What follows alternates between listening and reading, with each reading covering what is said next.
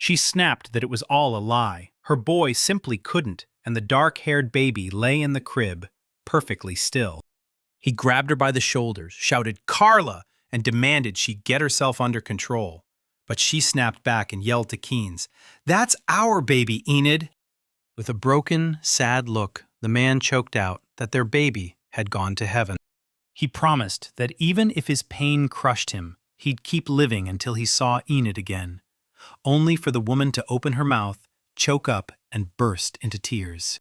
As the man clung to his sobbing wife, the room erupted with loud, unstoppable crying. Many years later, she pressed her fingers to her chest, and when she pointed forward, her finger ignited and glowed. Then she started chanting, and with that spell, a massive rocket flash tore outward from the light. A purple beam ripped from her hand and slammed straight into the huge stone golem's forehead. The delighted girl beamed at her mom and said it was awesome. She'd nailed the target from a full kilometer away. Carla spun around and told Enid she'd shown him the way, and Enid's smile vanished because the boy shot back, "Got it!" right away. She told him, "Aim for the golem's chest, right through its heart," then urged him to picture the stones around him as allies while he locked in and focused on the golem. He shut his eyes and cast the spell the exact way Carla had just a minute ago. Then his staff flared with light, and he snapped his eyes open, staring ahead like he could will it to work. With his staff thrusting forward, he unleashed the giant missile flash spell. Then a blazing beam tore out and screamed straight for its target.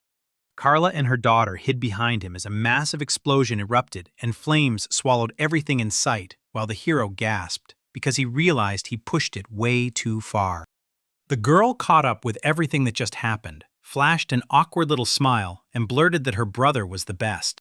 Clearing his throat, the boy snapped his attention to his mother, fist clenched, grinning as he told her he'd finally smashed that golem to pieces.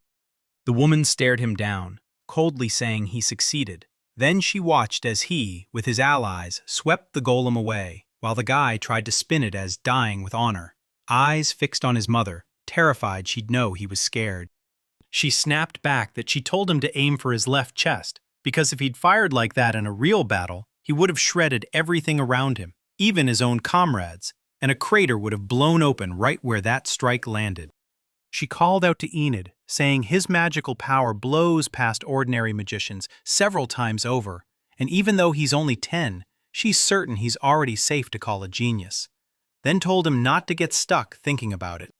She showed him loud and clear that even with his solid magic talent and hard practice, he was still standing right alongside his peers, so if things stayed the same, the world would label him the foolish magician.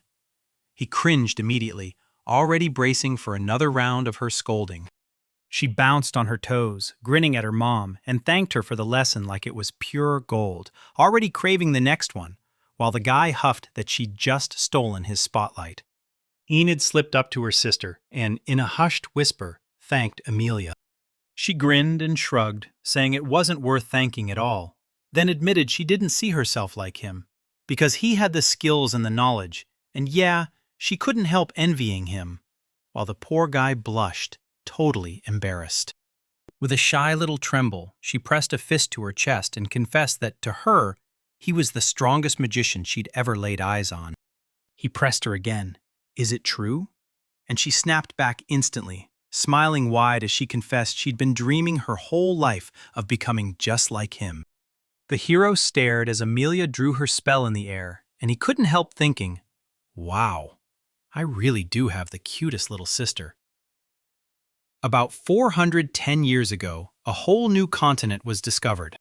The Aes Empire stumbled onto a brand new continent, and Melia became its first city, built right where he was born. The hero snapped awake as a kid, reborn into a whole new medieval fantasy world from scratch.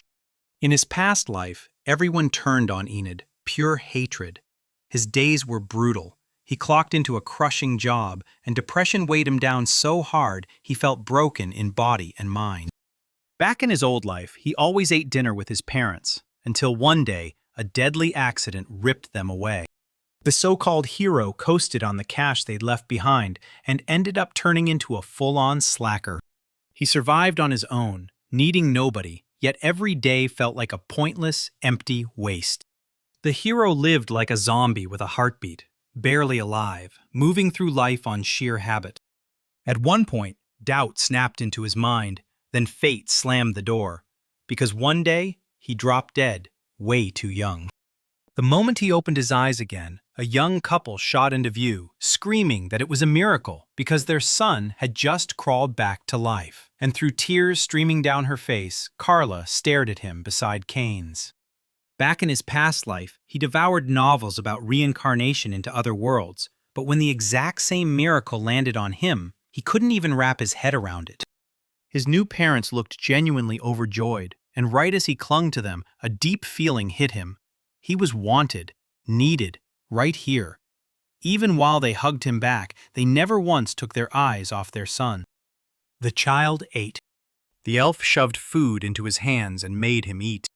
Carla snatched her son back from her arms, thanked Luina, and Luina waved it off. She said there was no need.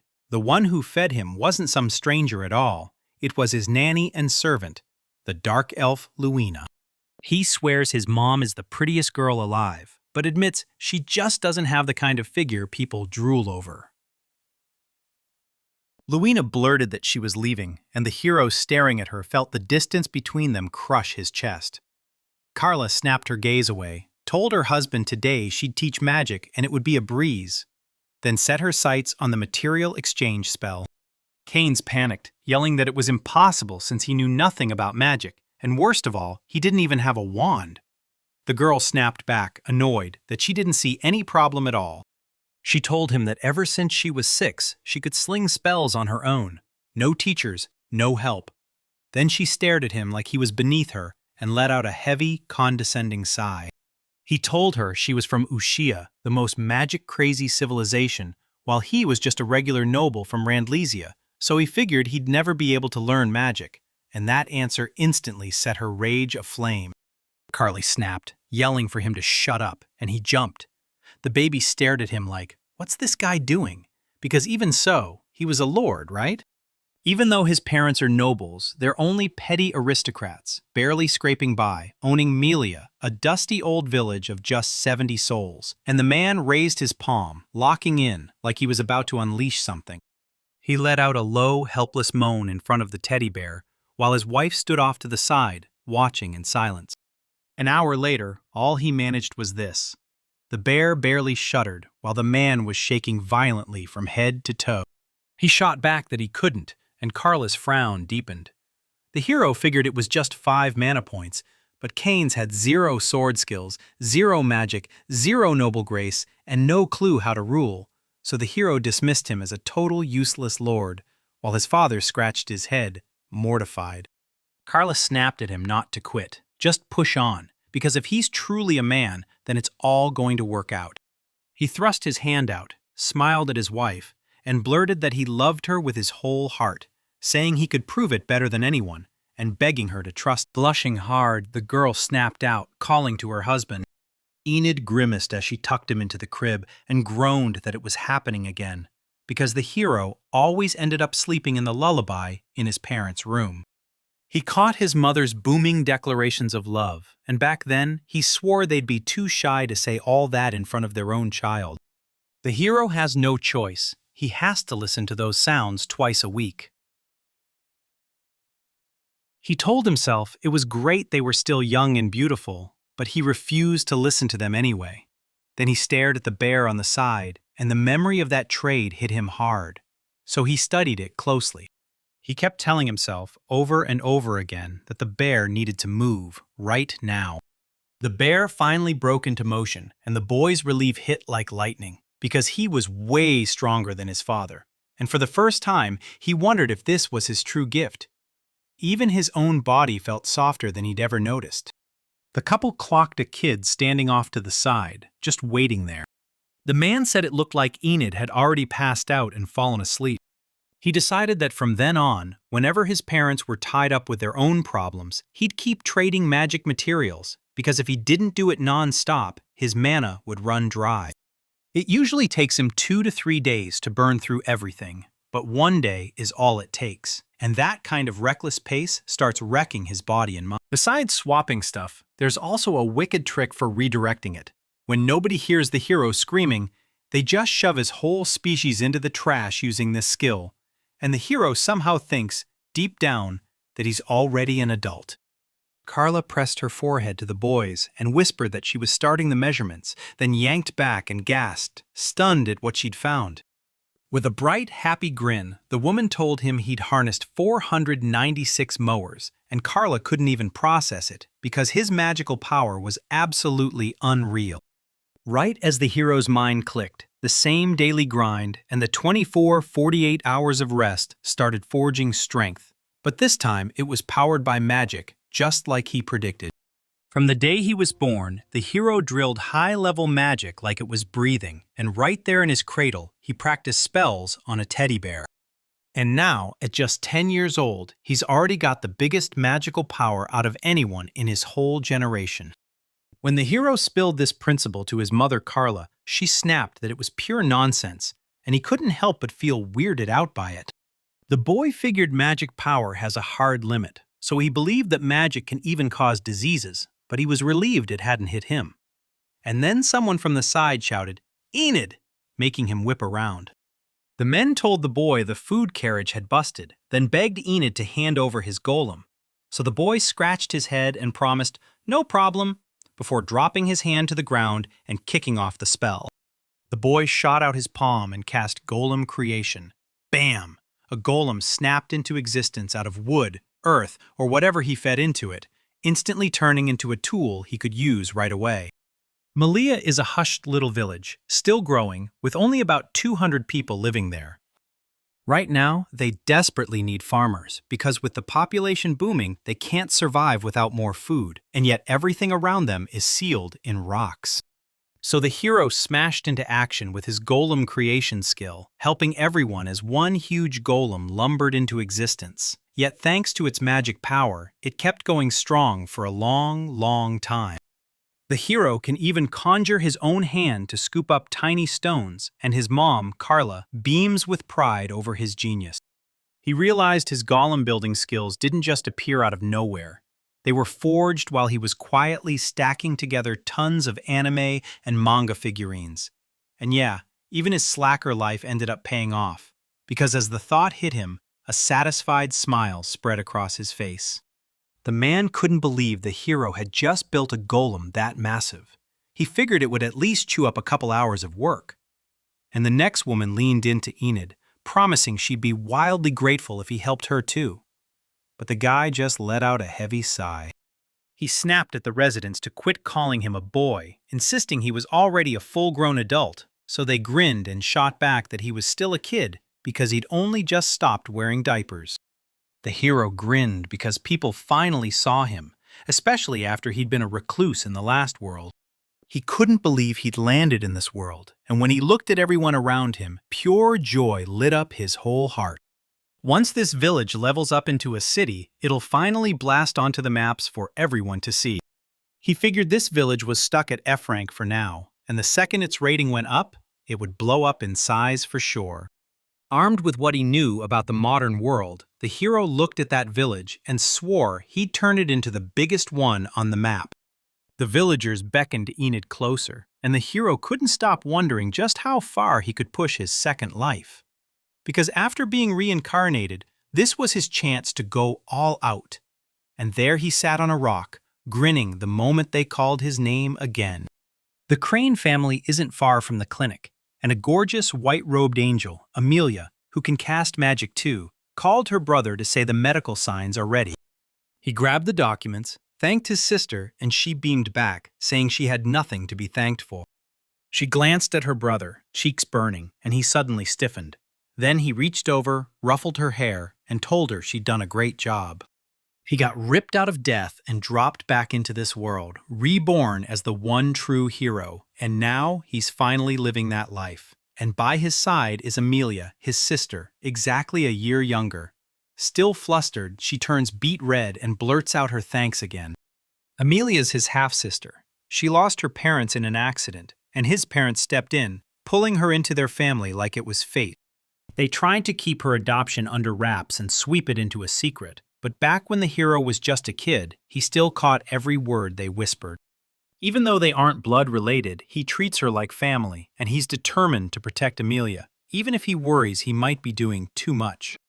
The man beside them grinned the moment he saw the kids wrap their arms around each other, then let out a chuckle, like this bond was tighter than ever. The kids shouted for their father, and the man grinned back. Yep, that's the hero's dad, Lord Keynes, the only doctor in Amelia. When the hero's with his mother, he drills hard on training and magic. Every second sharpens his power. When he's not, he's hustling to help his father run the clinic. Ina didn't exactly trust her father, but she couldn't deny it. He was a great doctor, and she genuinely respected him. A man lay on the bed with his right leg blackened by a nasty hematoma, and they told him his leg had a large case of gangrene. The man told him that a couple of days ago, a snake bit him, and he'd convinced himself it wasn't poisonous, so he didn't rush to the hospital earlier. Keen clenched his jaw and gasped that if they didn't cut off his leg, he'd die. Then the man erupted in a scream of pure horror. The man demanded to know if they truly meant to cut it off, while the hero already knew this world's medicine was running on fumes.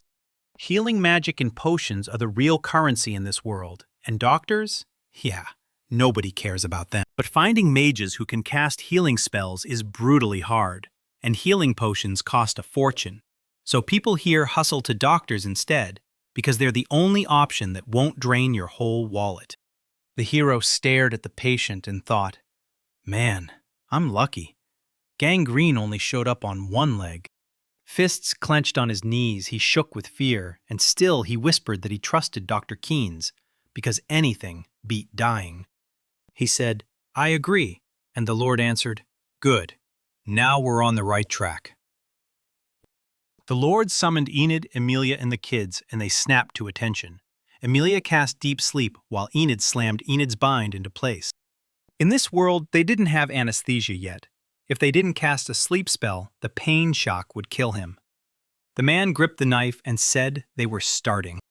Amelia was clanging wet clothes onto the line when that man grinned and told her Enid's white coats idea actually worked once they started wearing them and washing them daily. Deaths after operations dropped hard, and he leaned in, asking again with a smile, so it's really true, right? He proudly bragged that heat treatment keeps medical tools perfectly sterile, and then he laughed that he even learned it watching TV. Thinking about the man's gangrene, he smiled and swore the operation made him feel amazing, even though he still had to get around on crutches. Keynes sat there, thinking hard about hygiene, and admitted that at first he'd been a little skeptical. Amelia said the numbers proved the gap, and her brother had trained her to read them. Then the guy ruffled her hair and told her she was such a good girl. The hero is rushing his modern medicine know-how to the world, and so far, it's actually working. What makes their village special is this. Everybody's out here making soap, and people didn't trust it at first. Then someone yelled that they were giving it away for free, waving a little packet right in your face. Amelia marched through the crowd, handing out free soap to everyone, daring them to wash their hands with it right there. He let out a laugh and said he never thought it would do much, then admitted the soap scrubbed off every bit of grime and left his skin clean, while the other girls were shocked at how good it smelled and how way cheaper it was than buying perfume. Another girl said she loved scrubbing her body with it and couldn't believe she hadn't heard about it sooner. Then she stared at the empty shelves, spotted the sold-out signs everywhere, and someone else laughed. Sales are skyrocketing every single day. The hero leaned in and told his father, if the world finally understood how vital hygiene is and we kept selling soap, then Melia's economy would explode overnight. The Lord grinned and admitted he never expected soap to explode in popularity, and he was thrilled he'd listened to his son, because in Melia they had zero production. The hero pitched soap making to his father, and he wasn't doing it just to scrape together money. He had bigger plans brewing. In their world, health wasn't just important. It was everything, because history is scarred by brutal pandemics like cholera and the plague, and they struck only because people had terrible sanitation. While other regions hoard every drop, Melia is swimming in water, so soap is step one. The hero bets big on sanitation, thinking cleaner living will slash deaths and diseases fast. The hero leaned in and told his father, "I'm doing all this to boost everyone's health and get the industry moving. Because if the village is going to rise, I've got to make sure I'm doing everything right." Dad grinned and nodded, agreeing with him. While the hero lurked around the corner, his sister was sneaking peeks at everything. With eyes full of love, the girl told her brother his speech was unreal, and just like that, a whole year vanished into thin air. The whole family packed together to shower the hero with cheers on his birthday. They rushed up to him with gifts and loud congratulations, and when he spotted one of the girls, he blurted, "Irina!" Shocked she was even here too. The hero hit his 11th year. Then it clicked in his head. He remembered, and he thanked Amelia. She'd been busting her tail to make it all happen, right? The girl stared at him with total admiration. She hurled herself into his arms, and he just froze in stunned embarrassment, until she laughed, saying she was absolutely willing to try for him. But the poor guy still couldn't stop thinking she was doing it to mess with him. A little later, Mom pressed her forehead to her son's, like she needed him to feel her worry. She grinned at Enid and told him his magic power had finally surged up to 600 megajoules. She couldn't stop marveling at how a teenager managed to rack up 100 points in just 1 year, and the boy swore that if he kept the same drive, he'd smash all the way to the 999 Mo world record, while his brother and sister were grinning with pure joy. He already pictured himself as the world's greatest wizard, convinced his magic and knowledge weren't quite as powerful as they should be. Amelia couldn't resist asking, if he's sitting on 600 magic points, isn't he stronger than their own core magician Marlin? Mom's smile vanished. She got dead serious with Enid and said, "Maybe you're right, but listen up." Even if his magic was strong, she warned him, if he couldn't land any real skills, he'd never rise to a first-class mage. From behind, Amelia leaned in and asked Mom whether she'd heard that the Marlin had pulled off a rejuvenation and somehow changed genders. He thanked Amelia for the distraction, and Amelia's voice even added that she figured the news would spread across the continent any moment now. She stood there, stunned. How could anyone flip from a 70-year-old man into a 10-year-old girl? The kids went speechless, just staring in shock. The woman said he wasn't even ashamed to admit he felt happy in girls' clothes, and she'd also heard he was dead serious about changing his name to Marilyn or Aaron. Didn't matter which. The point was she couldn't stop wondering what was going on in that stupid old man's head. The hero echoed her words about him, and Amelia snapped, asking why he had to be so rude. She finally snapped, saying it was time to drop the talk. Hawkwood family had sent a gift for the hero. He jerked back in shock, demanding again, "Wait, did my mother's people really do this?" These were magical glasses with a whole toolbox of powers, and they answered only to your voice. The hero stared at the new thing with pure awe, yelling that it was a pricey magic instrument, while she admitted she hadn't heard from her mother's parents in ages. While his parents lived, the Ice Empire and the Runekia Kingdom were locked in war, and that marriage meant to unite them was never recognized at all. One day, his world flipped. His mother ditched her family and ran straight into his father's arms, marrying him. Long ago, Luina, his maid, already 116 and once tending his mother, told him about it by pure chance, and that story stuck with him ever since. His mother let out a heavy sigh and said her family wanted to bring Enid into the main household, but she didn't buy it for a second, because the moment she started sending them regular letters about Enid's progress, it felt like there was a hidden agenda behind it. She also told her that her magic-obsessed father couldn't stop thinking about him, and Amelia lit up with admiration. She'd love nothing more than for her brother to become the link between both families. As she turned away, she said the letter only praised his magical powers, and the hero, sure she was showing him off, grinned, then realized he hadn't been ready for that at all. He shoved his glasses on and got hit with, "So, how was it?" Carla beamed and said it fit him perfectly, and Amelia's jaw just dropped in shock. He hurried up to his sister, practically bursting with excitement, and asked if everything was okay. She turned pink, started to stammer, and then finally admitted it wasn't. She stared at him for a moment, then lit up and said it fit him perfectly and that she genuinely loved it. He stared into the mirror and felt like nothing had changed. Those glasses still looked just like the usual ones. He said he'd jump straight to their abilities and picked farsightedness first, because the power can be tweaked however the user wants, letting him spot spirits and ghosts and even turn it into a magical weapon.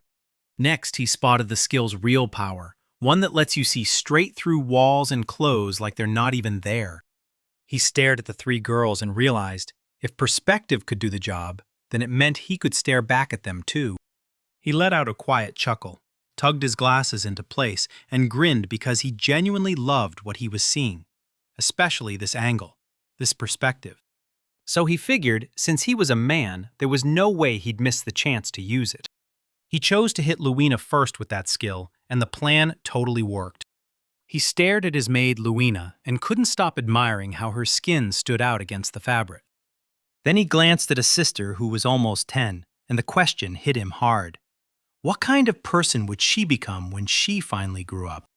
Then he stared at his mother and found absolutely nothing changed. He went still, convinced it was nothing. She said she couldn't shake the unease, like something about Enid was off, like Enid had definitely done something.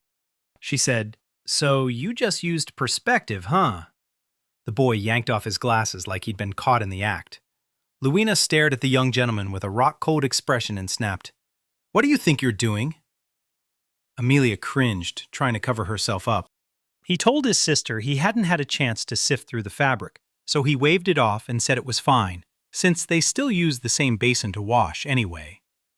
The girl blushed, embarrassed, then snapped back, shouting that it didn't even matter. She hated it when her brother pulled off his see-through fabric tricks with perspective, because the moment it worked, she felt absolutely mortified. She muttered a spell over the glasses, slid them back into his hands, and told him everything was fine now. Then he stared at the frames, totally confused. He screamed that she'd just killed the perspective. He crumpled to his knees, utterly crushed, and Amelia burst out in tears, shouting for her brother and begging him not to stay sad. She gave a shy little smile and told him, "If you really want it that badly, just look any time." Then added, "But if you do, I'm going to be so embarrassed." While she was smiling, he snapped back, telling her to forget it, because it wasn't worth it, and he hadn't seen it there yet. With his hands behind his head, he told her straight up he wasn't interested in girls from his family, then leaned in and said Alina was the sweetest in the whole village, and he wanted to see if the rumor was true. She shook with fear, shouting her brother's name, and he spun back around with a sharp, confused gasp. She slapped him across the face, roaring that he was an idiot, and as tears streamed down her cheeks, magic surged from her palm, while the guy just stared and asked why she'd done it. She bolted off, crying as she shouted at her brother. Then he tugged his glasses into place, staring in shock, and demanded why she was so furious, while his own face flushed red. He dropped onto the floor and muttered that he couldn't understand a single thing. Enid wakes up early and immediately watches the creatures hustle, fertilizing the fields like clockwork. Then he grins and swears it's just as amazing as ever. The old man behind the hero shouted to the young master Enid and bragged about how he'd helped him out. But as the kid commanded the golems, he snapped his head around and told the man to stop bothering him. He grinned and said this training was exactly what he needed to master the gargoyles. Then he inched his hand toward the monster and declared, "It's time to refuel." With one hand gripping the gargoyle, the hero roared that letters were headed for Nuji village. Then a man stepped up, rushed a new message, and told the young master another letter had arrived, while the hero stuffed both straight into the bag strapped on the monster. The hero leaned in and hissed a spell under his breath. The gargoyle shot upward the moment the resident's shocked cry burst out. The villager bowed and thanked the young master, Enid, because in their village, everyone's scrambling for reliable postal service and fresh seeds planted in the fields. The resident told him that Amelia often steps in to help them write letters, and that this beautiful girl treats the common people with kindness so pure it feels like she's an angel, while the hero, practically blushing at all the praise, said he's happy about it, like any brother would be. Most people can't read or write. Only the nobles and merchants can, so Amelia steps in, pens letters for the locals, then reads them aloud so everyone finally hears their words. No matter if it sounded like plain talk, old-time wording, or full-blown speeches, the hero figured it all boiled down to one thing. His mother was utterly obsessed with studying. The hero cracked his back, muttered that he had to work in the afternoon, and pushed on toward the front. He peered through the lens and swore he could see the distant world as clear as day. He grinned and said those magic glasses were something else entirely. The boy shot across the sky, grinning as he shouted that this clairvoyance power finally lets him sneak in some rest while he tries to master levitation because he's still awful at it. Then his thoughts snapped to his mother, warning him that this technique is everything. The boy peered down and froze. There was his father, with Dutton, sweeping through the forest on patrol. He told everyone his dad stepped up and took the job as the village policeman. But even then, the hero just couldn't trust him. But the hero respected Dutton, even though he was a dwarf, because Dutton was pure brute force, a mountain of muscle, and once he dropped a saber-toothed warrior with a single, thunderous blow. Meanwhile, his father could barely hold the sword, and the hero snapped that he'd try changing the channel on the glasses instead. The hero yanked his glasses into place. He trained his sensitivity, the power to spot spirits and ghosts lurking right in front of him. A tiny spirit zipped past him, and the hero immediately knew it. Sylph. He couldn't help thinking for a second that spirits were just too cute. The hero figured he could spot them through these glasses, but the moment it came to interacting, the rules slammed shut. In the A's empire, religion runs the streets, because the Church of True Magic, the biggest faith on the Yusha continent, preaches that spirits are nothing but evil. On the new continent, fairies, humans, and humanoids all live with spirits, using them, worshipping them, the whole deal. Step into our territory and you follow our rules. Know and respect our native people, then talk with them. But the hero couldn't stop staring, because they looked nothing like the church's ugly little lies. The hero's gut told him one of the wind spirits felt weirdly different from the rest. Then it stared right back at him. She froze in place, eyes locked in, watching with laser focus. She flung her arms around like she was trying to break the silence, and the hero just sat there in his head, panicking that she might not be getting through, until her sigh hit, and his hope crumpled as if she'd finally given up. Then she took off, and he watched her vanish into the sky. The hero figured that getting attached to her would only spell trouble for him later, so he announced he'd switch the channel to farsightedness, and then birds burst into view ahead. He spotted the beaked wings and couldn't stop wondering, were they flying toward Amelia, even though they never showed up this close to populated areas? But then he spotted something even worse, another bird, and this one was trouble. Rook is a giant magical monster that hunts down humans and humanoid beings, then devours them. From the look on their faces, the hero knew they were terrified of being eaten, and he refused to live with himself if he let them die right here. He figured these glasses had a self-tracking feature, and now it was finally time to hit the attack mode and see what they could do. The hero realized the monster was seconds away from closing in on the beakwings. The hero launched the spell, threw his hands over his eyes, and decided the first person with time would chow it down. Then he roared the magic of clear sight into the air. The beam shot straight through the gap between the two beak wings, then tore forward toward the monster lurking right behind them. The monster didn't just stand there. It fought back and held its ground. The hero stared at the question like it had to be a joke, and then total shock hit him hard. The hero balked at that idea, because if even a plain old rock could spit out a magic shield, then rocks weren't special at all, were they? And just like ordinary birds, they were just rocks. Rage flared in the bird's chest, and it swooped straight toward the hero. The hero caught on. If this pace kept up, Amelia would be in danger, and every second would make it worse. The hero clenched his resolve, chose to try again, and this time he was sure it would all work. Then he roared and launched himself at the monster. Those magic glasses were hanging on by a thread. Then the monster snapped its guard up again, parrying the hero's strike and looking absolutely stunned. The monster's closing in faster and faster, like it's about to tear the world apart. The hero couldn't look away. He stared, locked in on what was about to happen. When the monster closed in, the hero's blood ran cold. 10 meters. No, more than 30. He blurted, "This can't be real." The hero suddenly remembered the rook was basically considered an extinct species. Before him loomed a prehistoric spirit, ancient and terrifying, like it had crawled out of time itself. The hero guessed the biggest spirit stretched to 18.5 meters, and the magic shield only made it wilder. Then he caught himself wondering if they truly stayed on that new continent, and that thought felt like a whole discovery waiting to explode. Someone yelled for Enad, and he snapped his gaze down at his father and Dutton standing there in the pouring rain. The hero's blood went cold when he realized if that monster swallowed him, then his father and Dutton would be the next meals. Then the monster will strike Malia, right where all his loved ones are hiding. As the monster surged through the sky toward him, the guy shot his opponent a silent question. Did he really think Enid would let him wipe all of this out right in front of him? The hero roared that he'd end it right here and now. Then he unleashed his mana release, using a crushing force to threaten the rock itself. The bird's shield slammed up on guard, and the hero swore he'd break through it, even if it meant burning every last drop of his mana.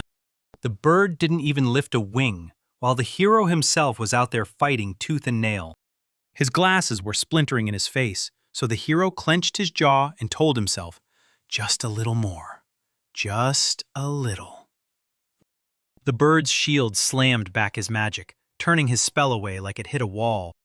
The shield splintered open, and the bird lost its weapon. The boys screamed at the bird, begging it to just finally drop dead.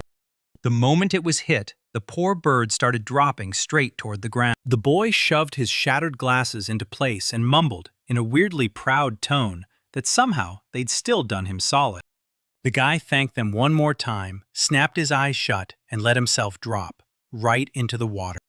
The boy flailed in the water as the dwarf barked at the master, until the father finally understood the hero had burned through every last drop of mana and couldn't move anymore.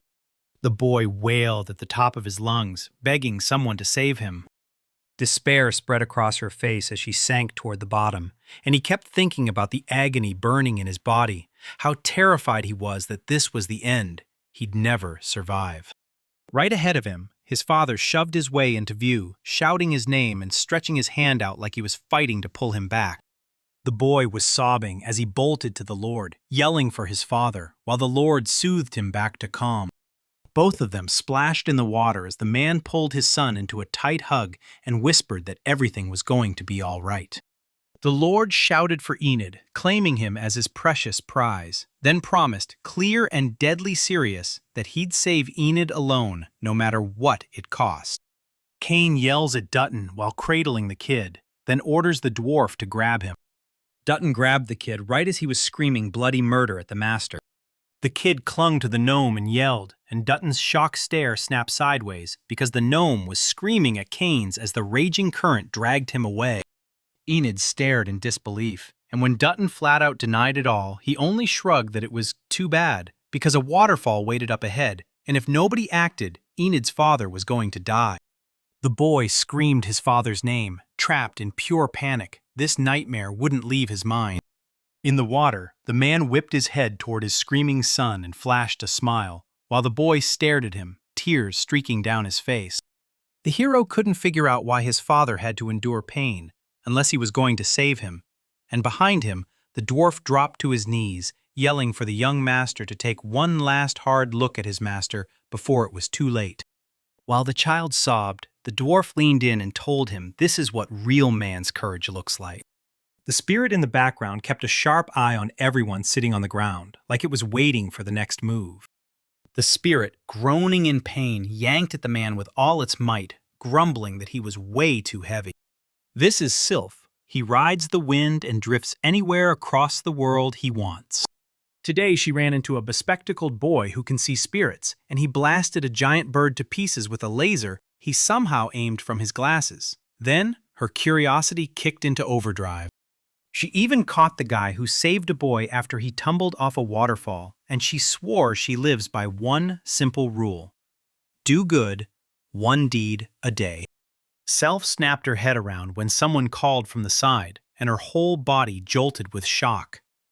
Before her stood two ancient beakwings along with Iglos and Fowl, and they rushed to apologize for scaring her. The spirit told them, "If you're a seducer, an art dealer, or a church barker, you get an instant no." And the birds just stood there, completely clueless about what she meant. The girl clocked the ones he and Glasses had just rescued, recognizing their faces as soon as she saw them. Fall thrust his hand forward and demanded that she hand over the man she'd saved. The girl stared at them, eyebrows raised, and asked if they'd actually eat the birds. Then the birds, stunned, just kept repeating her question, like they didn't know whether to be amazed or discouraged. The flustered birdbeak admitted it was their fault, then begged to drag him to the village because they'd sworn loyalty, and since he saved them, they wanted to return the favor. A spirit snapped out a man's message to them. "When this kind of trouble hits, she'll give the family estate." Eden jolted his eyes open. Right there, his parents beamed at him like sunshine, and then the tears burst out of him. Thankfully, the whole family finally got back together. Huddled under a blanket, the boy beamed, gushing that his father had finally slipped out. And Amelia, curled up beside him, told her brother that while he slept, the beak-winged thing flew his father in, and thank every star they were all safe. Sylph leaned at the window, smiling like, "You really nailed it," and seeing that the Glasses boy was finally okay, so now she could keep watching him without worry. Amelia squeezed her brother in a warm hug, grinning, while the spirit scratched its head, baffled that they were cuddled up together when two beds were right there, crammed into one too tight a space. The hero blinked in shock. Turns out gratitude can hand you a magical tool, and he swore he'd seen it before. It was the Ultra Beak set, and once you put it on, it boosts your strength like Superman and lets you blast into the sky. Amelia told him she'd heard his words. He wanted to visit the village again, and she couldn't shake the regret of not getting the chance to thank him face to face. The hero claimed he's got ties to the Lords of the Skies and their beak-winged power, and for the villagers, that's a huge win. Then he lay down in silence, listening hard to every sound around them. The hero swore that something was shaking for real today, and his sister shot up and guessed it was probably them. Then she grinned and said it was awesome that Mom finally let them take a breather. Enid told him she'd had a gut feeling she was falling for her dad even harder than before. Then her sister backed it up, no doubt about it. He muttered that they were probably at it right this second, right as the sister yanked her brother into the room and the self lurking outside the window gave a low chuckle, already calling them naive. And Sylph keeps tailing the boy with the glasses, hanging on his heels until her energy finally runs out. The hero snapped out a magic spear attack, and the blade burst into existence right from his palm. An explosion ripped through the air, and the guy stared at the wreckage like, so it really isn't that easy to restore mana after all. There's no living place left on that target. The Sylph behind him promised he'd wipe out enemies and allies alike. Then the boy's whole body shuddered with terror. Sylph watched him grind and strain like a hero, and even though he got nothing so far, she still felt the pull, especially when she saw the confusion twist across his face. She also swore he was getting right up to the beakwings. She clocked it right away. This was about to turn into a big bird hunt. The beakwings made it clear they were betting on the young master today, and the guy nodded like, yeah, it's time. Syl saw the giant bird as pure trouble for the people, and swore it would answer for it. Then she shot into the sky after them, ready to catch up and join the chaos. A quick glance told Mr. Enid they were right there, near the nest of rocks, and asked if he was ready. Then the boy nodded, fired up. The guy grinned and said this time the fallen igloos were riding with him, so nobody would quit on the Ruhu. The Buckbeaks ate up every word he said, calling him a rock-solid friend, someone who always knew better than the rest, and Sylph just nodded, smiling with relief, because when they checked the nest, they finally found big, shiny eggs. Sylph spotted them and snapped, "That's all they are, just gigantic eggs. Every last one of those birds up in the sky." The hero started rattling off his gear, helmet, robe, and a badge, then made sure his glasses were sitting right. When he spoke, Sylph's heart nearly broke as he admitted he'd taken on a bird's form to smash those enemies. She caught it, Those three actually launched into the air while she was still doubled over laughing. And since she'd stepped into the role of commentator, she started blurting out everything like it was her job. The girls swore their hero's glasses blasted out a blazing beam of light. The hero snapped the shining gaze, right as the sylph shut her eyes and screamed that it was burning bright. Birds spun in confusion and someone yelled, "It's working!" The hero then roared at fallen igloos to start, and the buckbeaks immediately obeyed. Someone yelled that it was too late to stop the foul act, and right on cue, one of the birds snapped into trouble. Its flung feathers battered the other birds. Someone yelled that the rock came in swinging like it was covered in feathers, didn't care a bit about anyone else, and it was pure nightmare. Then the igloos called out to Mr. Enid and Fowl, swore he'd never let them down, and hurled himself into action with magic. Igloos raised the sylph shield, and the spirits surged in around him like they'd been waiting for the command. Sylph froze, stunned that he'd actually summoned all of them to lend a hand. She jumped in too, taking her place in front of the hero with her shield raised. She blocked the feather attack and fought to keep him safe. She snatched the feather and grinned at the bright white tip, while the hero behind her froze, sure he'd heard that familiar voice again, only for the spirit to snap with shock. She shrieked the moment she spotted Mr. Buckbeak charging straight through the feathers, plowing toward the enemy like a living storm. He struck one of the birds down and snapped its head off. Fowl slammed into the next target and wiped them out just as fast. The girl leaned into the microphone like a fearless orator, and just like that, Fowl struck down his opponent in the blink of an eye. Igloo said there was one left and ordered the hero to put him down, so he nodded and carried it out. Iglis launched into a spell for the Lord of the Wind Spirits, praising him as he begged for strength. Then the sky tore open and a massive hurricane roared to light. Clutching her dress tight against the raging wind, she shrieked that it had been ripped clean away. She clocked something strange lurking off to the side. The hero hefted a giant boulder in his hands like it was nothing, and the moment she saw that, she blurted that the bespectacled boy was a real strongman, promising he'd pull off another stunt. Then she watched him soar over a raging hurricane where a bird was gripping a stone. He snapped into spatial time magic, cast the weather strike spell, and hucked the stone down like it was about to ignite the sky.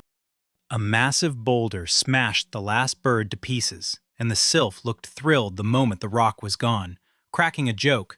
Then the hero heard that same voice, and it was laughing. The hero gripped the bag and thanked the beakwings for the materials, and they waved it off like, no big deal.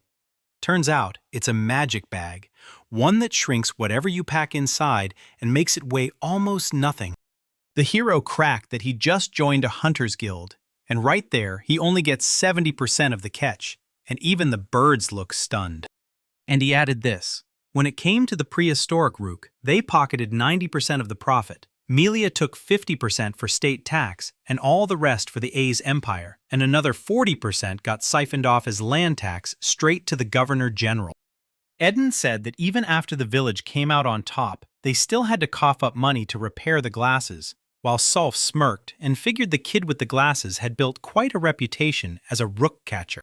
Fowl kicked himself for not thanking the hero face to face, but he remembered their talk, how the hero was hooked on the magic of spirits, and he begged him, "Take this feather, it'll supercharge your magic." The feather of the ancestor rock shifts colors during prayer, and that glow doesn't just name the spirit that fits you, it also reveals how strong that bond will be. The hero stared at the feather, and the girl leaned in, dying to know if he felt cooler than those beak wings. Then the guy shut his eyes and started to pray. When the birds spotted that stunning golden glow, they gasped, because it meant the hero's bond with the spirit of air was ridiculously strong. The boy's jaw dropped. Then he noticed the silt behind him, and it clicked. She and he just fit perfectly. The bird chirped that, when it comes to people, only 1 in 30 has this kind of bond. The boy didn't believe a word, but the silt grinned, already thinking, he's a good one. Next time, he'll do this the right way. No tricks. With her eyes shut tight, the spirit smiled and took off into the sky, whispering that maybe, just maybe, they'd meet again, calling the hero dear right to the end, convinced his spiritual power would surge even higher by then, because that was her girlish sixth sense. He shook his head again, like he couldn't shake the feeling he'd been losing his mind all day. He stared at the nightstand packed with random treasures and said, "This was a great catch today," then stretched hard, complaining how exhausted he felt, right as a silt-like figure slid into view from the window. A voice crackled from the side saying she'd take that gorgeous feather now and bring it back later, and she kept hounding him. "Do you agree? Do you agree?" While he whipped his head around, utterly lost, trying to figure out where the sound was coming from. She snatched the feather, claiming the quiet meant yes, and raving about how stunning it was. Then she launched into the sky with the hero, convinced this fun hadn't even started to lose its spark. At the Venaria festival, right there on the stage, the women of the beauty contest leaned into the mic and told the crowd, "Get ready." The man ordered them to hunt down the last contestant in this category, the most gorgeous, famous girl in the New World. And right then, Kara Crane stepped out in front of everyone, while the hero couldn't stop thinking, "So my mom really was beautiful, huh?" For adults over 18, Lady of the House Crane hosted a round with Kara and Barker from the tavern, plus Melissa, while the 10 to 19 girls category had the Crane's oldest daughter, Amelia, joining in with a nun, an arena girl, and an exchange student from House Ander, Sue. At the Veneria festival, the village of Melia sends its finest pure-blood elves, no age limits at all, and among them are Luina, the maid and nanny of the Crane house. Kara gave a shy little smile and admitted, half whispering, that she was married, and yeah, she was almost 30. Someone yelled, "No way!" and went on about how, if we're talking about that kind of beauty, age doesn't count, and honestly, you can't peg her at more than 20 just by looking at her. The hero swallowed hard, because in his mind, his mother didn't just seem special, she was a quarter elf. At Unibasana's command, the mayor of Floria, they plunge into the Venaria festival, where the first beauty of the New World is crowned. Kane bellowed at his wife, "Don't you worry." He was sure she'd crush the contest, because everyone knew she was the most beautiful woman on the whole continent, maybe even the whole world. Kara lit up and called back to Kane. They stared into each other's eyes, full of love, and right then the hero felt it. In all the world, there was nobody left but the two of them. Enid stared down the competition about to kick off, wondering how Amelia was holding up. Then he rapped on the door, asked if she was ready, and she peeked out from behind it to call for her brother. He couldn't believe it. She hadn't changed a bit, and she was up on her feet shouting that those clothes were downright shameful. He looked totally lost, saying her exit came way too soon. Then she admitted it loud. The place was packed, and she just didn't have the guts. He gently stroked her head, soothed her shaking nerves, and told her there was nothing to fear. Then she went quiet, stunned. With a grin, he told her she'd win because she was the most beautiful on the whole continent, maybe even the whole world. And right then, it hit him. He'd basically repeated what his father used to say to his mother, so he decided to cheat. She froze at his words. "You're the most beautiful in the world." And because her brother had always backed her, she decided to take a chance. Even he looked shocked at how effortless everything seemed with her. And then she noticed someone standing right behind him. Enid's name got called, and she bolted right in for a tight hug. Irina snapped the question to the hero, asking how he felt about her, and Sue, lurking right beside them, pushed for him to support her too, while Amelia stared in stunned silence right behind. The guy said it fit them perfectly and even called them cute. Amelia's whole face froze as shock hit, and she screamed for her brother to make it even better, while the guy blinked in surprise and called out to her. The girls swarmed him at once, and he begged them to cool off. Then the competition finally kicked off, and the host told everyone to push on and unveil the next category: Youth. Sabrina K. Akaban got the call to hit the stage JIN. Then the girl burst out onto the spotlight, flashing a warm greeting to everyone in the crowd.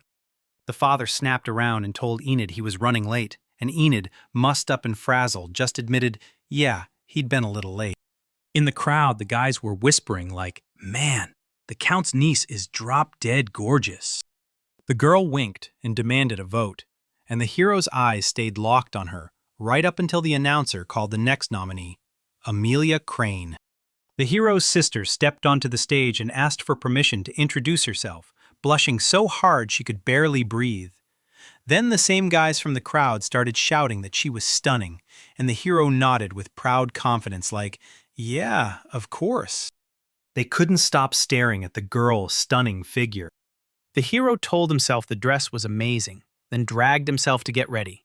Amelia, meanwhile, stepped in like a spotlight, saying she represented the village of Melia today, and she lit up as she gushed about everything there, from the breathtaking nature to the kind people, and how her favorite places and favorite people were all waiting back home.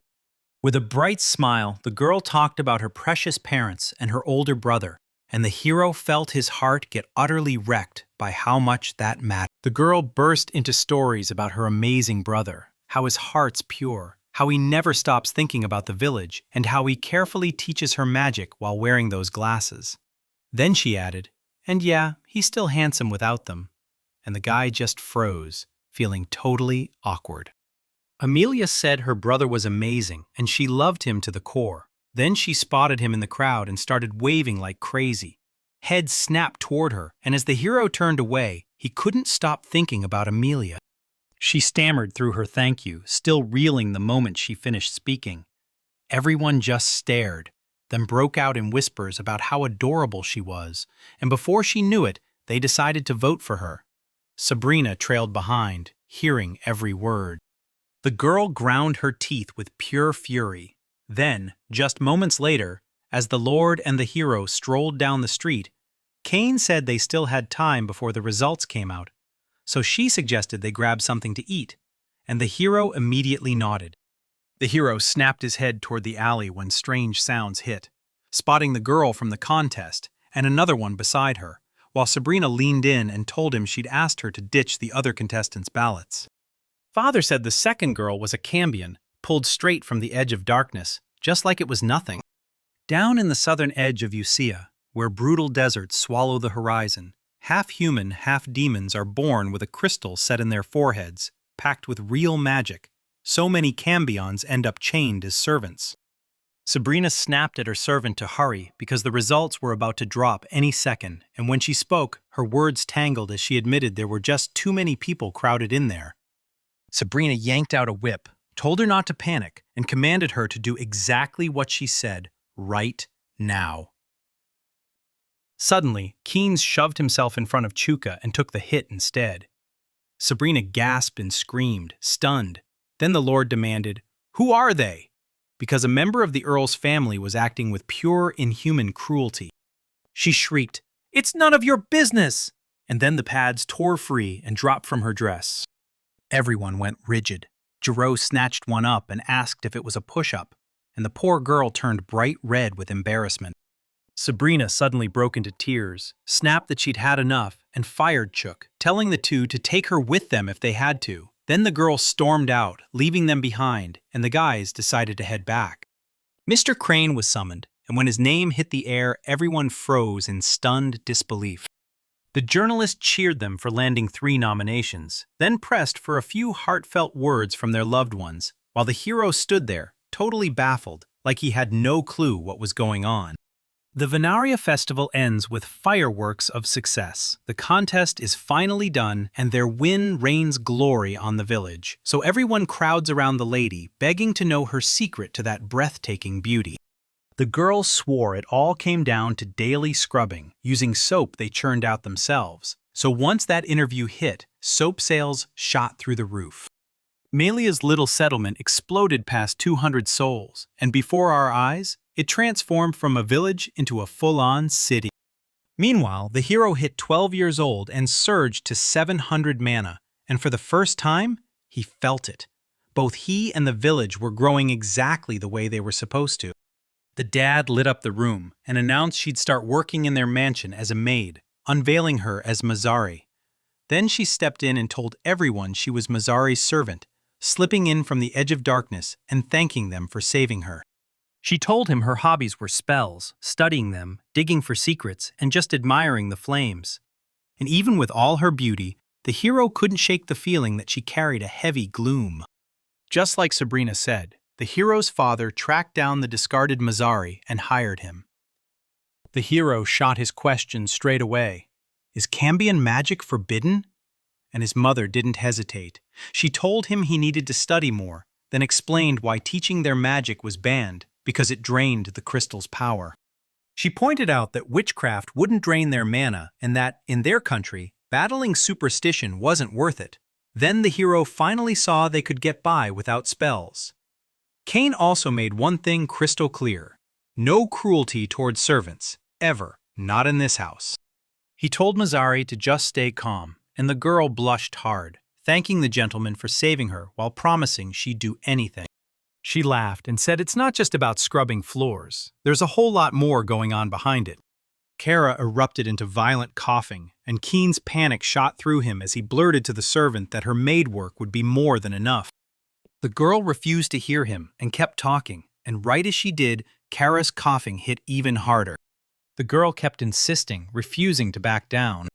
Worried out of his mind, the hero stared at Mazari's stubborn push and begged her to back off, because if she didn't, his mother would kill her on the spot. With a heavy sigh, the lord snapped for his wife and yanked her into his arms. They locked lips, and the kids immediately turned beet red, while the lord stood his ground, insisting he had no concubines and didn't play that kind of game. Kane told her, "I don't love anyone but my wife, and I can't love anyone else." And Kara felt her heart get pulled in. The hero couldn't stop staring at how breathtaking it was. Then, like a kid throwing a tantrum, he demanded an apology, but Mazari just stayed silent. Later, at the Lord's house, the hero stared at Mazari and realized she wasn't fooling around. She looked like she was truly putting her heart into the work. The girl caught a glimpse of the Lord. She shot up into frantic jumps, swearing she just couldn't reach it. The Lord never even looked their way. The hero snapped that his father was a fool, and the girl finally saw it all. Every bit of it was pointless. A girl snapped and went for extreme measures, and soon after, Kara leaned in to tell her son his technique was still lame, then reminded him that instructions mattered more than anything. Self appeared out of nowhere and blurted that the hero had to rush home because something dangerous was already waiting there. At first, the hero figured he'd snapped again, but the voice hit his ears crystal clear, and a gut-tug premonition told him it was real, so he bolted away from his sister and mother. Down below, a roaring crowd pressed in, and he froze, stunned by what waited just ahead. Their home burst into flames, and that gorgeous rose still had thorns ready to ruin anyone's touch. The sylph spotted the hero's house blazing in flames. Panic shot through her, and she rushed to rally the other sylphs to come help. She handed them over to help rescue the people trapped in that blaze. But then someone snapped back. "So what business do you even have with them?" Sylph sobbed and begged, insisting this was the home of someone important to her. And when one of the sylphs snapped into action, they decided there was nothing to do but stand aside. Turns out, the cried my heart out strategy totally worked. Na shoved everyone ahead, eager to jump in too, and she pleaded for the hero to follow while he just stood there staring at his own house. The hero stared at what he thought was a home swallowed by flames, and he had no clue how he was supposed to move or react in a moment like that. He forced himself to breathe and calm down. Dutton and Luina were supposed to be right outside, but inside, his father and Mazari were already waiting. Kara was close by, screaming her husband's name, and the hero tried to shout after his running mom until his sister slipped in, stalking him and barking for them to hurry after her. The hero shook his head and told them to step back. "Leave it to me," he said. He warned them to finish the rest fast and stop that fire from spreading an inch more. He ordered Amelia to rush healing magic to the burned victims and then wait by the mansion, because the hero was going to sprint in and put out that fire. She couldn't believe he was trying to knock down a blaze that huge by himself. Then he warned that if it kept spreading, it would gulp the neighbors' houses, and if they didn't act fast, Amelia wouldn't be something they could ever fix again. He grabbed her attention and told her to trust him. She told him she believed in him. Then he shot into the sky, convinced his weather control power would finally make it rain, even if it took a little time to kick in. He figured it was a race against the clock, so he picked the perfect moves, and then he unleashed Water Dragon and Golem creation. A colossal dragon erupted from nowhere and blew the whole world's balance apart. The hero barks an order at the dragon. Advance! The villagers gasped as a dragon came roaring straight toward them. Amelia's jaw dropped as the hero turned to his sister and demanded, "Did everyone get out of the house?" And she snapped back, "Yes, we're all out." The hero refused to let this city or his favorite hangouts get smashed, so he barked at the dragon, "Water breathing, now!" The whole neighborhood, and his sister too, lifted him up, praising him non-stop. The girl even called him their hero for saving the city, and she swore she believed in him. Enid told him she was going way too hard. After all, he saved the city, yet still wiped out their house. He was crushed he couldn't stop the fire. His power slipped, rage turned to wreckage, and the flames had started in their own house. The residents said, yeah, it was his place, but he smashed it without hesitation to stop the flames. And they added that thanks to him, everything went smoothly, so they'll help foot the bill for the repairs. The hero panicked, thinking he'd wiped out the whole house by accident, then realized maybe it was just a lucky mistake, the kind fate gifts you. He wheeled toward his sister and demanded news about their dad and everyone else, and she jabbed a finger to the side. His mom stood over his dad and Mizari, and he couldn't make heads or tails of what was even happening. They swore they got snatched up and whisked on stretchers, right from the house, straight into the garden. Sue swore she saw the air spirits jerk the bed around, and then she stepped in to help anyone they were pushing into trouble. Sue, from the Anner family, this girl who respects spirits and somehow can work with them, lets them shine and actually praises the spirits herself. The Beakwings also told him the Silps saved his father when he tumbled off that waterfall, and once he heard it, he knew he had to thank them. Twice. He figured he'd never pull off a real thank you since they were calling the whole crew evil. But the sylph on the tree insisted the hero and the others were totally fine, and honestly, she'd even gotten this weird magical item to borrow, so she had no clue what stealing from a crime scene was supposed to mean. After the whole ordeal, their family got tucked into the deputy mayor's mansion, but their father and Mizari never woke up for 3 days because they'd swallowed a heavy sleeping pill and crashed hard. With his mother around, everything got 10 times harder. His mother was fed up to the max with everything. The hero wondered if his father should just keep his eyes shut for now and if his mother was even okay, while his sister didn't look shocked because a part of her figured his father might be planning to bail on Mizari. Amelia snapped that she'd only ever do something like that to her brother, and no matter what hit next, all they could do was track down what started the fire, while Enid begged her sister to finally calm down. He and Amelia split up the work, then jumped into the investigation the moment both of them finally opened their eyes. They told Mizari they had solid clues someone was gutting sleeping pill ingredients on the Cirilla Plain, and that the buyer had snagged a huge stash of firewood from the woodcutter Zaka. The hero laid it out. Every clue screamed Mizari, and then, right after, she broke down and confessed. She finally confessed she lit the fire herself. She confessed that she'd slipped a sleeping pill into the Lord's coffee, tucked him into bed, then drank the rest and curled up beside him, because she didn't just want him to go to heaven. She wanted to follow. Ada ordered her to get ready to face the Lord's assassination attempt and the arson that burned his house, because those crimes are unforgivable and the execution awaiting her is nothing short of cruel. She said this was her retribution under the laws of Ise, and to make sure everyone else got the message, she'd be dragged out and put on display on the city's outskirts. Kara snapped at her, like, don't even dream you'll get out of this that easy. Keynes called his wife, swearing he'd wipe out the cruel laws in Malia. He's pushing for it to spare the souls trapped on death row, and Mizari calls the master, insisting that even after everything, he still can't help but pity her. Kara shot back that she knew, for sure, just how kind and gentle he truly was. She shrieked that he was the city's top judge and warned that if he kept letting criminals go so easy, the whole place would slide into danger. The hero was convinced she was right, and she figured that if the Lord truly had a soft heart, he'd lose his grip on power. With security crumbling and crimes multiplying, the hero panicked. What if criminals from other cities flooded in next? The hero stared at the girl, and it hit him.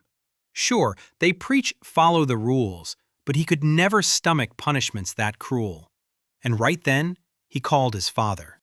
The hero pushed for Mizari to sign up as the test subject. Smallpox is a ruthless, slow-moving nightmare, killing around half the people it infects. So even if you scrape through, it can leave brutal scars or even blind you forever, which is why people call it the devil's disease. A voice snapped out, "Enid!" His father told him, "Keep studying medicine so you can wipe out the disease that once stole your parents' lives." Keynes never forgot the horror, his father dying in unbearable agony, and his mother escaping with her life but carrying awful scars that turned her days into a living nightmare until she couldn't bear it anymore. He said all he wants is to wipe out smallpox. Then his father's eyes blazed with steel, daring to see if this world's smallpox is the same monster as the one from before. Maybe they can finally build a vaccine. So father grilled him again, and the hero snapped back that he'd been talking about father's own experiments, and that Misari was going to be the test subject. The hero leaned in and told his mother that certain, especially dangerous criminals could dodge their punishment if they volunteered for medical experiments, and if they pulled it off, he'd grant them a pardon. He figures the townspeople won't put up a fight either, so Dad weighs it, asks Mizari what she thinks, and she agrees right away. She bowed her head and thanked them for sparing her, the sinner they could have condemned. Kane shot Kara a huge thank you for taking the time to listen. She spun away and fired off a promise. Once they cracked a vaccine, Keynes's name would boom across the whole world. With no vaccine targets in sight, Missouri's treatment suddenly took center stage, and the person responsible got sentenced to a 10-year trial. They wanted Mizari's punishment delayed just long enough to lock her up, until the vice president and the townspeople finally agreed on what to do. Still, the hero's father and the others, out of sheer kindness and with his mother's own reasons too, chose not to do it. And to make it all worse, his mother slammed out the cursed nail spell in return. Mizari clenched his resolve and accepted the spell. Kara warned Mizari, "If you pull that stunt again, that nail will slowly go green until it's fully green, and then you'll turn into a disgusting toad, so don't you ever do it again." Mizari said this was her way of proving her devotion to her master. Then, just a little later, he let out a breath of relief because their Dutton foot thresher was still alive. Then they remembered, yes, their mansion hid a basement packed with experiments and research, and that's where most of the go-cheating developments was sitting too. Most of it still locked away from the public. The hero figured that going public would trigger a massive surge in development and population growth, no joke, and he told his dad the experiment gear survived too, so they could finally roll up their sleeves and get to work. Father's face lit up with pure happiness. The hero urged him to risk everything to save thousands of lives. His father leaned in and thanked him, like it meant everything. After he said it to his father, the hero suddenly realized something was missing. He just couldn't remember what mattered most. Smallpox had been wiped out on Earth long ago, and the vaccine was still being tested on a few animals. He couldn't even remember what animals they were. He'd been reborn 10 years ago, and now he just craved something that could jog his memory. The guy plowed into something. The girl blurted out an apology for being careless, and the hero snapped that Irina should apologize too. The girl looked him in the eye and praised him. She wrapped her arms around him, and he couldn't stop thinking. She was just 3 years older, yet she treated him like the little brother everyone wished they had, while the guys behind them seethed with jealousy. Soph told me she reminded her of a cow. The hero suddenly snapped back to it. Cowpox. Cowpox is a nasty skin disease cows get, and it can spread to humans too. But don't panic, it usually isn't a big deal. In Pain Village, a girl looked him in the eye and swore there wasn't a single smallpox patient anywhere nearby. He couldn't believe it. Up north of Malia, this village is built on one thing, dairy farming, and the entire rhythm of life revolves around churning out milk. The girl swore that even before they moved to the new world with Yusha, they'd always been warned, if you caught cowpox, the regular one wouldn't touch you. She explained that the old ruler, who'd visited the village and knew his medicine, told everyone this was nothing but a rumor. Enid figured cowpox-infected people could gain immunity to a cousin strain of smallpox, just like they do on Earth, so he ran straight to tell his father first, and later his father confirmed it was important info. Kane told his son he'd head to Haina soon too, then snapped that he needed to go to Mizari right away, before the experiment started and she was infected, so he could rush over and make her stop tending the cows.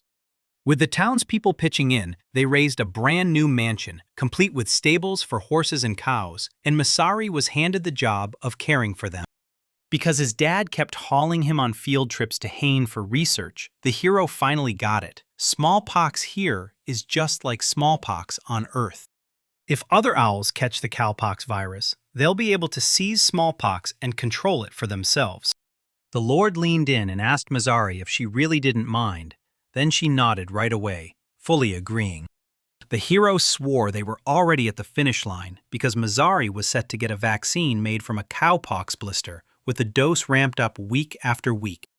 And today, she's finally getting vaccinated, thanks to the hero's father's vaccine. Her body's set to crank out the antibodies she needs.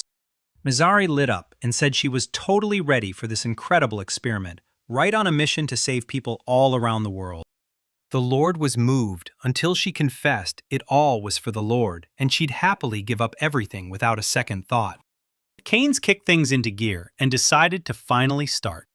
He slammed the vaccine into Masari. Enid warned him that infection was a risk, so he'd check her after isolation, but his father cut him off mid-sentence. He said he had to get isolated too, because he'd already been vaccinated. After the research, the hero convinced himself he and his father really had gotten the same vaccine, but the truth was still too soon to judge, and Kara's worry only kept growing. Kara pressed him on what he was thinking, and Militia backed her up. Then Keen snapped that he decided to vaccinate Masari so the research could actually succeed. He insisted it was a deadly pox, swore he had to try it on himself first, and demanded they lock down as many clinical test subjects as they could. Kane swore he'd wipe this devilish disease from the world, fast, no delays, no mercy. The hero watched his mother embrace his resolve like it was something she'd been waiting to believe in. His father vowed to end everyone's suffering by stopping the virus at any cost, betting his own life on it, while the hero chased the idea of becoming a test subject too, even knowing it could go horribly wrong if the results never work. He watched his father light up with this plan, and the hero stepped forward and swore he'd get vaccinated for smallpox too. 6 months later, the hero got swept up in cheers on his 13th birthday, proudly hitting 800 mana points. They never managed to spread smallpox, and the experiment wrapped up the best way it could. Then the townspeople cheered for Masari's help and dropped every charge, yet his mother's spell still hung over him like a curse. Kara couldn't forget Enid saying he'd inject himself with the virus too. Cold dread crawled down her spine as the men begged for forgiveness. Kane finally admitted it. He was completely convinced the experiment actually worked. He leaned in and told his son that it all happened because of his theory and his hands-on help. They thanked Enid, and that win didn't mean the virus was beaten. Yet the soap's already doing something huge, spreading the word about hygiene like wildfire. That vaccine his father fought for with his life, one day it'll save countless lives, and he can't stop wondering if he's just hyping his own skills from his past life. But then it hits him. Maybe this is his chance to serve people and become the nation's pride. All he could think about was mouthwash and antiseptic. The hero couldn't believe something like this could even happen. Everyone around him sobbed, still not seeing the sacrifice he'd made. Back then, they had zero clue what was about to hit them. Amelia sprinted straight toward him. During one holiday, they trekked through ruins everyone swore were over 1,000 years old. Then someone asked who built them, and the answer dropped like a bomb. A super ancient mage civilization. The hero swore it would be awesome to track down an ancient relic from that time, until the guy beside him scoffed that the hero was just buying into fairy tales, straight up like a kid. And he flat out said that if it ever went that far, these books and magical artifacts could trace back to an even older age. Him, the head of his guild and the eldest son of the Hondo family, Cerudo Hondo. Saruto thought it was straight up stupid that humans had already gone to the moon and plunged to the ocean's depths. And yet somehow we still built a weapon that could wipe out the world in 7 days. New World settlers stumbled on these ruins, already tore into them with internal investigations, but they came up empty, finding not a single treasure that could count as a relevant artifact. The hero shrugged and figured this normal study was exactly his kind of deal, especially for that budget, and he just knew something wild was about to pop off. Amelia gushed that it's just wonderful when a guy never lets his dreams slip away. The second son of Lord Arthur of the Ice Empire, Governor-General of the Northeast of the New World, Conan Doza Grey, told Arthur, and the guy from behind swore too, saying he saw himself as a romantic who lived for his dreams. Amelia said it was his turn, and he couldn't help but light up, thinking it was amazing. The compliment hit him so hard he practically burst with joy. He threw his arms around the hero, and Conan's mind instantly went, "Man, he's exactly like in the movies." This time the hero caught it. Conan was using his research to sneak in and get closer to Amelia. Conan leaned in and told him, "Forget the formal stuff. Who knows, you might end up my older brother someday." Saruto shot Conan a slick line of flattery, hoping it would smooth things over. Conan's family is older and untouchably high-ranking compared to the hero's, so Conan and Amelia tread carefully, watching every word like it could explode.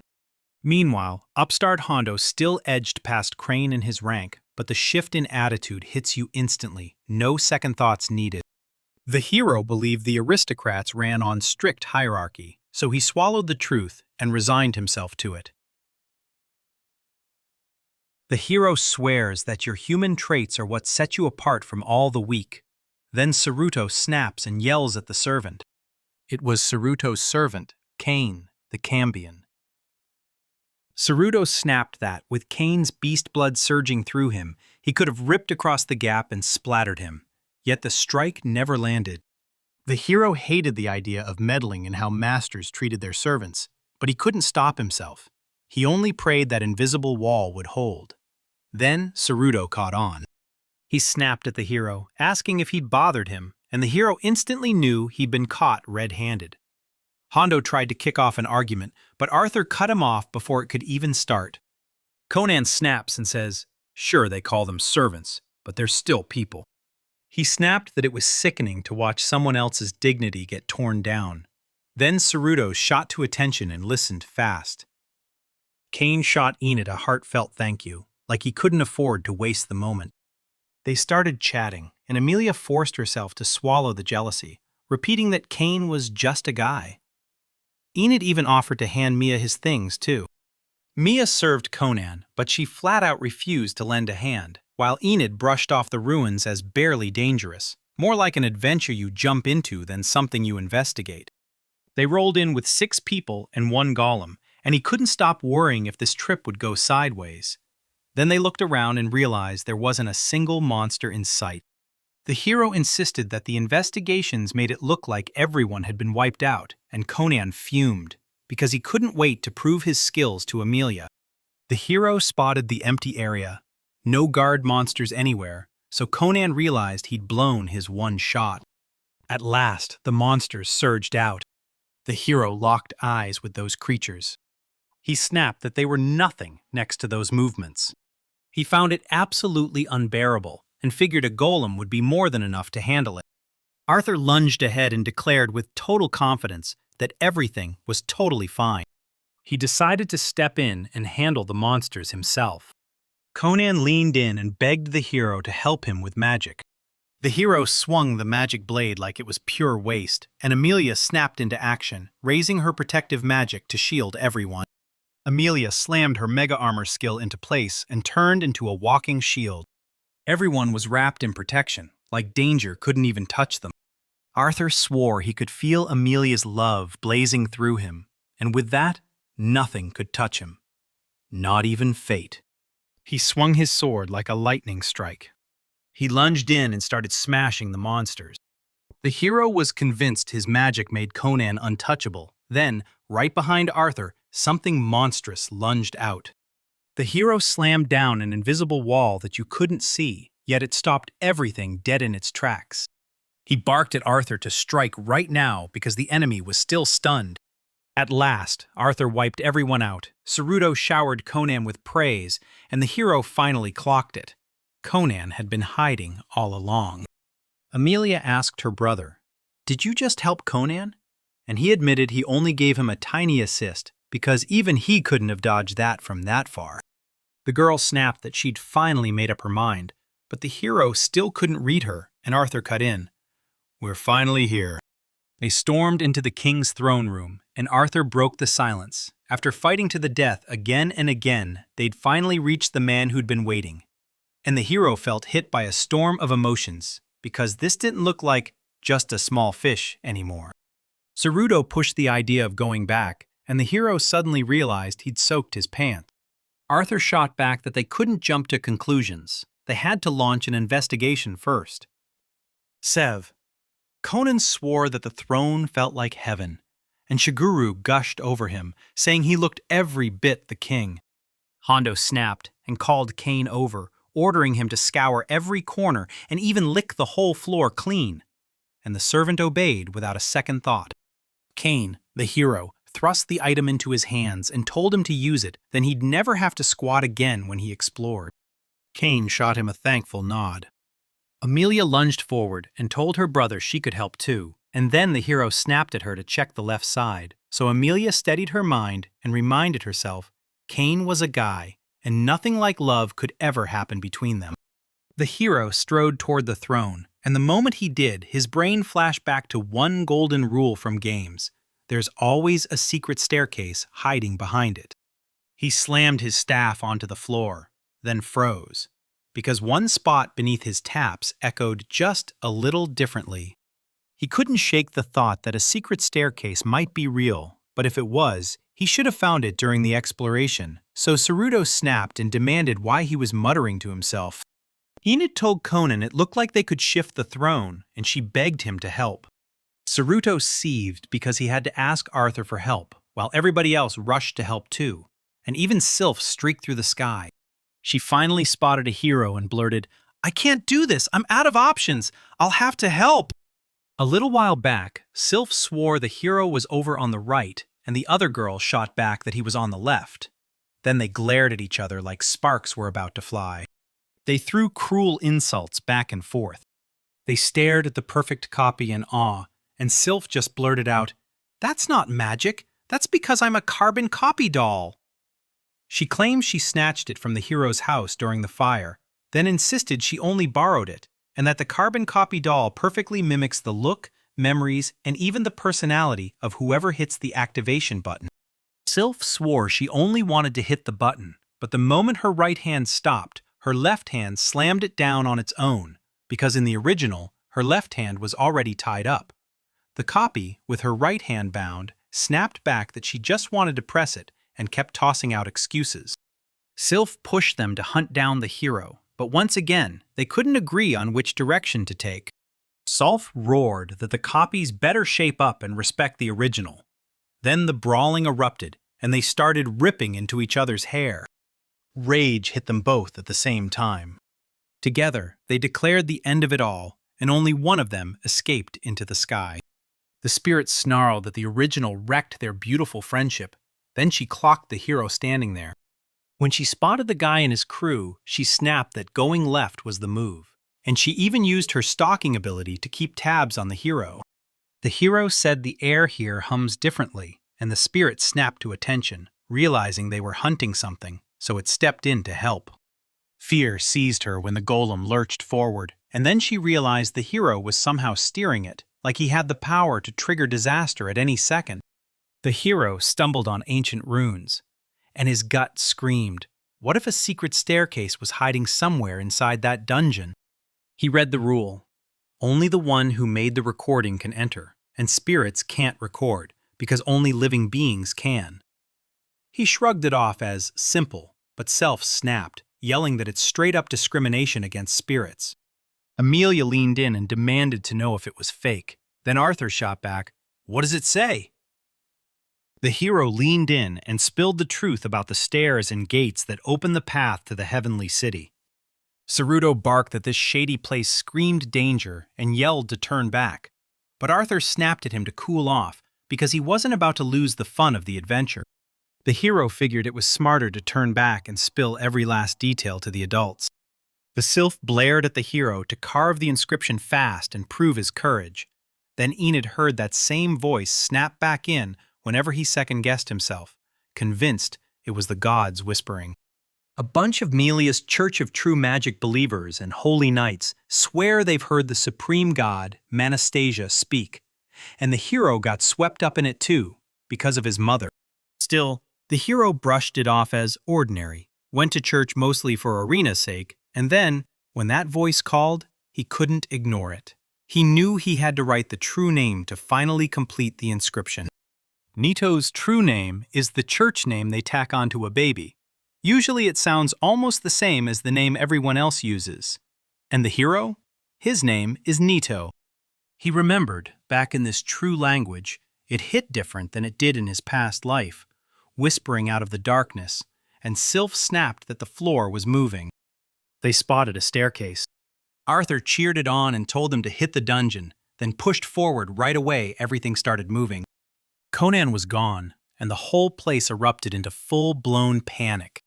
Chaos erupted into a brutal scuffle. Everyone toppled over, except that golem, who simply couldn't get in the fight. Arthur spotted the guys as they rolled in, then burst out laughing. I slipped and face-planted from pure excitement. And the hero shot back, as long as you're all right, that's all that matters. Then Arthur noticed something off to the side. He said it was a transformative circle, like it changed everything the moment it touched his life. He scanned the area and found nothing. No one. No movement. Just empty silence. Arthur admitted he'd been here for ages, and still nothing ever happened.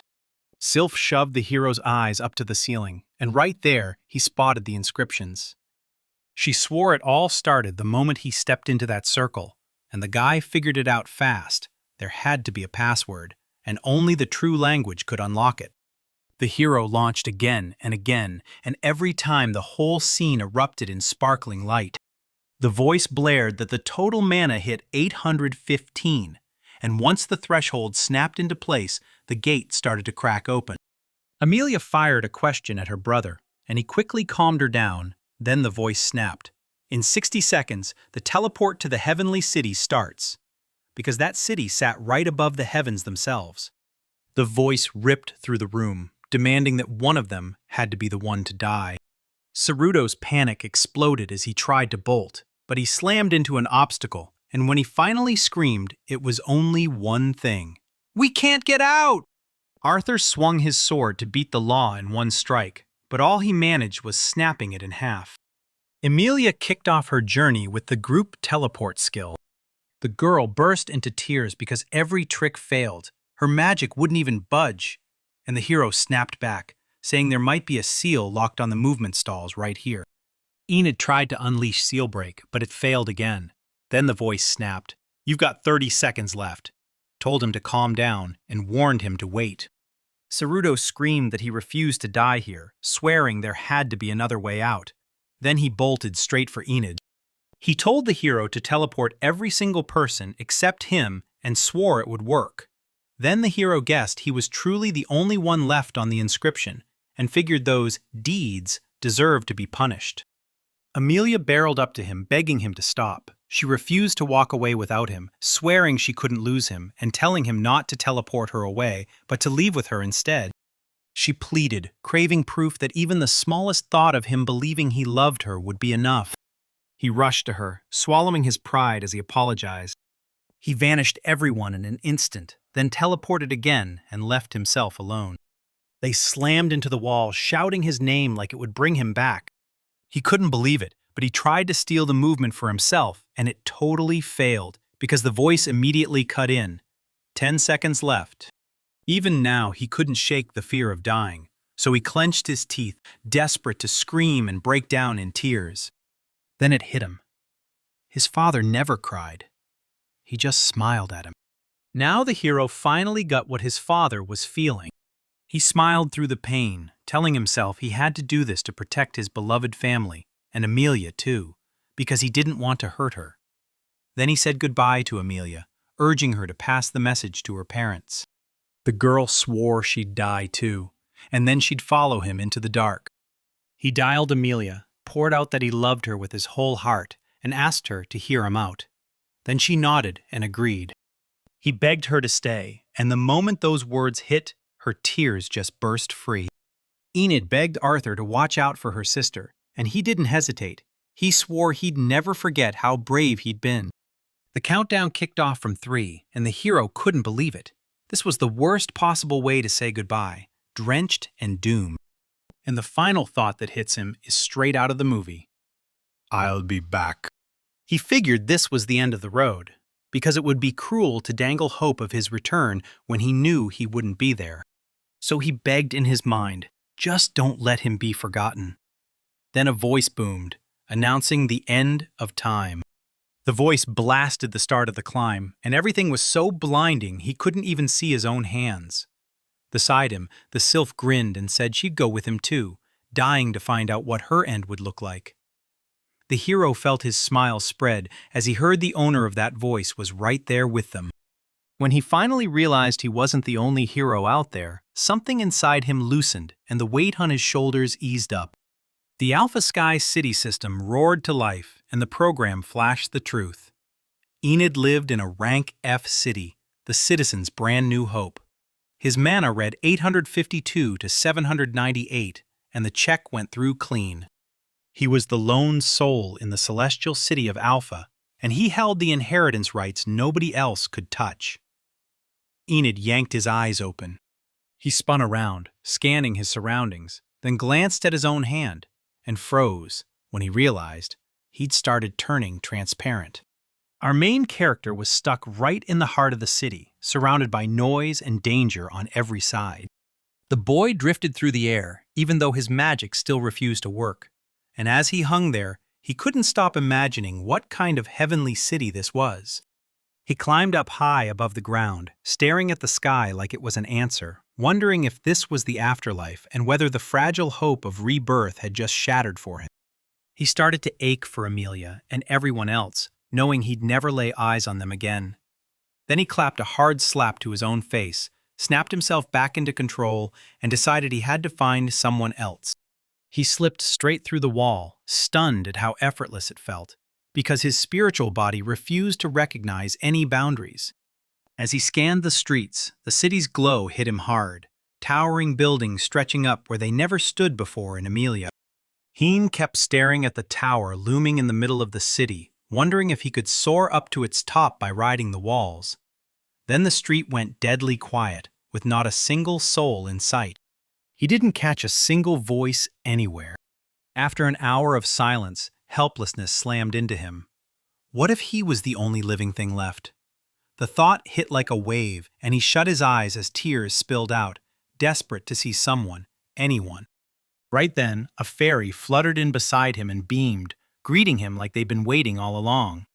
She blurted that her instincts were dead on, and Enid just froze, then lit up because he could hear her crystal clear. The fairy ordered him to head straight to the city's central tower, right where his body was buried. That news hit him like a truck, and he couldn't wrap his head around how something like that was even possible. She told him the lower floor was packed with gorgeous dolls, but she couldn't hit the start button herself because she didn't own the place, though she swore he could probably get it working. He rubbed his eyes. Enid was totally lost, staring at the chaos like it made zero sense. Then he realized he had no choice but to follow her, pushing on step by step, straight toward that towering high tower. The boy felt the fairy streak across the walls and whisper that his body was trapped there, and sure enough, he'd already learned to slide through the floor and cling to the walls. But doors and gates still stood like giant, locked nightmares he couldn't break through. He spun around and spotted a pile of capsules that screamed science fiction movie straight out of his wildest dreams. He was suddenly bursting with excitement. He thought he'd finally see something beyond a medieval morgue, until the fairy pointed at the capsules and said they looked less like relics and more like refrigerators. Peeking into one of those things, the guy stared at his own body and realized it looked exactly like some kind of cryogenic sleeve. The fairy snapped his attention to a tablet packed with instructions. If he really wanted to be the king of ghosts, he'd have to dive into the underworld and steal back his real body. Enid clung to that ancient ghost-shifting secret and stared at what it meant. And even without fully grasping the words, he gritted his teeth, reached out, and realized the only way free was to try. He steadied his mind and pressed a hand against his body. Then, out of nowhere, the world around him started to shake. He snapped his eyes open, and boom, found himself trapped in his own body at last, no longer see-through. Curiosity crushed into him. Was he really back? Then the fairy's voice cut through the air. His soul had snapped back into his physical body, and she congratulated Enid for it. The boy beamed and thanked her, and even though he never laid eyes on the voice's owner, it still felt like some deity was steering him forward. He blurted out if she was a deity, and the fairy lit up, saying it was his first time speaking to her. Then her presence suddenly felt impossible to ignore. Ona beamed and said it was all because of his brand new superbody, like he'd already seen the future and couldn't stop feeling unstoppable. Right then, the fairy swirled and morphed into a stunning girl, Sheil, who stepped forward and admitted she was a goddess. And while Enid's eyes burned from the blinding light and he couldn't make out her face, he could feel that she truly looked like one. The girl told Enid her current form was draining her dry and it would vanish any moment. Then she added that she'd already shown him her final form, right as Enid's whole body went still, mind racing over what he'd just witnessed. Now he had to race up to the basement's second floor to fire off something totally unknown, news that hit the young man like a wave, and he couldn't keep his feelings bottled up. Noticing his panic, Seal promised him there was an elevator to that floor, then snapped, "Come with me," and yanked him forward without a second to spare, even as Enid's mind kept screaming that he was still naked, desperate to snatch his clothes back as fast as possible. The elevator shot them straight up, and before long they burst into a huge empty room. Then Seal grinned and declared they were on the second underground floor, while Enid tugged a rag he found nearby around himself and finally let out a breath of relief. When he glanced around, something wild snapped his focus. Girls were lined up inside capsules everywhere, scattered across the floor like a surreal trap. When he scanned the room, his eyes snapped wide with shock. Then the fairy, clocking his reaction, jabbed a finger toward the door to the strange hidden space. Enid eased it open and stepped inside. What he saw ripped the shock straight through his soul. Rows of capsules stretched before him, each one cradling beautiful girls. He couldn't even breathe because right in front of him, these weren't tricks or myths, they were living creatures. And they were sleeping like time itself had frozen them. They looked like twins at first glance, but the different hair colors and heights made it clear they were their own people. The poor guy's cheeks burned because these girls were dangerously attractive, and every single one of them was effortlessly charming and mesmerizing. One of the girls had a face so beautifully refined that it honestly felt impossible not to stare. Seal caught the look on his face and asked if he was into any of the girls. Then Enid suddenly blurted out in shock and embarrassment.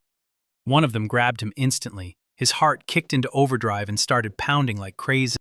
The fairy shot a finger toward the sign beside the capsules and told him to launch that doll fast, then jerked her gaze to the wall on the right, where the sign screamed, "Dolls of the Gods of War, Alpha Series, serial numbers 1100, storage."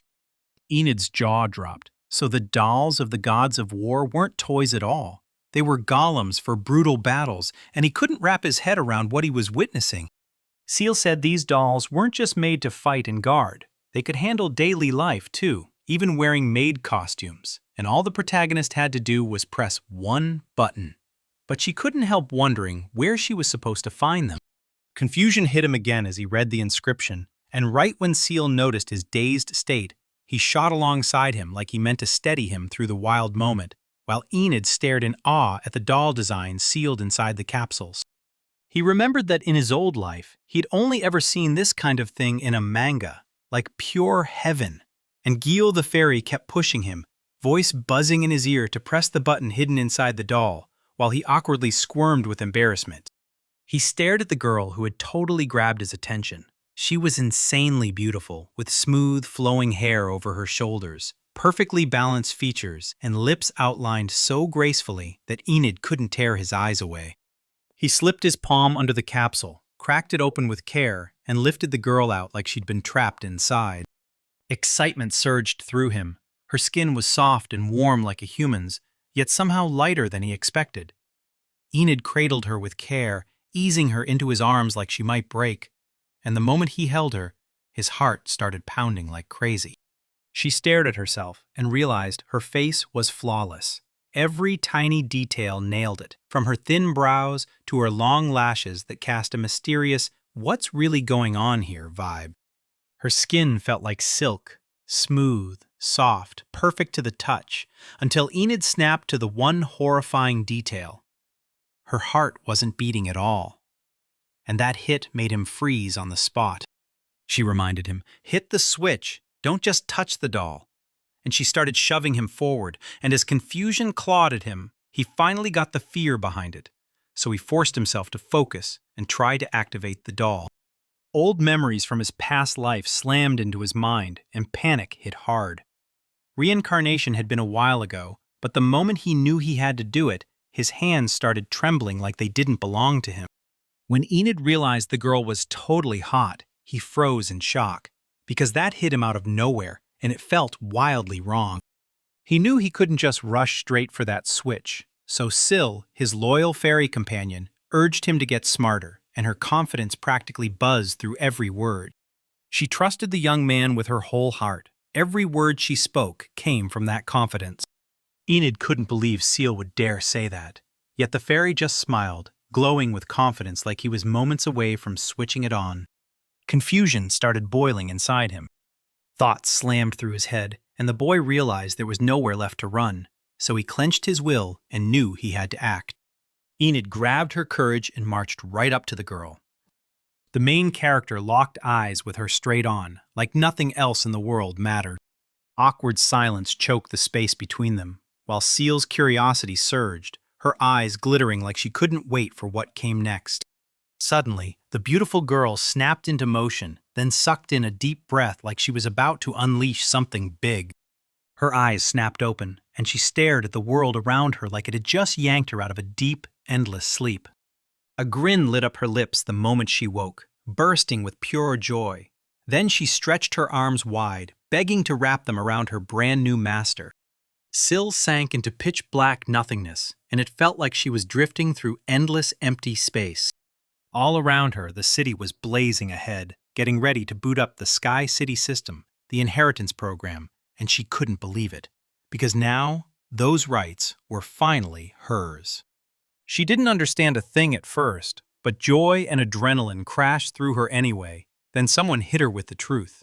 Her body was ripped from her soul, tossed into the Temple of Storage, and now they were gearing it up for the Lord of Heaven's awakening. In the pitch black, she spotted a guy with glasses. Then he vanished in a blink, and Syl couldn't stop wondering if he really had the right to inherit. Then they uncovered the truth. What was inside wasn't some mystery. It was a doll.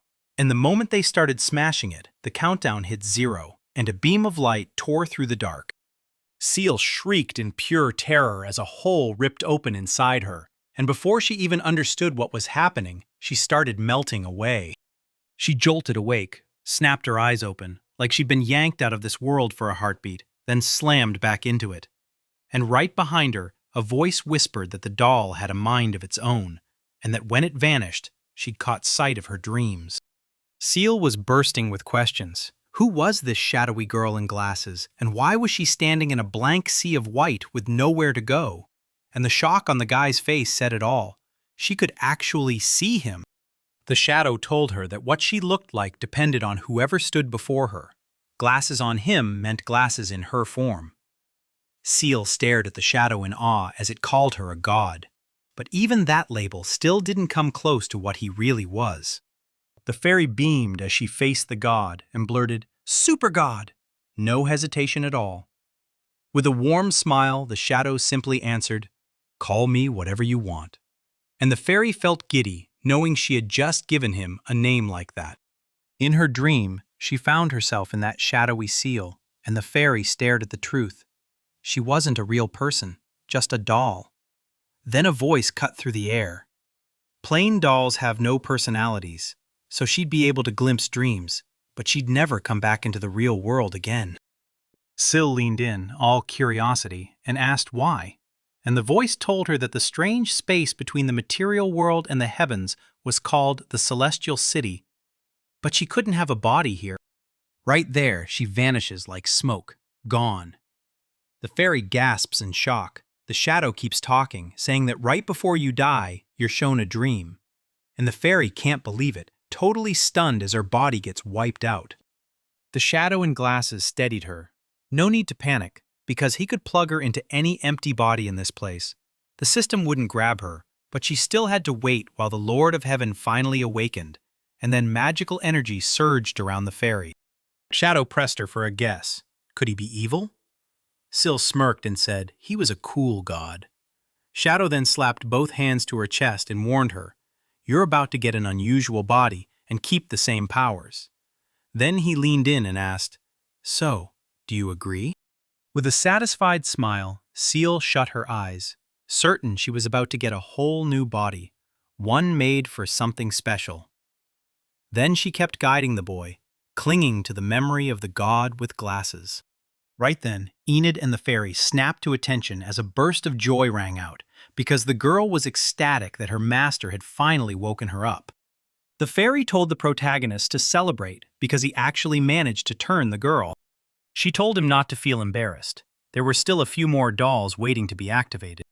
Enid squirmed, mortified that he'd grabbed the girl without warning, but Syl Connolly shrugged and told him, "It's fine." The girl smiled anyway, thinking, even though she didn't catch a thing, the main character was seriously cool. It looked like the doll couldn't hear the fairy at all, so she leaned in, dying to find out what she could do. The girl asked her to choose a name, and Syl burst out that she should be labeled with the serial number 77. She named her double 7, and the boy instantly felt it didn't fit. He kept racking his brain until Nana hit him out of nowhere. Still, he blurted out the question, would she want names like that? The girl went bright red, fidgeting with her face, and asked him if that meant her name would sound just like it. She thanked him for that gorgeous name and softly called him Sir, like it meant everything. The fairy watched their exchange and realized the doll had fallen hard for him, then leaned in and urged him to make his move. Enid leaned in and asked Nanasha, "Are you really a doll?" And Nanasha shot back a bold, confident, "Yes." He realized she wasn't like any normal doll at all. Then she started telling her story.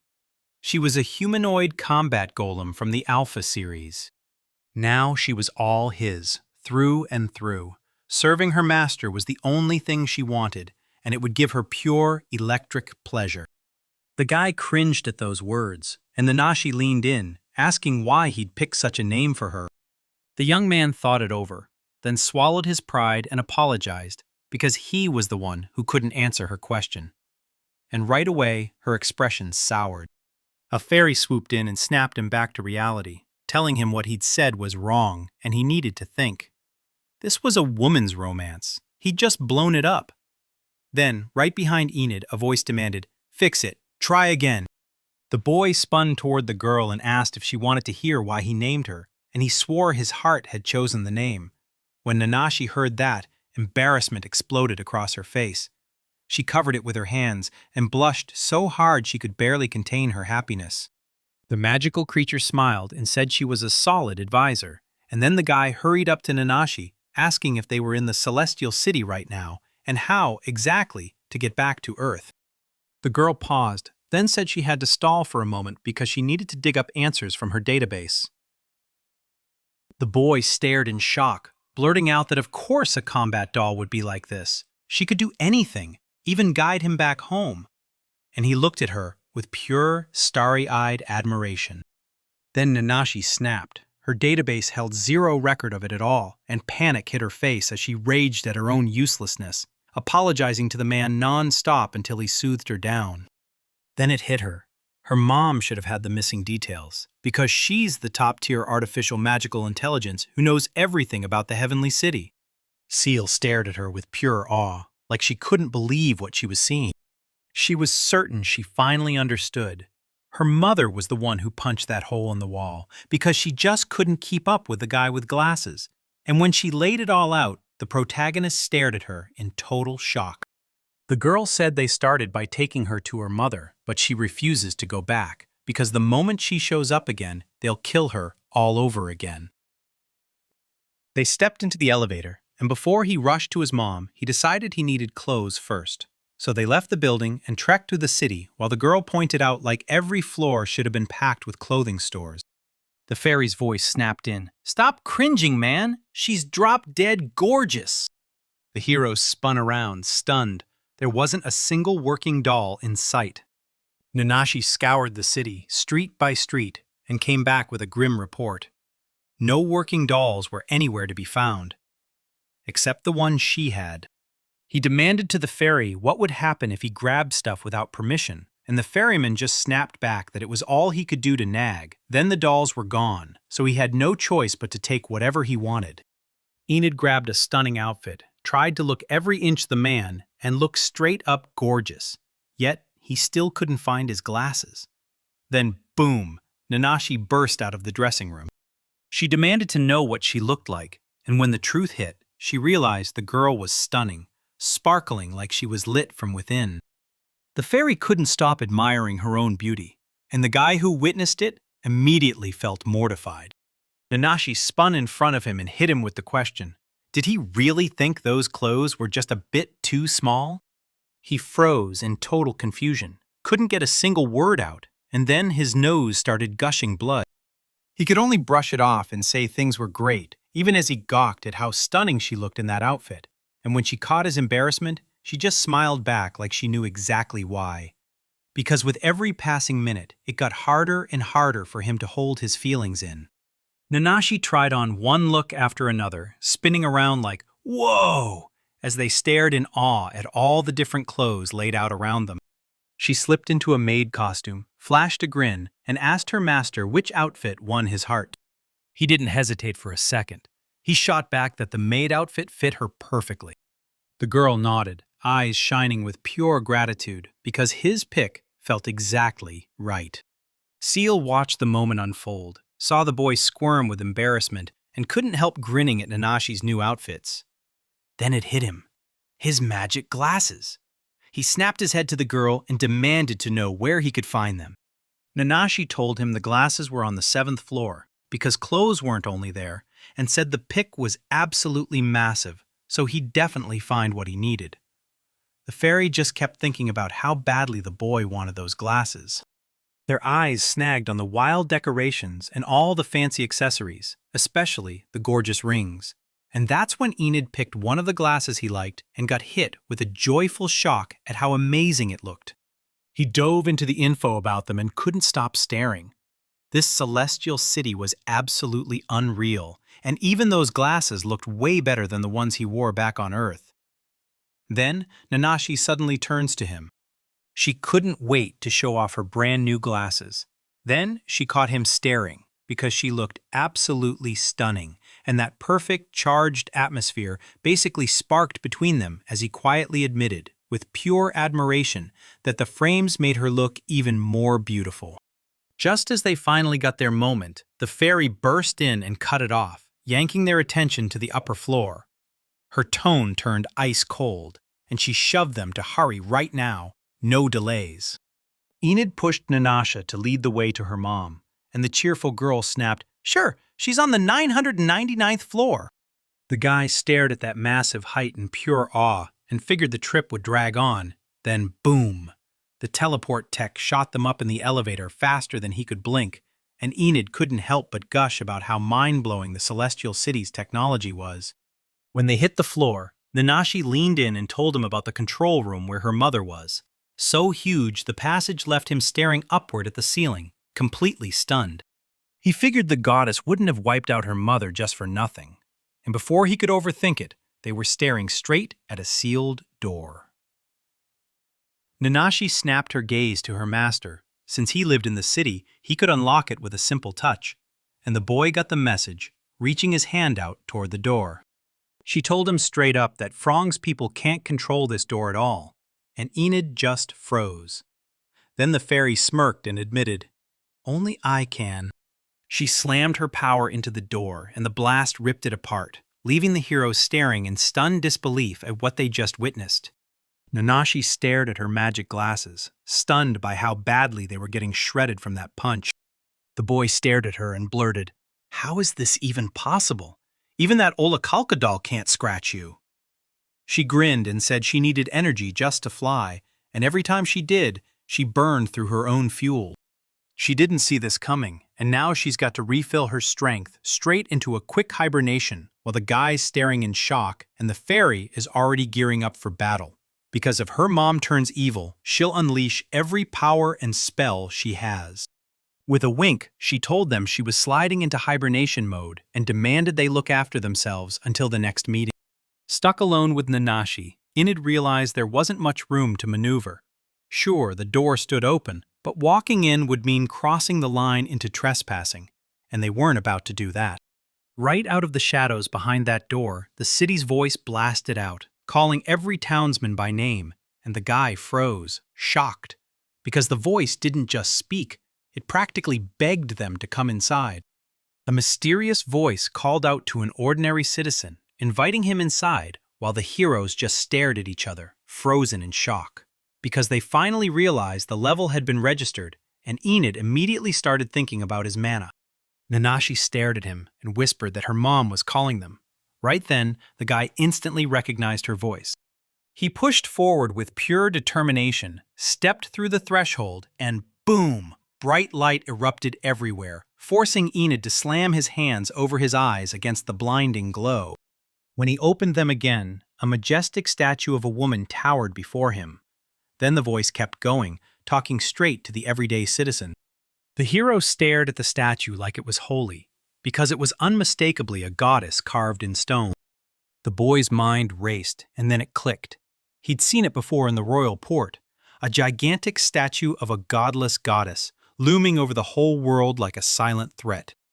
He stared at her like she was nothing but stone, no magic at all, and the coincidence felt weirdly personal to him, especially since the statue's voice still came off friendly. Then Enid, blushing as she asked if she was the mother of this place, got a clear yes. She runs the whole city like it's her kingdom, and every street whispers about the mother who can't be stopped. The boy rushed to apologize for breaking the gate, but the statue just smiled gently and told him, "Don't stress about it." The gates weren't meant to open for him by law. Only people with rank A or higher were allowed in, and yet here he stood, just a regular citizen, daring to be the exception. Enid couldn't stop thinking about that. The statue basically snapped the truth into place, confirming he had a claim to the inheritance and could do whatever he wanted with it. And right then, Enid stared in shock, realizing he was the heir. Shock slammed into him so hard he couldn't even breathe. Why was all of this hitting him out of nowhere? He slammed his hands to his head, trying to make sense of the chaos. But Nanashi clocked the panic and soothed him, telling him to stay calm, while even the statue's voice chimed in like a gentle hand on his shoulder. Then she broke the truth to you about the city. This heavenly place sat in another dimension where only the celestials were allowed to live. He couldn't believe it. Another dimension entirely, and over thousands of years he watched ancient cities rise from nothing in pure astonishment. Enid, swallowed by thoughts of ancient civilizations, stood frozen in front of the statue like it had cast a spell. Then his mind kept racing over the wild technologies he'd seen on the road, so alien they felt like they'd been ripped straight from another world. A sudden memory hit him, an image of that magic ball fused into a ring he'd seen before, pure luxury, pure mystery, the kind of art that feels alive. The boy stared at the spiritual seal and realized it was basically a spiritual stone on Earth, and he knew those things hit with wildly different power. The old artifacts held power modern folks just can't reach, and that's why everyone and their brother was hunting them. Turns out, the moment that stunning city was built, every single person who made it vanished. Every last descendant died, and that's why Enid walked around with nobody to meet. Curiosity ripped through him as he turned to the statue and demanded answers about the tragedy. Yet the statue's gentle, wise voice only confessed that it didn't know the real reason. Maybe the ancients had somehow enraged something even higher than the gods. Enid's shoulders slumped, and sadness flooded her eyes as she stared at the ground. The old election rules kept going. Whoever stepped into the city first became the successor and claimed the whole inheritance, and the first person through the gate was, shockingly, exactly him. This news hit Enid like a truck, because once it was revealed, he finally realized everything was his now, from the tech to the underground sisters. But joy never hit. Anxiety slammed into him instead, because he wasn't ready for that kind of responsibility, and it all felt way too sudden and way too heavy to carry. A surge of adrenaline hit him as he spun back to the statue and made his wish. He had to get back to Earth. Nanashi stared at him with awe and worry, ready to back whatever he chose, and when the statue clocked his grit, it snapped back with the truth. There was a way to go home. Enid's jaw dropped in pure shock. Then he erupted in joy, shouting it out like he couldn't believe it. The city mother told him there was a teleportation gate out there, but opening it would gulp down a ridiculous amount of energy, and he practically lit up, grateful he had the power to do it. The statue told him the gate only opened for A-ranked citizens, and the required strength was 900. He let out a breath, shocked by how low it really was, then grinned and swore he'd hit that level within a year. Nanashi leaned toward her master and said, "1 Killaman is worth around 1,000 mana, so to crack that gate, you'll need 90 mana." Enid froze at the news, staring like the figure was an absolute giant. He crumpled to the ground, crushed and dejected, and Nanashi slid down beside him, ready to hold him up. Then the boy apologized to Amelia. Once he realized escaping the heavenly city might be hopeless, 900,000 mana felt like a mountain nobody could climb, even with 10 whole years. Back in his hometown, there stood a church devoted to the Order of Magi. Amelia dropped to her knees and begged the greatest god, Manasthesius, to save her older brother. Already 3 brutal years had passed since Enid vanished. They stewed in heartbreak and fretted over their son, but Amelia promised them her brother was okay, then told them that if she prayed every day, he'd surely hear her. Tears spilled down her face as she insisted, "You don't have to let me see him again, as long as he's alive." Her parents beamed, backing her with all their heart. Amelia told them that when she finally saw her brother again, she'd give her whole heart to God, while tears streamed down her face as she pleaded, praying Enid would be okay and come home. Right then, while Enid basked in a luxurious life in the heavenly city, a whole crowd of gorgeous girls surrounded her. One of them closed in on him, flashing a grin and pitching a mouth-watering dish he just had to try. It felt like he'd stumbled into paradise. Everywhere he looked, happiness floated in the air, and nothing seemed to burden his heart. Then it hit him, out of nowhere. He had to get back to Earth, because his family was waiting there, ready for him. Nanashi strode up to Enid and barked his name, then told her to call her Nana, and the girl beamed and offered to spend the whole day with him. He nodded along, but deep down he knew he couldn't keep postponing the trip back to Earth. So he chose to delay that huge move for now, letting himself savor every second with Nana. 3 years have roared by since the protagonist stormed into the scorching city and started carving out that new land. And now, this once-dead little stretch of Earth has finally woken up with people, plus a bunch of adorable girls crowding around the master, all smiling like the place is alive. He burst past the 1,000,000 mark with jaw-dropping magical power, and you could practically see the grin spreading across his face as he crushed his goal so fast. Just yesterday he was celebrating 900,000, and now he's already at 1,000,000. Beautiful girls of every style kept throwing themselves at him, showing up in outfits so different they practically stole the spotlight. They cared for him non-stop, fed him, stayed close, and wrapped him in non-stop attention. Nanashi strode up to her master with a tray in hand, meat glistening like a prize, all dressed as a maid, and she proudly declared she'd been perfecting her cooking for ages, then offered him a taste of her stewed foie gras. Today was his big holiday, and all the girls seemed sharper than ever. And this guy couldn't believe what Nanashi was pulling off. She shoved a fork in his hand, dropped a piece of meat right there, and offered to feed him herself.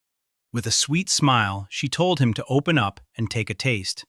And the moment he did, he sipped his wine, then lit up, swearing her dish was way better than anything he'd ever tasted back on Earth. It was magic that kept everything from spoiling, and that alone blew him away. Then, out of nowhere, a girl with 2 pigtails and glasses slid up and hit him with a question about white truffles, introducing herself as Battle Doll number 20. He took a bite of her treat, grinned, and blurted that it was ridiculously tasty, too, and she thanked him for the hype while admiring their master. Then they went on and on about how thousands of magical powers were absolutely mind-blowing. All of this was made possible by the master's sheer talent and relentless grind. So when everyone started showering him with praise, he blushed and brushed it off, saying it was all thanks to Nana and the other girls. One of the girls suddenly launched at him, screaming praises like she'd just spotted a celebrity. She wanted to hug Enid, and the guy, stunned out of his mind, just froze and blurted, "Wait, what's happening?" The girls exchanged nervous looks, rushed to warn Honey that this was insanely dangerous, and couldn't stop asking why the girl looked so weird again. Then Honey snapped her head toward her friends, and with a tense, urgent stare, said she just wanted to.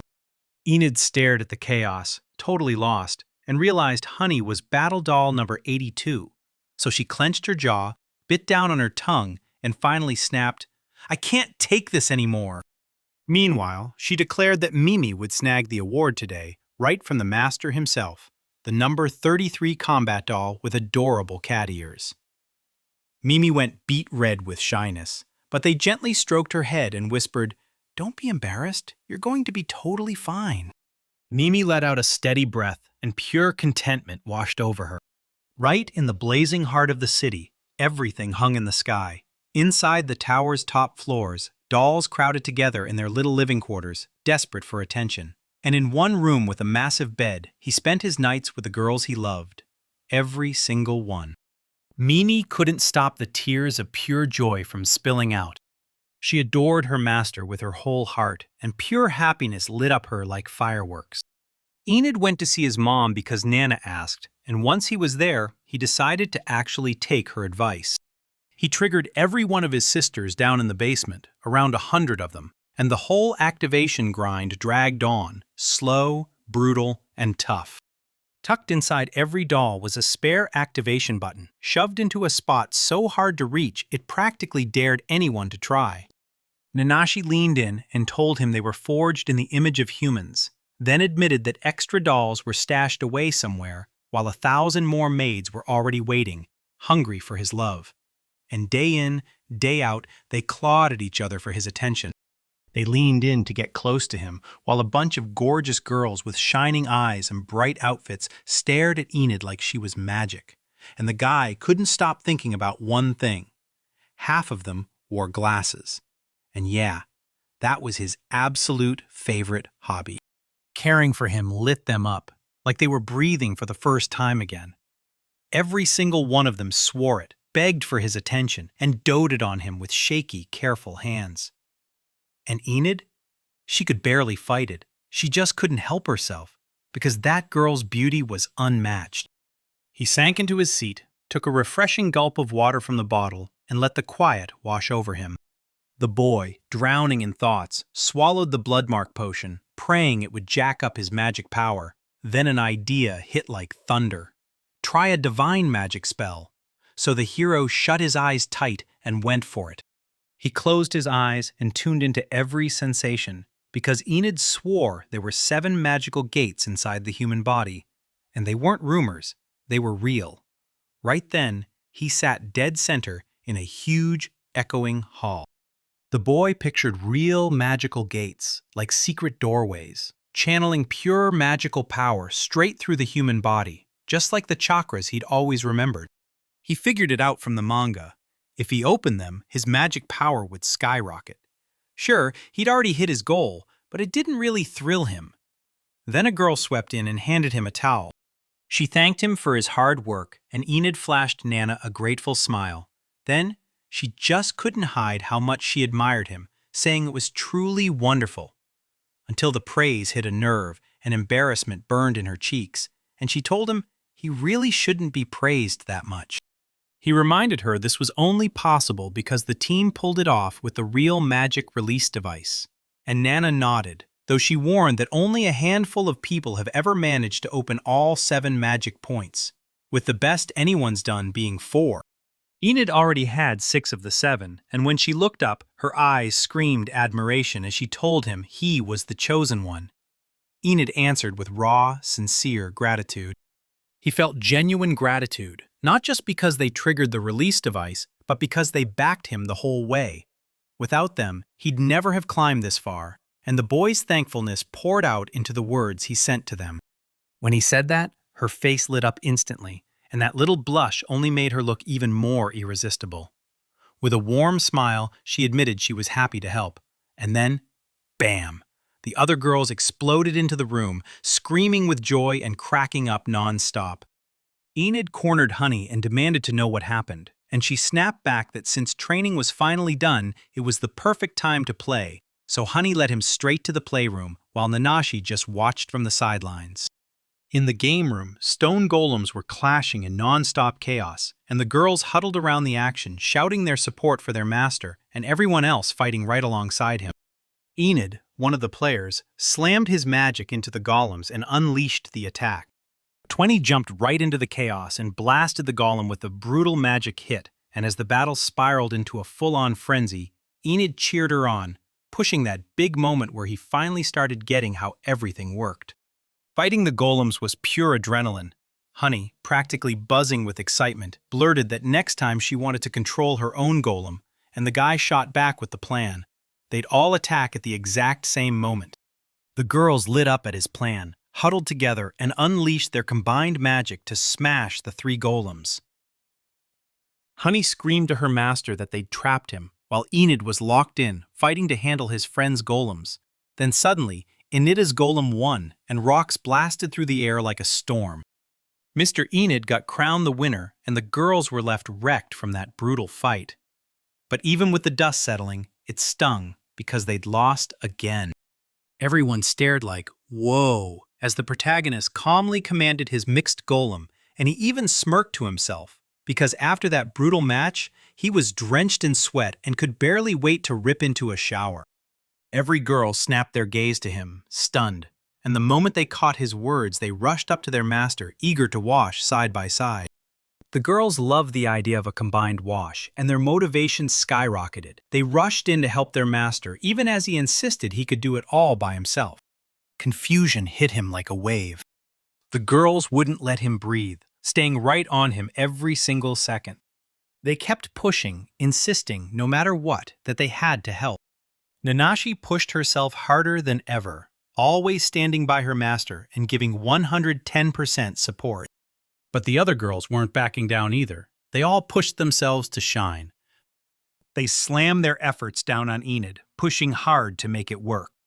The main character stared at Nanashi, eyes blazing with love.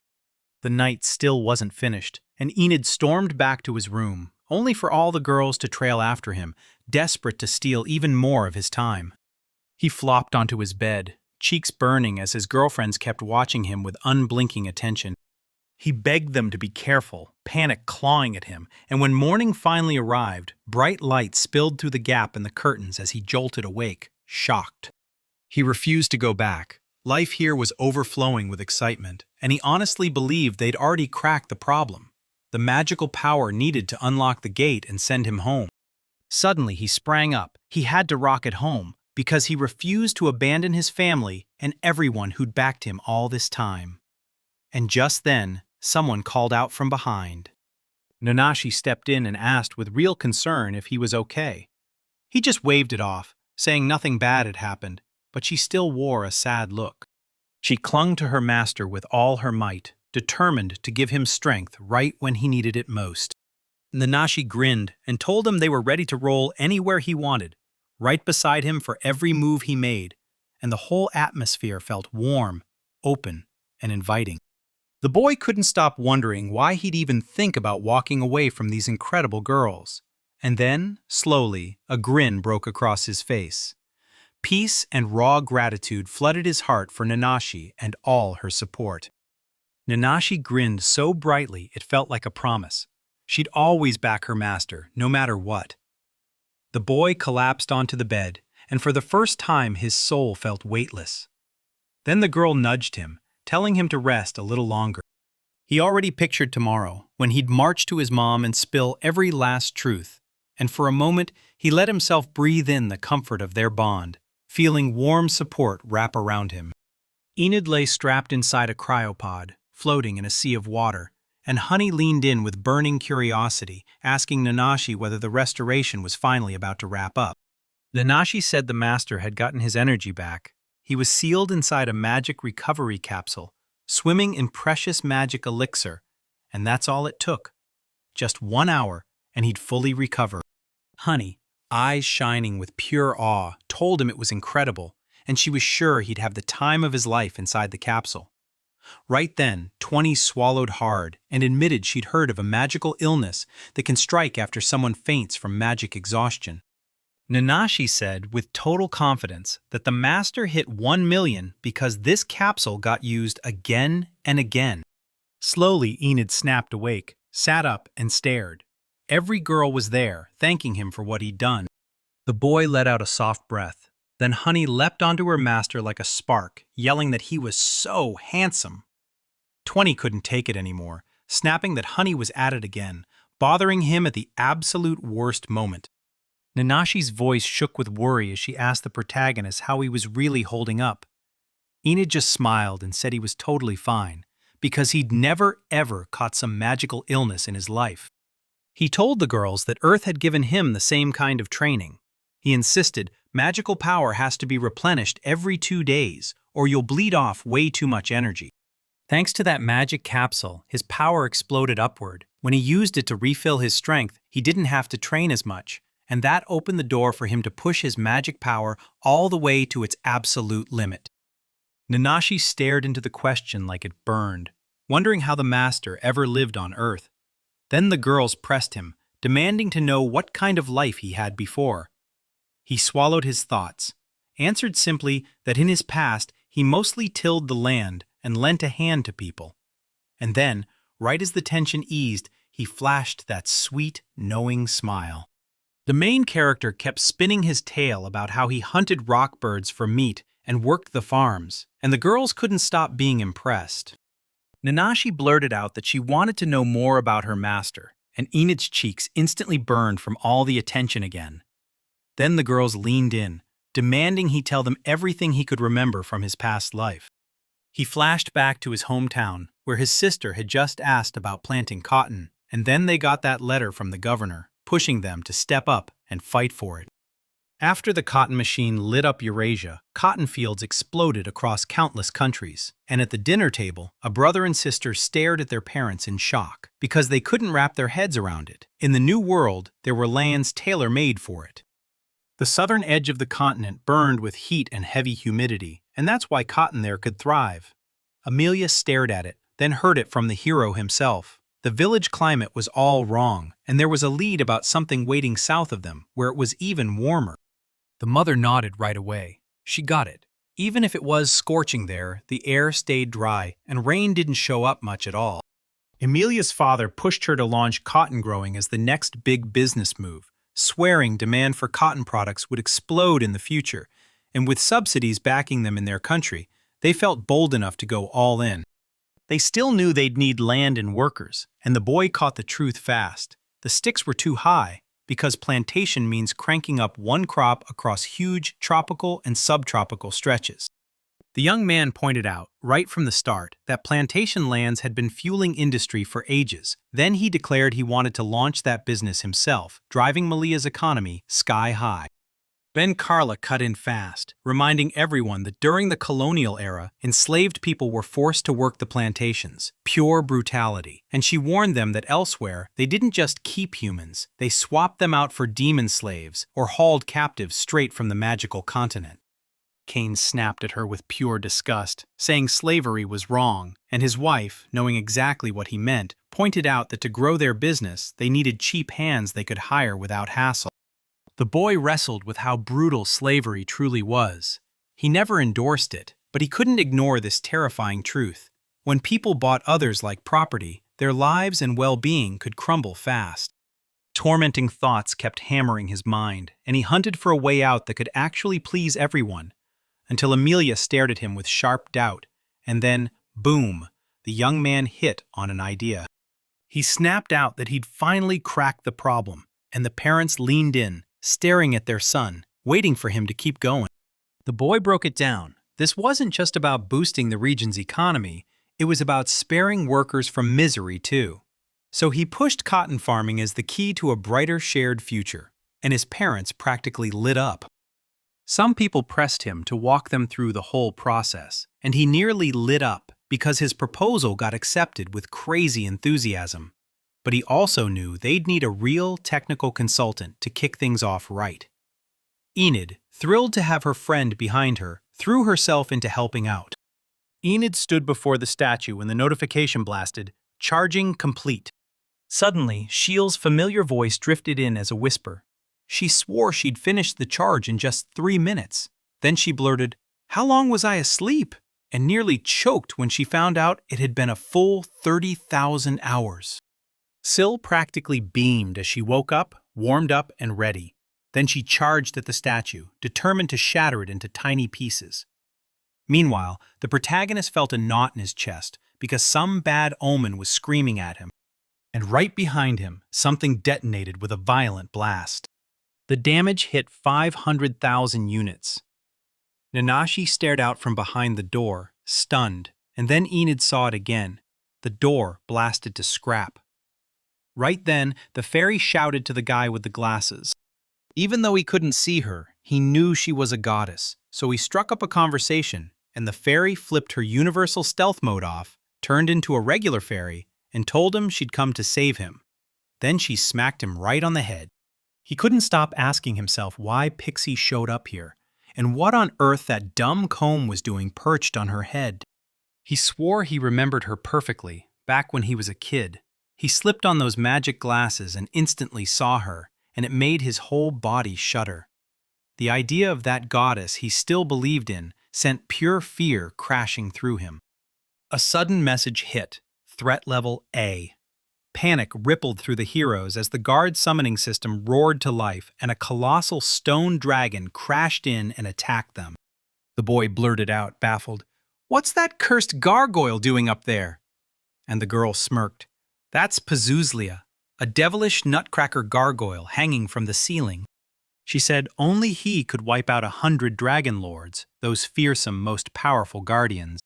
Seal snapped her magic shut and ripped the enemy apart in seconds, leaving the heroes staring like, "Wait, what just happened?" The girl stared at the fireworks and lit up with pure joy, realizing how strong she was. Her eyes sparkled with triumph, and with a sly grin creeping in, she decided it was time to show her power and transform. Soon she shimmered into a gorgeous fairy, and the statue stayed frozen in the middle of the hall while the whole place fell into eerie silence. The fairy swelled so gigantically that she matched the statue itself, and the heroes couldn't ignore how terrifyingly legendary she was. Seal said, grinning, that once the fairy showed up as a giant magical girl, her mother was finished. This was the end, because the statue just declared a brand new threat level, S rank. The damage shot past 1,000,000, and Syl just stood there with a smug grin, like she knew she still had 2 more transformations sitting in reserve. She couldn't hold back this time. She showed everyone her real power all over again, and Enid leaned in, dying to see what twisted form she'd pull out next. The fairy erupted into a wretched, filthy monster. Nanashi nearly choked when he saw it, 3 million damage units blazing in front of him, while Enid recoiled in pure disgust, because the fairy had transformed into a grotesque monster wearing an unimaginable, nauseating, cursed form. And the new threat level just got upgraded to SSS. Enid felt awful, like his thoughts tangled into a blur, his head spun, his power bar skidded towards 0, and Nanashi rushed in with no clue what to do, while the fairy grinned and promised she'd steal both his mind and his life.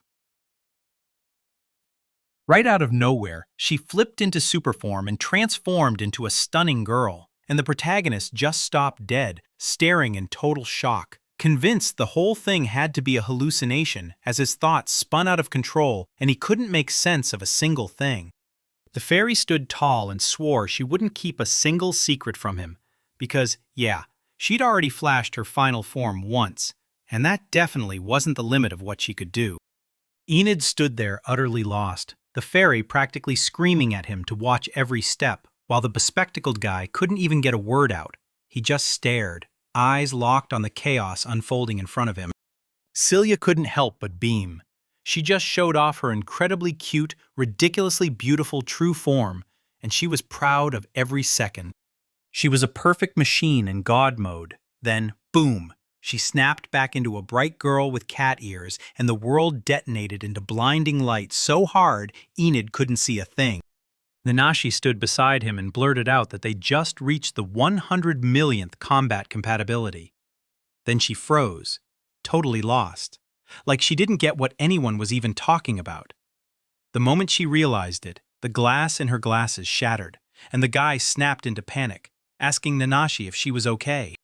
The statue watched everything unfold and realized it couldn't judge the threat level, so it slammed the final protective spell of Alpha City into action.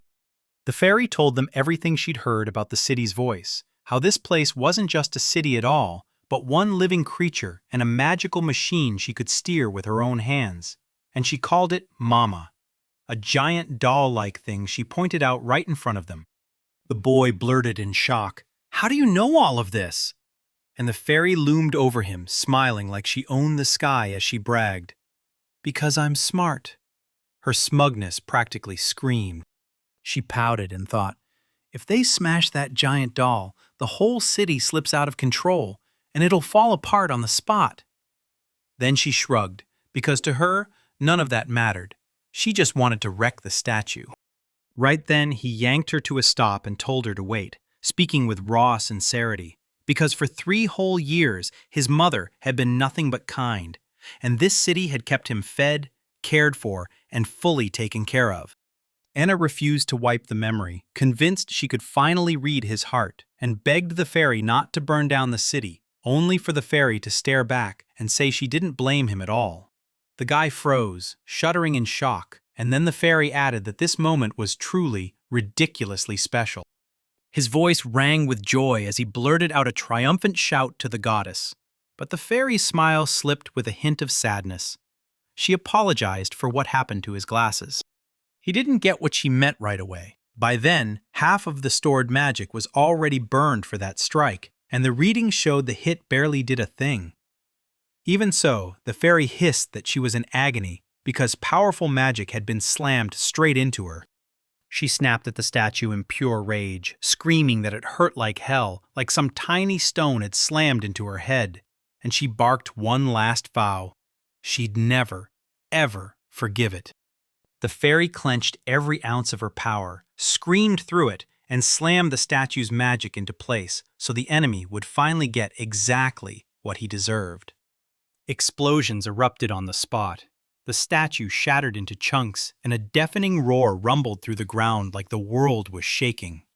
Sea Eel leaned in, grinning smugly as she watched, then bragged that she'd shattered every piece of the statue's body, except the head. So, yeah. That meant the statue had to be regretting everything it did. But the fairy already understood. She couldn't truly bring it back, but she refused to give up, and she'd try anyway with her power. Eco. Out of nowhere, the statue's head, still sprawled on the ground, jerked upright in a sharp rise, and the fairy's eyes went wide with shock.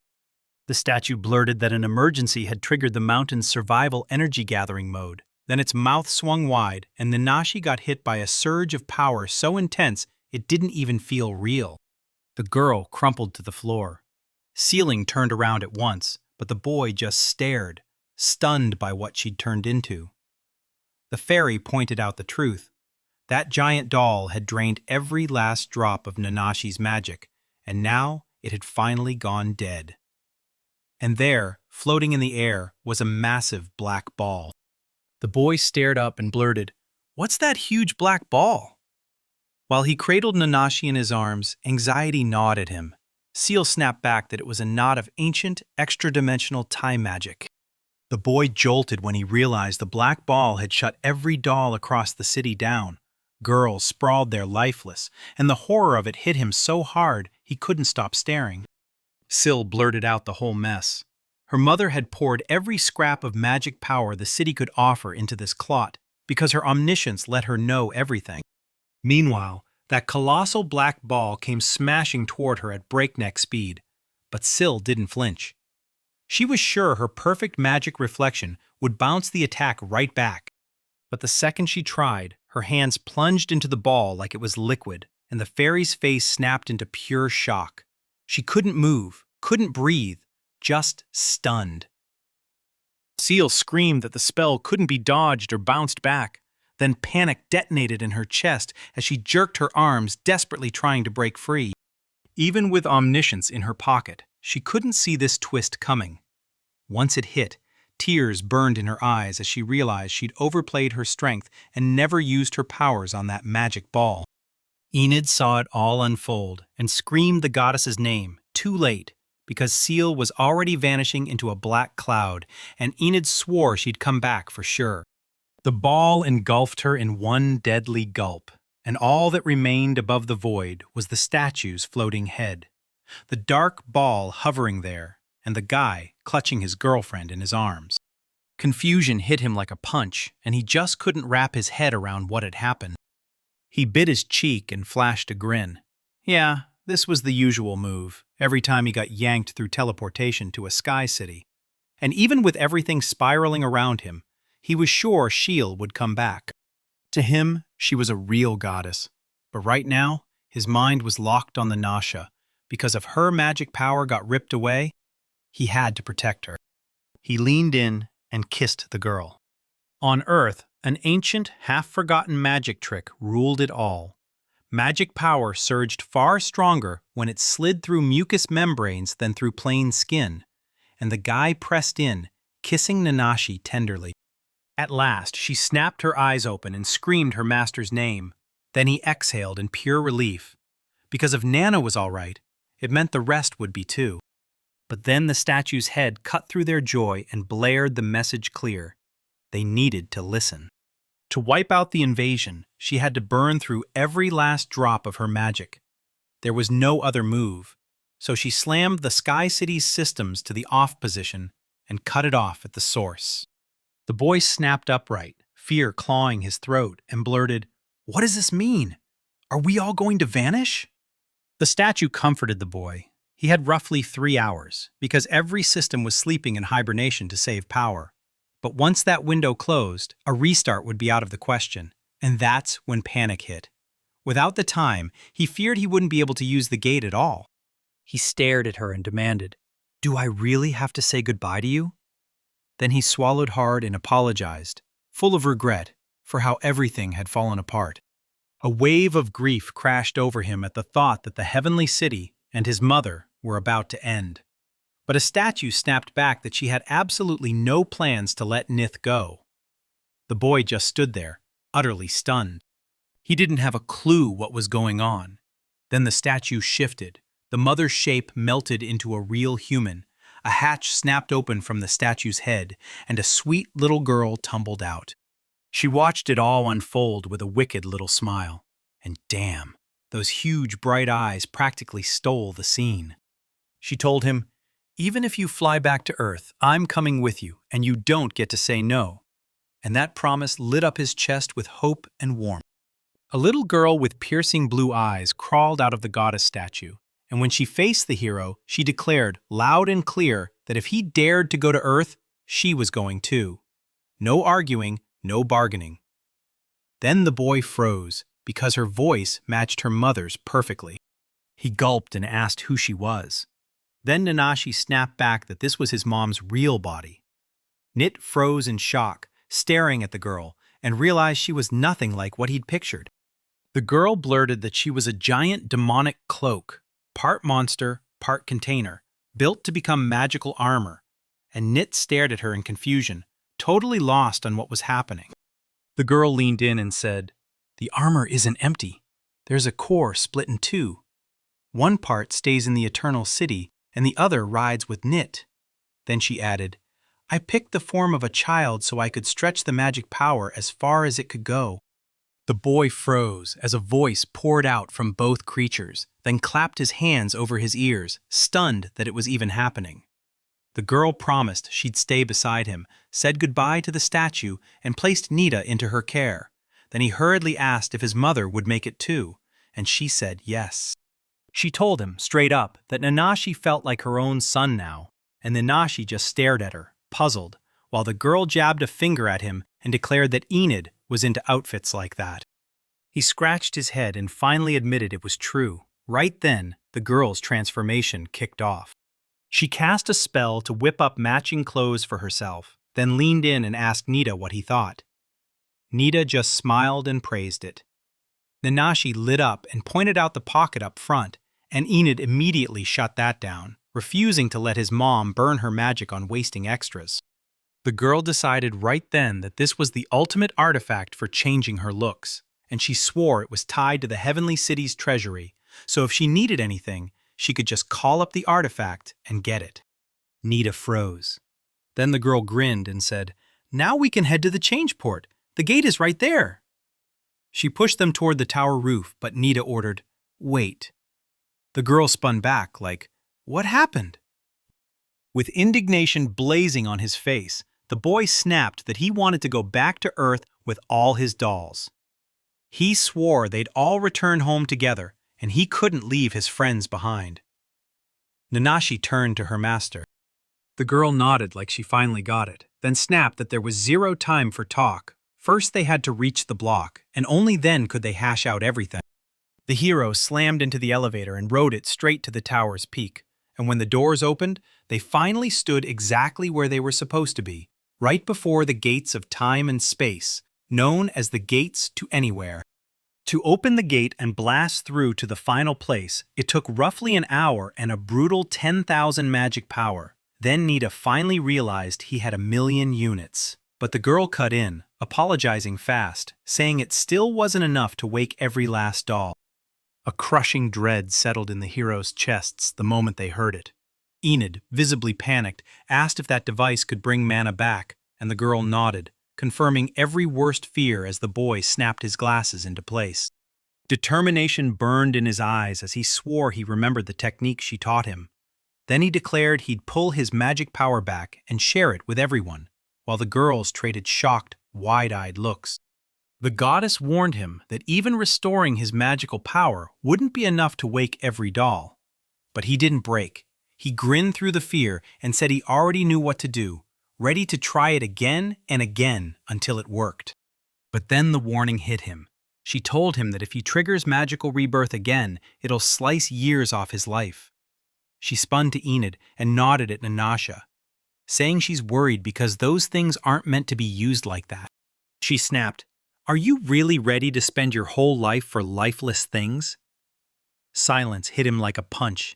Doubt flickered in his eyes, but he still pulled Nanashi close and wrapped her up gently.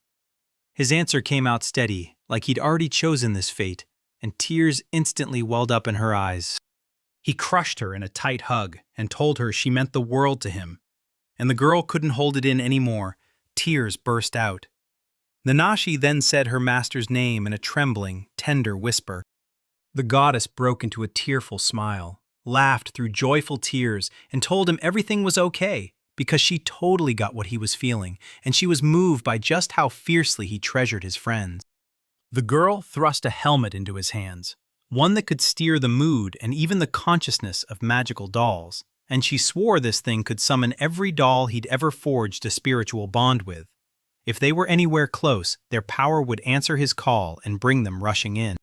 The hopeful boy nodded with a grateful grin, then slowly, but carefully, slid his helmet on. He focused hard, sensing his friend's emotions ripple back to him, and he knew they'd pick up when he called. Soon, one after another, the girls jolted awake, bursting into joyful screams the second their minds came back. The moment the boy cracked his eyes open, he froze. Every one of his girlfriends was standing around him, and it wasn't because the artifact ordered them. They'd come because his heart called them. The girl stared at the moment, realizing just how vital that bond was, and her eyes practically sparkled with pure admiration. Every girl he dated for those 3 brutal years stared at Enid, replaying every second, every grin, and every promise they'd made to claw their way back to each other. The girl spun toward Nito and pleaded for the portal to open, but he grimly told her he couldn't bring every doll because the link to the ones left behind had gone weak. Right then, a voice cut through the air and told Nito to stay calm. She wasn't scared at all, and she'd still reach him on Earth. With that promise, she pulled out a bottomless bag from her pocket and flicked the girl straight into it with deadly skill. The boy instantly felt something was off. Then the doll's mother leaned in and told him to picture, with all his strength, the exact moment he poured water into the vessel. And as soon as he did, the dolls started reaching for the portal and slipping inside, one by one.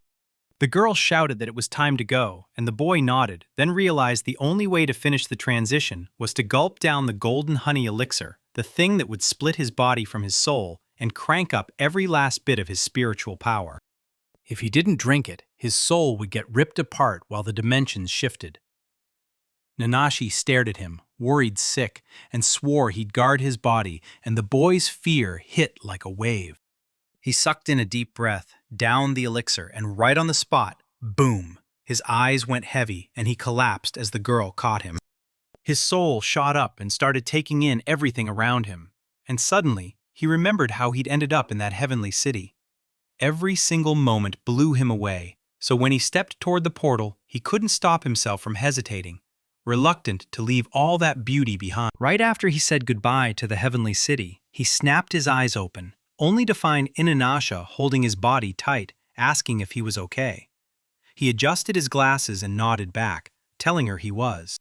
He scanned the room, stunned. Was he truly back, or was this all a dream?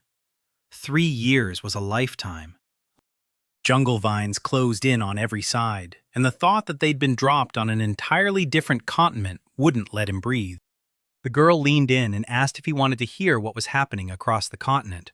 Then she thrust the divine glasses into his hands and told him to put on the magical artifact right now. She told him these glasses could pull up a live map of where they were and that they were her gift for the day of rebirth, Mizu. He thanked her, then couldn't stop wondering how he'd finally figure out exactly where they were right now. He slipped on the divine artifact and gasped. Right away, a glowing holographic map burst to life in front of his eyes.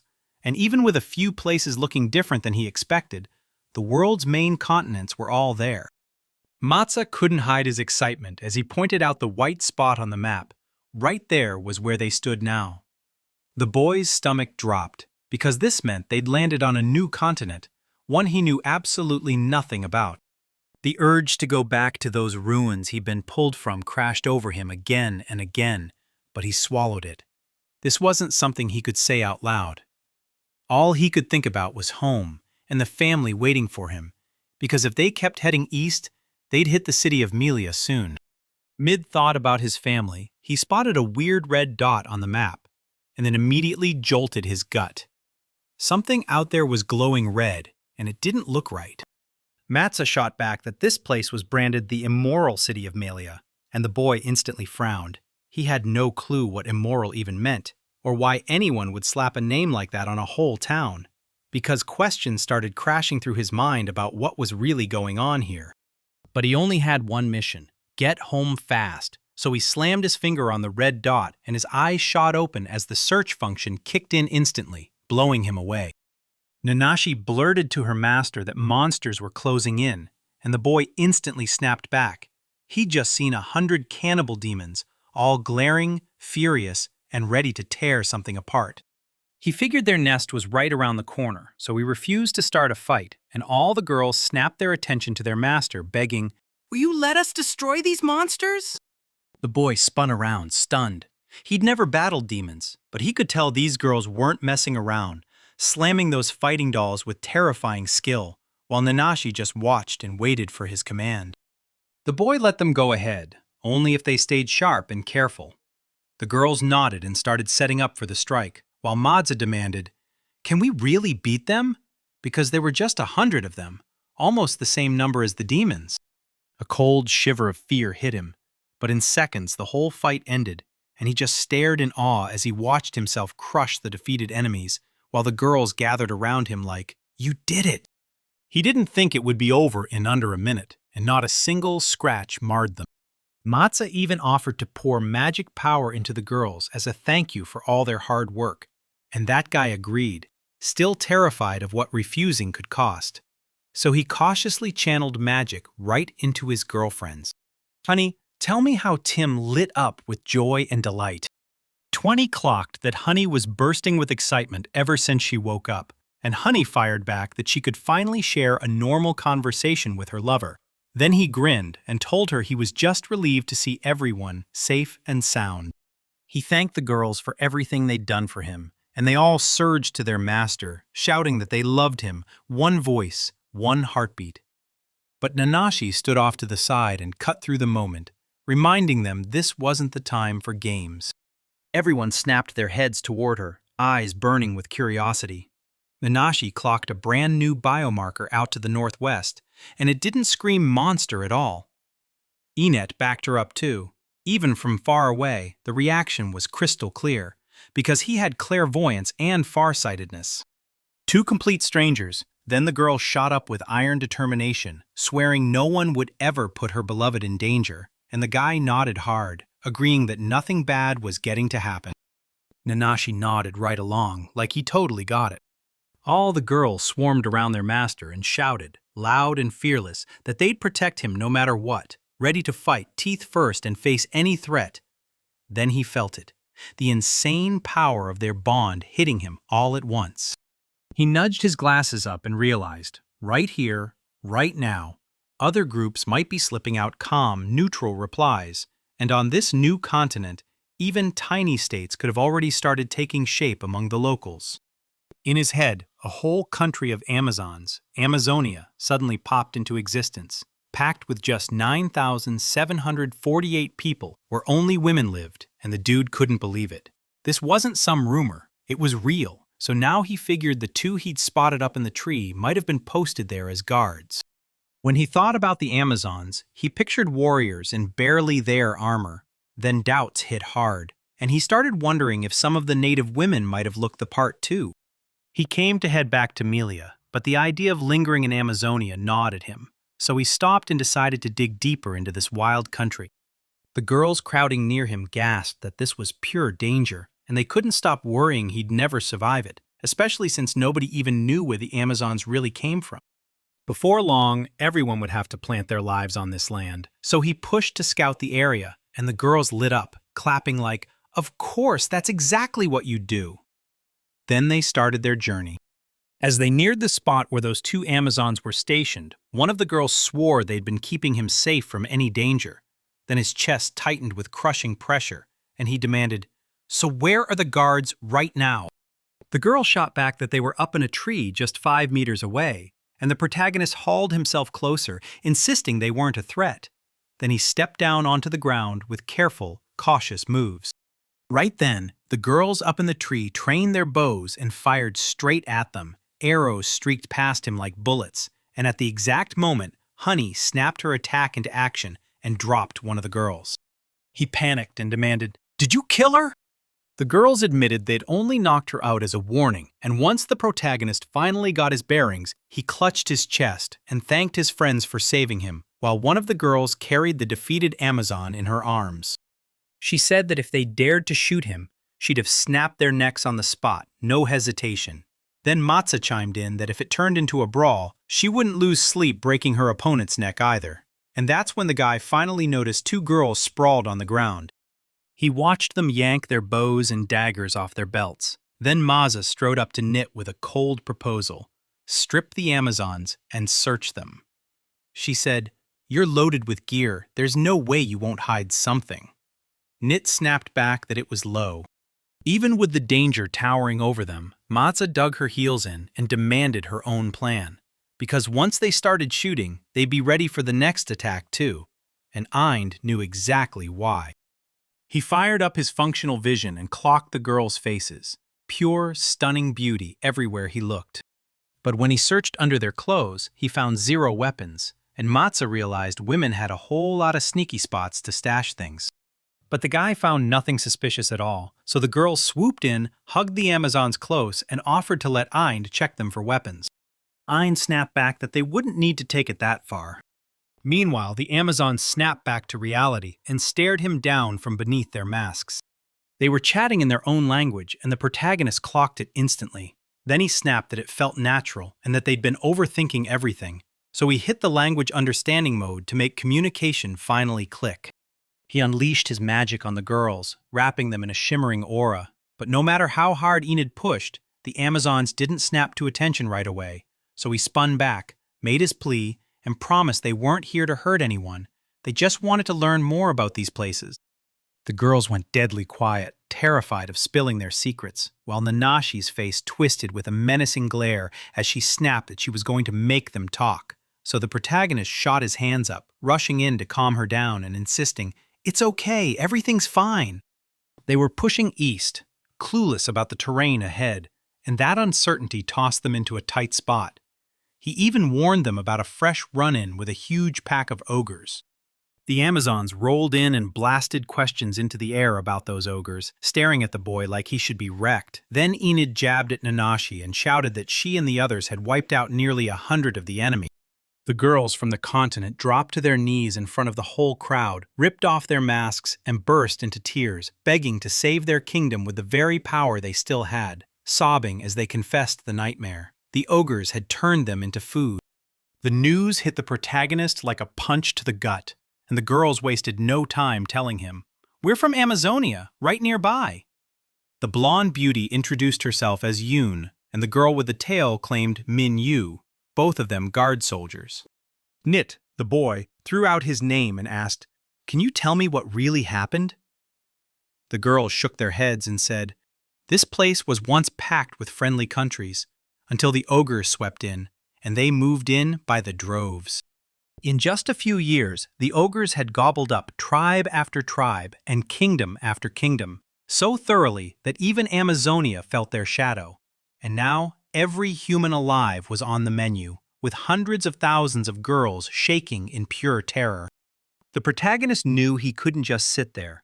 If things kept sliding like this, Amazonia would fall any day now. So he turned to the girls and demanded to know how many ogres were there. But their answer was a letdown.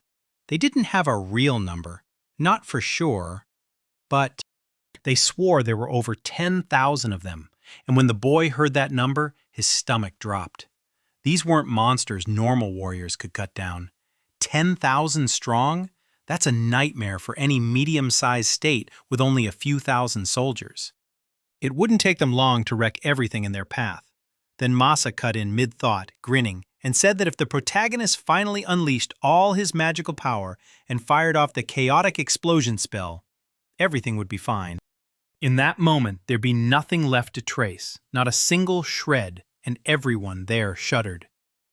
She proposed using death magic to target only the ogres, but the boy realized his clumsy mistakes could spell disaster for his allies too. He said that option didn't fit him at all, and she shot back that only a sorcerer who'd mastered magic control could reshape it so it wouldn't hit his allies. But in the end, the main character turned out to be totally useless, and Enid's face fell as he understood just how messy everything was. So Nana and the other divine dolls, with heavy doubts, geared up to wipe out the ogres in brutal, close-quarters combat.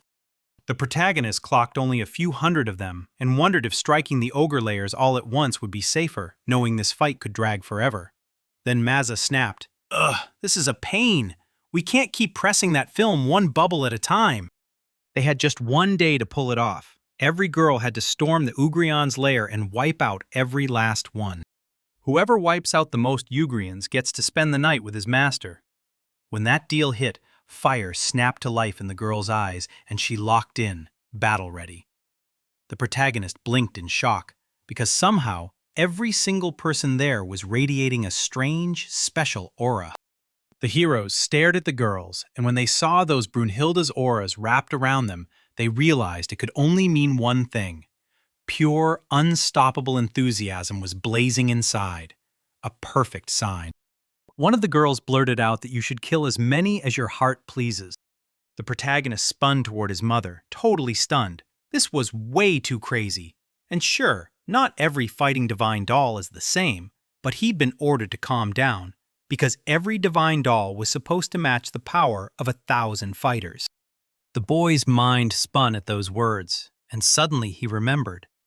Use the resistance combat power measuring function in the divine glasses, then check how the battle is really going. He hit the function at once, and his eyes shot wide with shock. One single dragon dwarfs several dozen ogres at once, showing just how massive and unstoppable its power really is. The low-ranking ogres were vanishing in seconds, one or even a few dropping every heartbeat, while the high-ranking ones clung on longer, shrinking only a little every few minutes. One battle divine doll wrapped in Brunhilde's aura could wipe out 10 dragons, so by sunset, everyone was back safe and breathing easy. The big operation crushed it. The tribe threw a massive feast to honor their savior, loading him up with the finest delicacies imaginable, while the tables groaned under rare fruits, fragrant herbs, and carefully chosen meat dishes, everything picked to scream their deepest gratitude to the hero. They shoved the rarest, most priceless dishes onto their guests' plates. Juicy beef, tender bear meat, wild crocodile, and even chunks of dragon meat, treated by the tribes like the ultimate delicacy.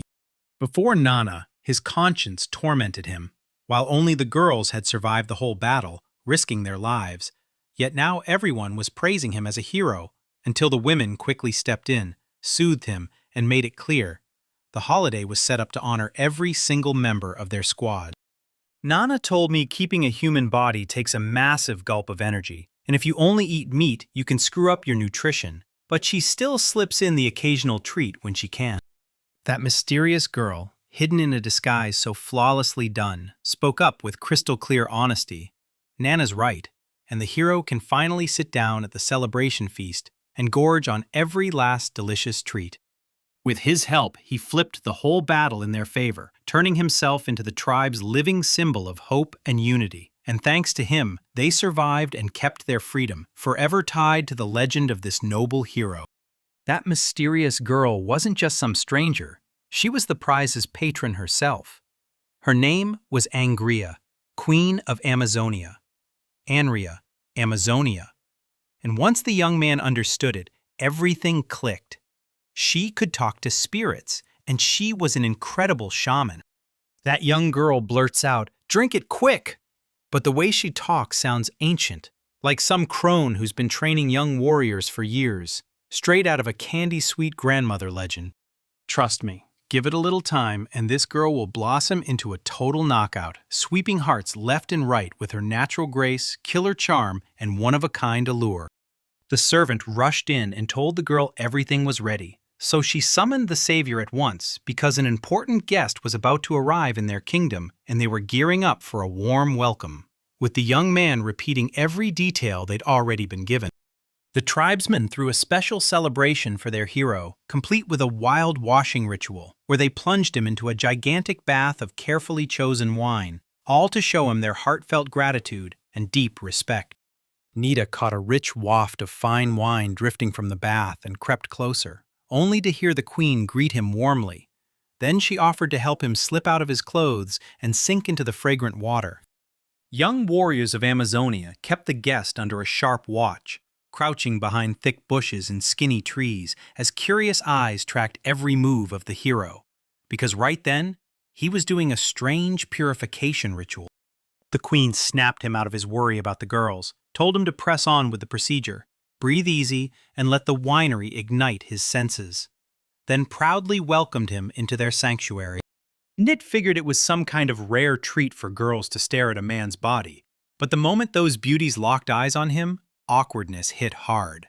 Like, wait, are they doing him a favor? And then the smell of wine drifted in, suddenly making everything feel amazing.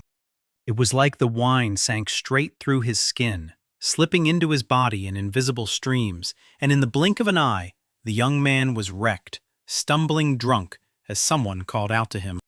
5 stunning girls swept up to the hero, smiling sweetly as they reached out their hands, urging him to jump into the wild, unusual fun of a warm bath, with wine flowing right alongside it.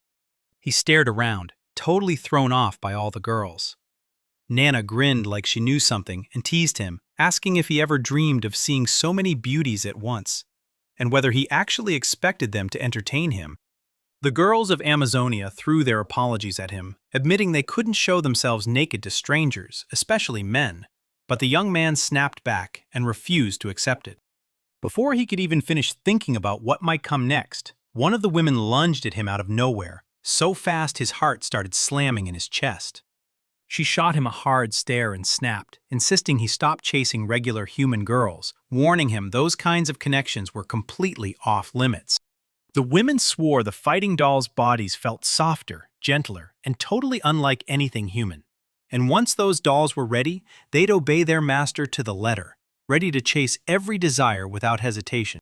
While the village celebrated, the folks behind the fence leaned in and watched Knit like hawks, and the young queen stepped up to him, asking if he was having fun. Knit's cheeks flared red as he admitted he was enjoying himself way too much. The young man lit up watching the Amazons, but his gut dropped when he realized there were no men and not a single old person in their kingdom. The queen finally admitted it was all because the ogres attacked, and they'd paid the price with a sacrifice that began with the elders. To save their daughters and granddaughters, the old ones threw their lives away. Now nobody over 30 remains among them, and the former queen didn't hesitate either, giving up her own life to protect the people and the kingdom. When the young man brought it up, he only managed to apologize, like he just ripped open a wound. Henri can't stop feeling thankful to Knit, the great savior, plus his stubborn companions who fought with pure grit to smash the ogres, and because of it, the souls of the poor souls the invaders had taken finally got their justice, along with the revenge they'd been waiting for. Night had already swallowed the halls, and Queen Anria sent the young man off with a warm good night. He bowed back, smiling, and then confessed, "I've got one question." Knit leaned into the queen and demanded to know why everyone in her kingdom wore masks and if they ever came off at night. When night fell, the masks came off for one reason only. Peace had arrived, and people could finally open their hearts at home with their families. She leaned in and asked her savior, "Do you want to see the real me, the face behind the masks?" Her voice stayed steady and sure, like she was offering something rare, meant for only the chosen few. If the hero pushes for what he wants, the queen will finally bear her real face, but he'll have to play by her rituals and obey every harsh rule first, or he'll never get to see the truth behind the crown. Knit smiled politely and reminded him she didn't have to take off the mask. He'd already seen the real queen, no disguises, no illusions. Turns out Knit slipped on some magic glasses and bam, saw the real faces of everyone in the kingdom. Not just appearances, but their true character hiding behind every mask. That night, after he'd drunk a bit too much, the guy suddenly saw everyone's real faces. No masks, no act, just raw truth. And for the first time they looked open and exposed, like their guards were down and prejudice had vanished. Right then, like the air shifted without warning, the whole tribe snapped their eyes to Net, and the wanderers went rigid, staring like a hero might move any second. Some scowled with wary suspicion, others leaned in with sharp curiosity, trying to read what was blazing in his eyes. Knit froze mid-breath because something completely unexpected had just hit, and the tribe members erupted with rage and discontent. His heart started pounding out of control as his mind spun, scrambling to figure out what could have sparked that reaction. Right as the crowd closed in on the master, mysterious divine dolls burst into the scene and snapped together into a protective ring, magic humming so hard it forged an unstoppable wall that kept the master safe from every strike. The young man's nerves were on fire, wondering why the night had flipped so fast. Just moments ago, everything felt warm and easy, and now suspicion and hostility hung in the air. Fear and regret crushed his chest as he desperately clawed for the calm and harmony he'd had before. The queen snapped for everyone to fall in line, her voice razor-sharp, shutting down any spark that threatened to spark into more chaos. The queen slammed for silence and total order, and the girl beside Knit leaned in to explain this wasn't just some simple power, it was wind magic. A wind scream that could bend sounds and even control people's behavior. Queen Anria halted and turned to the young man who was about to lay out Amazonia's ancient laws in full detail. And as she spoke, an entire tribe formed a line behind her, waiting to back every single word of the ruler, so her powerful speech hit like a hammer and bound the nation together in steel. In Amazonia, women had to slash every hint of exposure, especially their faces, keeping up the perfect mask of modesty and honor, or face ruthless public shaming for breaking the rule. In Amazonia, the women lived by one unbreakable rule: never let their faces be seen by anyone except their closest blood relatives. So they wrapped their faces in special clothing and a mask, guarding their privacy and their honor like it was sacred. If a strange man lays eyes on a girl, the law treats it like a major crime. Serious punishments hit hard. But if a man is the one spotted watching, people shrug it off like it's not as bad. Break the established rules, and a man who gets caught seeing a woman's face gets hit with extreme punishment, so hard it's basically unforgivable, except in the rarest of cases. The girls of Amazonia are finally allowed to fall for a man who's seen their faces. Nit was left reeling at Amazonia's twisted law. If a girl accidentally locked eyes with a man who recognized her face, she could either take him as her lover and plunge into a relationship, or slam the door and condemn him to brutal punishment. And that one choice wrecked the boy's whole life. The two animated dolls marched up to their master, swearing they were ready to defend him and wipe out the women who threatened him. Nit snapped back, refusing that idea and insisting a cruel solution wouldn't fix anything. Then he ordered the dolls to stand down from killing and instead hunt for another way. Nita's animated dolls channel Brunhilde's power, and that's when terror hits. Those doll eyes blaze with a cold, icy glare, and the tiny guardians wipe the floor with the Zocan's Amazonia, leaving everyone around panicking and utterly helpless. The young man leaned in, nervous but desperate, and asked her to spell out what she meant by love. Was it just fiery physical desire, or something deeper, like real understanding, steady support, and respect? Watching Amazonia's way of life, the savior realized something was missing. No men anywhere. This land of women fighting to hold society together desperately needed male presence to keep its stability and fertility alive. And now it was his job to forge families with multiple women so Amazonia could finally secure its future generations. He clocked every one of those girls' hopes in their eyes, and he swore it was his job to give them children and make those dreams come true. No fantasy, no wishful talk, but a truly blessed mission. The girls stared at him with wide-eyed awe and a little fear, like fate itself had stepped right in front of them, and every look promised some kind of miracle. The queen demanded he bless the girls with true love, and the young man instantly swore to do it. So he went all in on that promise, burning with one simple goal: making every girl smile for real. The girls dragged him awake and greeted him with a bright "Good morning," and their voices chimed so sweetly he cracked a smile before he even fully opened his eyes. He stood there, totally baffled, staring at the girls and demanding to know why they'd showed up that morning, then told them to step aside so he could think. But they crept in closer and flat out refused. A loud girl blurted out, asking if he really was sleeping with people at night, and the whole room snapped with that sharp, shocking question, while anxiety and doubt instantly crawled into the air. She urged them to go have fun, and the young man froze, because instead of hesitating, he kicked off with divine dolls, then slid straight into direct contact with the tribe's girls. All delivered in a calm, mysterious voice that sent intrigue and pure anticipation into the air for what was coming next. The girls set up the most gorgeous scene. Soft light glinted off the golden tiles, warm steam curled over the water, and suddenly, everything felt magical. One of the girls stepped up to the rescuer and swept in a tempting offer. Take him to the bedroom, let him rest, and soak in comforts that matched his dignity. With her voice and manners so smooth and inviting, it felt like an invitation to more than just sleep. The women begged him to love them, right now, so they could feel his embrace immediately. The tribal girl rushed in and swore that everything was already set and ready to go. The queen froze on the spot, burning with embarrassment and waiting for the next disaster. Her face flushed as her perfect composure cracked, because this sudden twist left her utterly lost. The queen's heart yanked toward the savior like destiny itself, but the crushing age gap slammed the brakes on her dream, while he, sensing the weight of that role, spiraled into fear and restless anxiety. The hero dove deep into the Amazon jungle, disappearing into the wild like it was his secret escape. Surrounded by roaring life, he finally tasted freedom and let every worry fall away. Until this carefree rhythm became his way of proving he was fiercely independent and loyal to his own beliefs. Time roared forward, and these new days hit like fresh waves, full of meetings, discoveries, and memories that warmed your soul, while the hero kept moving, living every moment like it mattered, as the river of time swept the newest wonder right past. The years slipped by like a blur, and the hero sank into crushing sadness and guilt.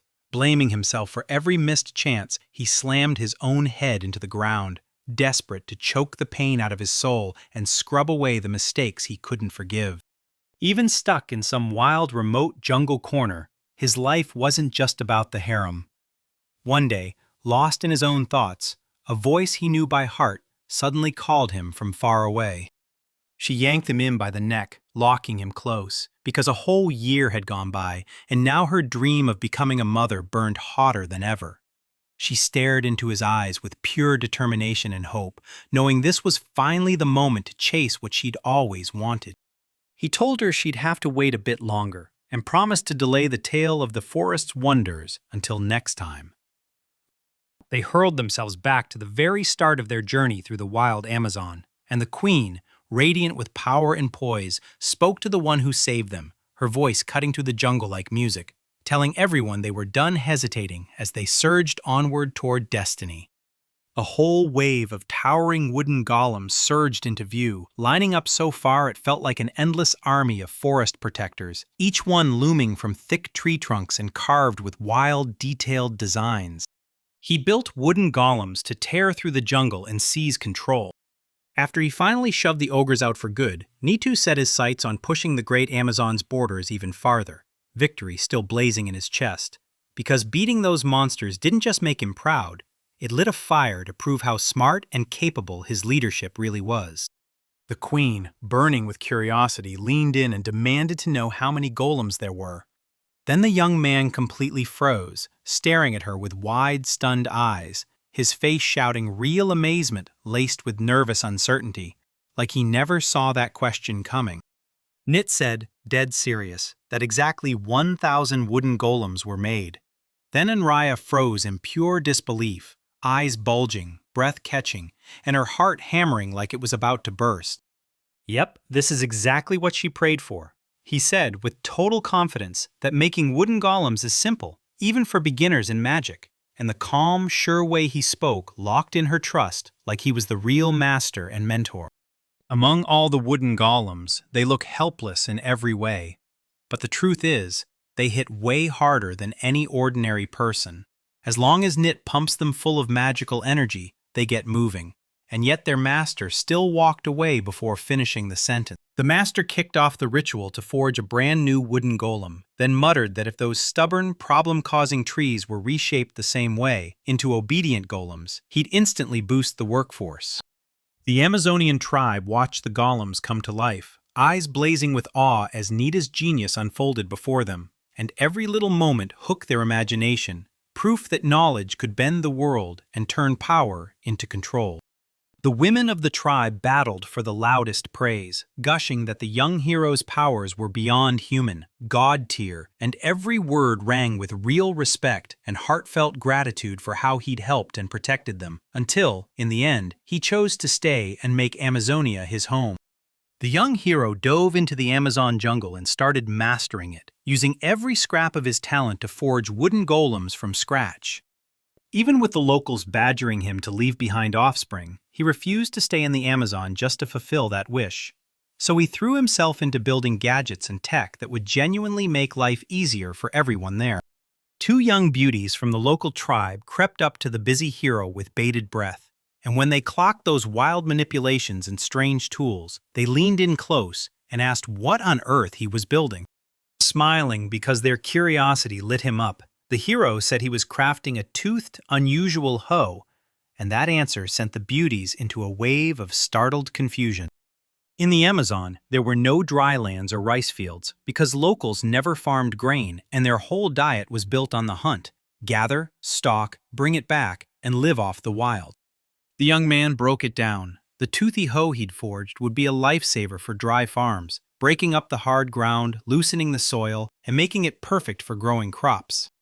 This toothy created hoe can bite straight into even the toughest soil, turning tough ground into something workable. So you'll grow faster, harvest bigger, and life for everyone gets noticeably easier and more comfortable. That shiny new hoe might look like a game changer, but on modern soil it can backfire fast. Dig too deep and you wreck the ground's natural balance, kickstart erosion, and before long, the soil turns almost lifeless and barren. While the hero stayed in Malia, the team had already nailed the toothy hoe's design, but the local soil fought back, eroding fast and refusing to survive deep plowing, so its use got restricted. Amazon Ria had tons of land and gritty, erosion-proof soil, so with the new draft equipment, you could brave nature head-on without worrying about disastrous consequences. Building a foundation for the fields would open the door to farming for everyone, no experience needed, and even girls who've never touched the land could still grow strong crops and keep every plant alive. The hero scratched his head over one brutal problem. How do you start farming if there are no seeds at all? Without the right planting material, every attempt to grow anything would crash and burn. Caught in his thoughts about the missing seeds, the hero suddenly heard one of the young women call out. She'd noticed his focus slipping, and she gently stepped in to worry that Knit was clearly stuck, still hunting for an answer.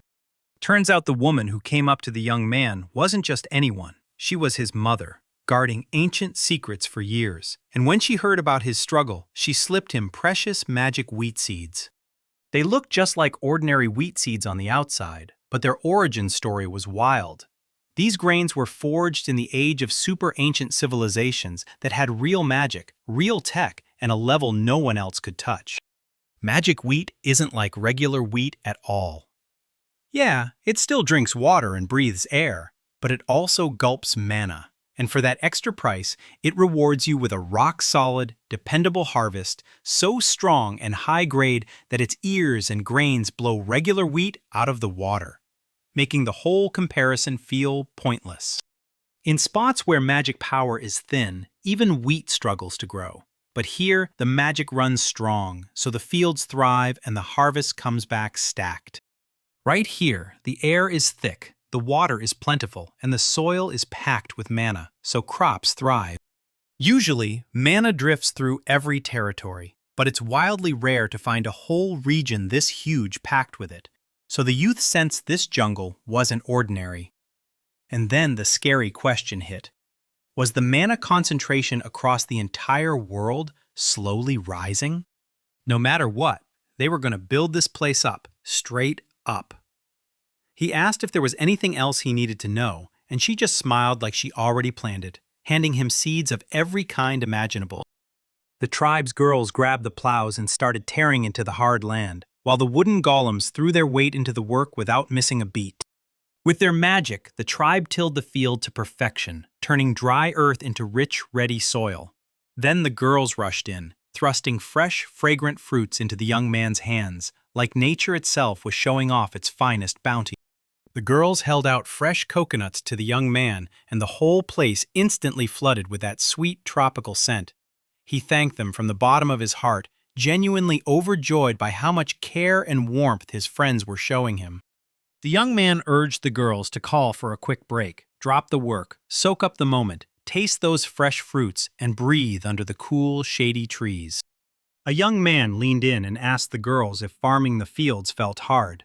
Then they smiled and said, "Not at all." They didn't struggle, because with that generous savior's blessing, nature now showers the tribes with a special grace, turning the land wildly fertile and effortless to work. They were crushing it, even though it was their first time, and it felt like Amazonia had finally fallen into pure peace, fields ready to grow with zero struggle and no wooden golems backing them up.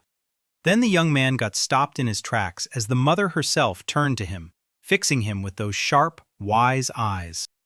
She combed every inch of the forest floor, and then, bam, she uncovered it. Under that thick, towering jungle canopy lay massive, top-grade coal reserves, the most valuable natural treasure of them all. In this world, science hasn't figured out how to turn coal into real power yet, and the young man stared at what his mother found, then finally shrugged, sure it won't matter anytime soon. Nit leaned in and asked if everyone still treated coal as the old-school norm, because back in the day, he insisted, people were using magically synthesized mana coal, and when the homunculi lichen were first made, they didn't touch coal. They ran on mana oil, refined and ready for use. Mother's lecture kicked off, and she slammed one rule into everyone. This celestial city would stay clean, so these substances were ditched at every turn, and the newest magic science said it all came down to transforming the feeling we call love. The girls begged to sleep, and their mother insisted the divine dolls, blessed by the owner's love, could boost their combat power too. So with everything going on right now, coal just didn't matter much. Things were totally different. She handed the young man a weird special tool meant to forge magically synthesized diamonds. The young man stared at the object, practically refusing to believe a plain glove could pull off miracles, and the girl just nodded, softly sealing the truth. This strange glove really lets you spin magnificent synthetic diamonds straight out of regular coal. The girl explained that when that glove crushes coal under insane heat and brutal pressure, it forges a flawless diamond crystal. And the young man instantly realized only real heroes can pull off that kind of effort. The truly mind-blowing part of that magically made diamond tool was this. After it swept out the foreign junk, it could instantly churn out a high-purity diamond on its own. Mita had it easy. His powers let him draw on the massive stores of magical energy, effortlessly fueling the whole process to the finish. Nit was locked in. He trusted his reserves so hard because he could pull energy almost endlessly whenever he needed it. Sure, his mother had warned that life would be way easier if that kind of freedom showed up outside the magic quantity limits, not just inside them. The girl challenged him to forge a golem shaped like a hand, and the young man grinned, instantly saying yes, then pointed out the perfect rock formations nearby to build it. The tribe's girls kept badgering Nit non-stop, pushing him to dig up coal and carve out diamonds day after day, cheery as can be, tossing out those woodsy little remarks that made him keep going, even when their jokes landed sharp and a little too provocative. Nearly a year slipped by, and Nit kept grinding, digging coal non-stop and turning it into dazzling diamonds, while the girls of the tribe rallied around him with sharp jokes and louder cheers, turning the brutal work into pure fun and high-energy excitement. At last, Nit finished up and proudly held the finished diamond up to his mother, only for her to squint, appraise it coldly, and point out the truth. It was still way too small, and there was nothing to brag about when it came to carats. Most of the gemstones were humble little things, only grabbing a few dozen carats at best, while anything over 100 was so rare it practically came as a one-off, like you could count the whole world's examples on one hand. Ancient legends swear that if you mix the ashes of sacred beasts just right, you can forge the perfect diamond. So perfect, even the top elementalist with the blazing phoenix power can't beat it, and the kid laughs off all of it as nothing but fairy tales. He's convinced the diamonds he makes aren't half bad, but unlike modern Earth, where a synthetic diamond can cost anywhere from 1 to several hundred times less than a natural one, his reality hits way harder. In this world's era, synthetic diamonds don't even exist in anyone's imagination. People have never heard of making artificial gems, and they swear every diamond is born only from millions of years of raw, natural time. Nit was convinced his synthetic diamond wasn't any weaker than the natural kind, and it deserved the same price tag. So he figured a masterpiece like that should start at around 100 gold coins and climb, thanks to how rare and stunning the finished gem was. In just 1 year, Nita churned out 30,000 diamonds, worth 3 billion gold coins, basically 300 billion Japanese yen. And that kind of fortune would have crowned him among the richest on Earth. Yet he still couldn't stop wondering how many onigiri he could buy with it.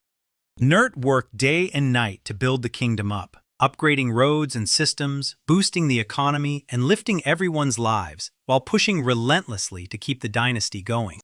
A while back, something strange had crawled under his skin, filling him with uneasy worry. And now, as he stepped outside, that same tension flickered back to life. Then, out of nowhere, a familiar voice snapped from behind him, yanking his attention tight in an instant and leaving him momentarily confused. One day, the girl stepped up to her brother and boldly urged them to plan together for the dynasty's future and how to secure descendants, shocking him with her determination until surprise and respect hit him at the very same time. The boy greeted Leah, warm as sunlight, and when she looked so much like his little sister, Nita's heart clenched with sweet memories and a rush of tender sadness. From the moment Nita first showed up in the kingdom, Leah couldn't shake this strange warmth and sympathy for him, and day by day it only deepened until it turned into real affection, built on heartfelt admiration and true friendship. Every time Leah kept pushing those hints, Nit would twist out of the way, dodging the topic like it burned, refusing to talk about his personal life, and shutting down any attempt to drag him into a conversation about family and kids. 1 year later, Leah's look had flipped into something unreal. She now resembled her sister Nita so closely that just coincidence was out the window. The gap between them kept shrinking until they were practically twins, like fate had marched them toward the exact same face. Nit told the girl, "Don't call me brother," and Leah snapped back in pure confusion. "Wait, why did you say that?" Nit patiently drilled everything he knew into her, and with his steady, caring mentoring, Leah shot forward fast, like she had a warm, older friend wrapped around her heart and soul, until one day she started seeing him as her beloved big brother. Leah once looked Nitu straight in the eyes and admitted she wanted to be the mother of his child, dreaming of a shared future and a real, solid family. An unbelievably bold confession that hit hard, proving just how deeply she trusted her mentor and how true her feelings were. Leah's proposal hit Nit right in the heart. Joy flooded him as he felt truly loved and respected. But when the weight of reality finally crushed in, Nit swallowed hard and told her the truth. Since they're related, they can't keep going. Over the past year in Amazonia, every moment gnawed at Nita's nerves. Not just about what was really going on between him and Leah, but about the grind of trials he couldn't dodge and the brutal choices he had to make, caught between the government's demands and his own personal life. No matter how hard they tried, none of the women in the procreation program have managed to get pregnant yet, and that failure is freaking out the young man. Nit knew plain as day that if the jungle stayed the same, his time there would stretch into forever. No heirs, no worthy successor, and then he'd be trapped for life, suffocating on hope while he lost the chance to break out and go home. Nit's guilt crushed him. As he finally realized what he'd done, he pushed Leah away, even though her love was real and she truly wanted a family with him. And now the whole mess was tearing him apart, stealing every ounce of peace and comfort. It felt like ages since Nit stormed out of the family home where Amelia lived. And now he couldn't wait to rip back to his loved ones. Memories of them warmed his heart, while fear gnawed at him. And the days crawled by so slowly and cruelly that it hurt. Nit decided it was time to ditch Amazonia and move on. But when he finally told the queen his plan, her fury hit like a wall. She absolutely refused to let him leave. The queen flat out declared that Nitu couldn't leave Amazonia until he'd built a real family with another woman, so the country would lock in its future and finally get heirs. The year vanished in the blink of an eye, and Nit finally knew it was time to head back to his native lands. But Henriette flat out refused, insisting he stay in Amazonia longer. Henrietta threw down the terms. If Nit ran out of the country right now, he'd never get the chance to start a family with her. Nit tried to bargain, promising he'd come back exactly 5 years later, but the queen shut it down hard, demanding a deal on the spot. He stays for a long, long time. Nit had solemnly promised the women he'd do everything he could to make them pregnant. But when grim news hit that he couldn't pull it off anytime soon, the people around him were left utterly baffled. The girl lunged forward in a rush, hooked her arms around Nita's neck, pressed her cheek to his shoulder, and murmured into his ear with trembling, pleading eyes, begging him to stay just a little longer. Now they've locked in a hard 3-month deadline. This is the tiny window where the long-awaited conception has to happen, And once it does, NIT finally gets freedom and the right to go anywhere. Nid rushed to apologize to the women for staring at their bodies, then swore he wasn't the type to flinch from his promises, and the young man nodded along, ready to do whatever it took to fix everything.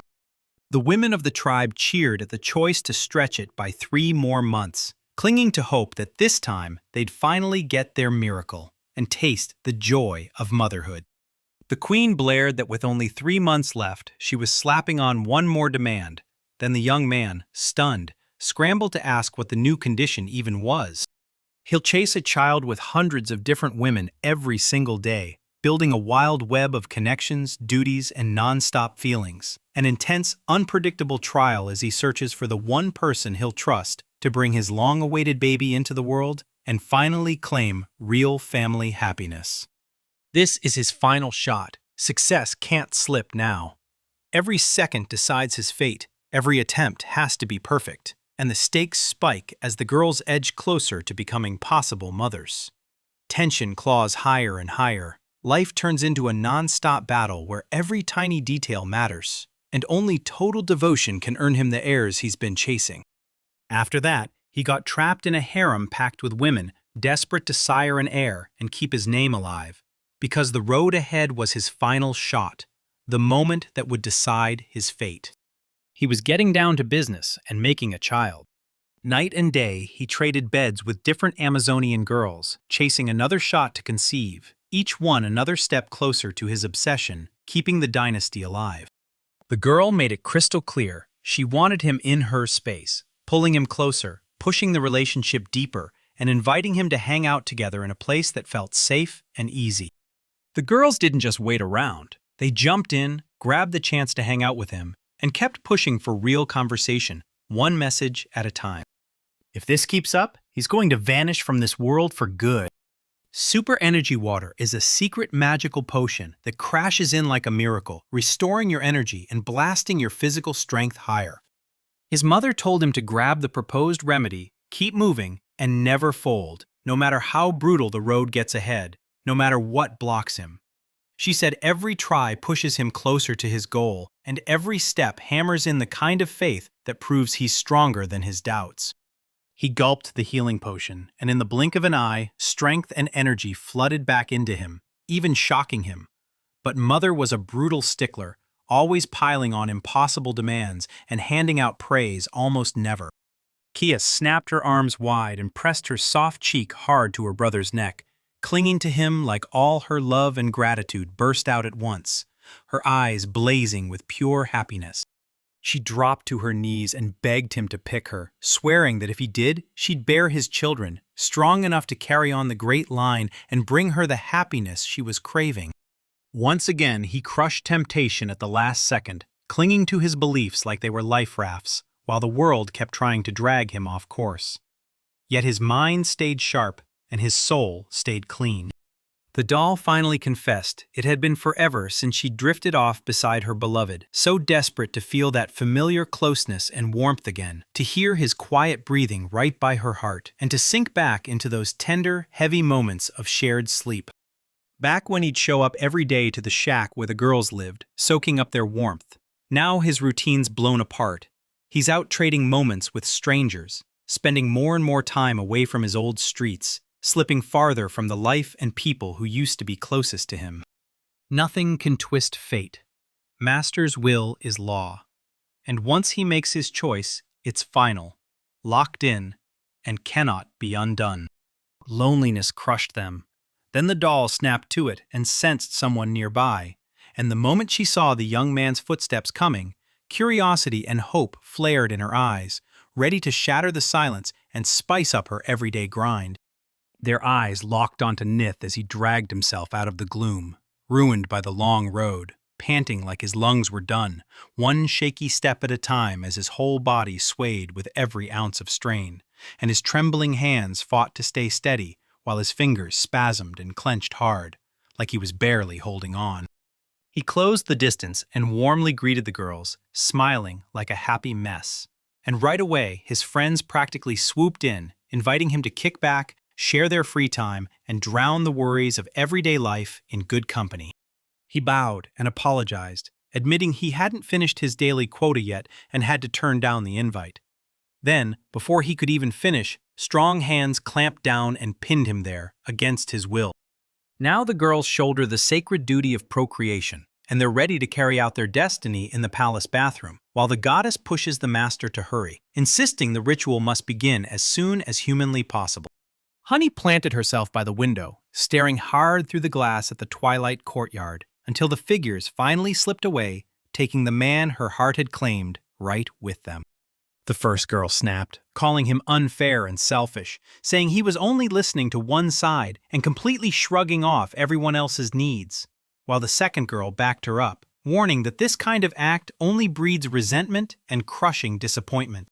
She stared at him, eyes shimmering with quiet hurt and bitter resentment, thinking about the day he swore he'd come back, only for 2 long months to drag by since that promise was made. Worn out and crumbling from exhaustion, Nit finally stumbled out of the harem and crashed straight into bright sunlight, light he hadn't truly enjoyed in ages. His legs crumpled under him and he slammed onto the hard ground, but the nightmare didn't even flinch. Still the same scene, no shift, no escape, no hope in sight. Red-faced with pure fury, his mother snapped her hand up and slugged the young man across the cheek with everything she had, branding a fresh red mark on his pale skin. Her voice sharp, her judgment brutal, and her point crystal clear. He was weak. He had to lock in, stay unshaken, follow the mission laid out for him, and keep the promise he swore to himself, because his body flat out wouldn't listen anymore, hitting the very edge of what it could take. The last few months crushed him. He drank that helpful potion thinking it would make life easier, but it only summoned new disasters, until he finally saw how utterly ridiculous the whole idea was. He loved that the girls needed him, chasing his attention, pulling him into their world, and once he felt how much he mattered, pride surged through him, lighting up his confidence as he stepped in to bring joy to the people he cared about. Staying surrounded by beautiful women all the time and never getting a real chance to rest crushed him with serious strain, turning what should have been pleasure into something that soured fast, all while stress piled up. The savior tried to slip away unnoticed, but the girls yelled for him at the top of their lungs. He froze mid-step, battling his own thoughts, then turned back to listen. They grilled him, demanding to know why he was walking out when he hadn't finished the daily quota they'd already set. A bunch of them seized him hard and wouldn't let him slip away. So exhausted, he pleaded for even a minute to breathe and recover, but their grip wouldn't loosen.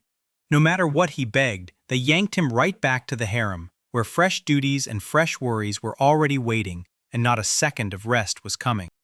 And then he shattered his promise to Leah, crushing her hopes instead of showing up for her. Scarlet heat of anger and jealousy lit up her face, like it was finally forcing every hidden feeling out into the open. She couldn't make sense of it. Why did her brother start spending his nights with other women, while she was the one who had changed, glowing even more beautiful than the moment he first stepped into the kingdom? Envy and confusion slammed into her mind, stealing her thoughts and leaving her unable to think or act right. She proved she'd grown in every way. Her body matured into stunning beauty, and her soul leveled up too, learning what people feel, showing compassion, and speaking with real wisdom. She looked exactly like his younger sister, and he couldn't bring himself to tell her why he wouldn't step closer. Because an iron wall of duty and family morals locked him in place, shutting the door on anything more. The women closed in on him, pressing hard. Why haven't you kept your promise yet? Why won't you become the father of our child, too? After all, it was settled from the very start. He'd have to father offspring with every girl in the harem.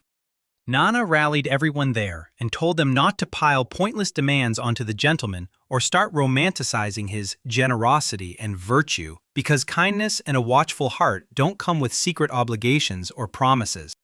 The girl marched up to Nana and demanded, out loud, why she kept butting in and sabotaging their relationship, trying to squeeze the freedom out of every choice and move. Keeping that promise from earlier wasn't optional. No matter what Nita wanted, he had to follow through. And even though he hated the ritual, his duty crushed his feelings and turned it into a miserable chore. Nana insisted the master loved the doll's body more than any living woman's, but that claim was totally false, and the other girl didn't let it slide. People never stop changing. Some days they rise, some days they get knocked down. And either way, that whole messy journey is what makes a person truly beautiful. Those words hit Hina hard, like they were saying the doll's artificial bodies never moved on, never changed, and never grew from the inside the way real living things do. Tension kept cranking up until the air itself felt rotten, like a storm cloud was hanging right over the hero's head. One tiny excuse, and bam, every conflict detonated, shattering the fragile balance. Nit caught the shift in her. There it was, plain as day. Irritation in her tone, distance in her eyes, and his curiosity couldn't let it go, so he pressed her to tell him what had flipped her mood so hard. His mother spoke in a calm voice and told him the truth, that even after all the laughs, those differences between them didn't disappear. They kept creeping back into the relationship. The moment it hit him, his world snapped into focus, and he realized just how deep the harem's fights and contradictions really ran. The mother had already stepped in, soothing every fighting doll before the clash could even spark. Sure, everything looked peaceful on the outside, but the girls were one breath from snapping, choking down their rage, while the young man had no idea what that secret confrontation was about to unleash. The girls' guts twisted with fear. They dreaded Amazonia's women moving in, stealing his heart and cutting off their love forever.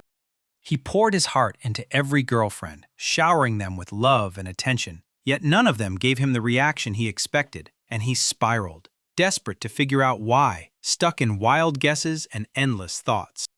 The girls couldn't hold it in anymore. They snapped out of calm and watched the chaos turn hot, minute by minute, until rivalry flared and arguments piled up with no way out, while that young man stayed totally oblivious. Every battle doll felt the same wave of fear, and NIT couldn't stop it. No matter how hard they tried to reach out and patch things up, tempers kept flaring until harmony and trust got completely shattered. If this kept dragging on like this, the battle dolls wouldn't keep swallowing it forever. They'd start snapping, building up pure rage and frustration, while Nid pushed toward the edge of total physical and moral collapse, waiting for rest to finally catch him. To cut through the chaos, the heroes teamed up and built a special device, turning their touch's mission into something they could actually pull off. It's a specialized medical device made to deliver the essential biological material straight into the woman's body, so a later pregnancy can actually succeed. The machine they built could churn out hundreds of healthy embryos in one go, instantly wiping out the fear of explosive population growth. His mom prayed he could handle things on his own, with restraint and steady self-control. But once he had that device, he kept every promise on time. No more clashes, no extra chaos. The queen lit up when she found a device that could target 10,000 women in the Amazon in one shot, promising guaranteed conception and a massive jump in the state's population. About 10% of women were expected to fall pregnant after the procedure, slowly rebuilding the population and keeping the demographic balance from tipping. The young man nearly lost his mind with shock and awe when he found out he was about to become the father of 1,000 kids, all made possible by the newest device. Delight and pride crashing into horror and anxiety as the huge stakes and terrifying consequences hit him. The boy started to question if joining this crazy deal for mass fatherhood was truly the right move, and whether it crossed the line ethically too. And right then, the queen swore that once she reached her age, she'd give him a child. Right before the planned departure from the Amazon, when they had to slam through every last errand and get ready for the trip back home. With the last symbolic gift, the hero placed precious diamonds in the queen's hands, and her face lit up, praising them as the very spark of perfection and the ultimate definition of beauty. That new device worked like a charm, and the girls smashed through the whole process on time, thanks to the tech doing its magic and the instructions being followed to the letter. Leah and another girl cooked up a special entertainment plan for Nita, inviting him to hang out and have a genuinely good time so they could yank him out of his daily worries and remind him how fun it feels to connect with people. Hina stepped right in front of them and flat out said that this special device makes NIT contact-free, so chasing after pointless entertainment with him would waste time they don't need to lose. That one mistake detonated a chain reaction. Tension snapped tight between the girls. Negativity piled higher and higher, and their conversations turned sharp and hostile, like it was one step away from a full-blown fight. The tension hung in the air between the girls, and the young man suddenly had to make a brutal choice: stay neutral and risk losing both of their favor, or pick a side and ignite a fight that would make the other side turn on him. The front door creaked open, and in she stepped, a girl with the kind of trouble that never knocks. A massive horde of giants surged forward in one tight, crushing swarm, swallowing the whole space in towering shadows, and people froze in pure terror as the ground started to rattle, each thunderous step shaking the air with sounds straight out of ancient legends. One day, terrifying giants stormed right into the queen's kingdom, and the moment she saw them, panic hit hard as she feared for every soul in her realm. The queen demanded to know how many giants had stormed into her lands, and when the answer came back, it was terrifying. Nearly 1,000 of them, towering anywhere from 5 to 100 meters tall. Alongside the regular giants, standing about 5 meters tall, super large giants marched into the kingdom too, towering even higher than everyone expected, and the whole place erupted in pure shock and awe. The queen couldn't wrap her mind around it. Giants towering at a staggering 50 meters were real, and the sheer scale felt impossible, like the world itself had snapped reality. And then the truth hit. They weren't just a few of those monsters.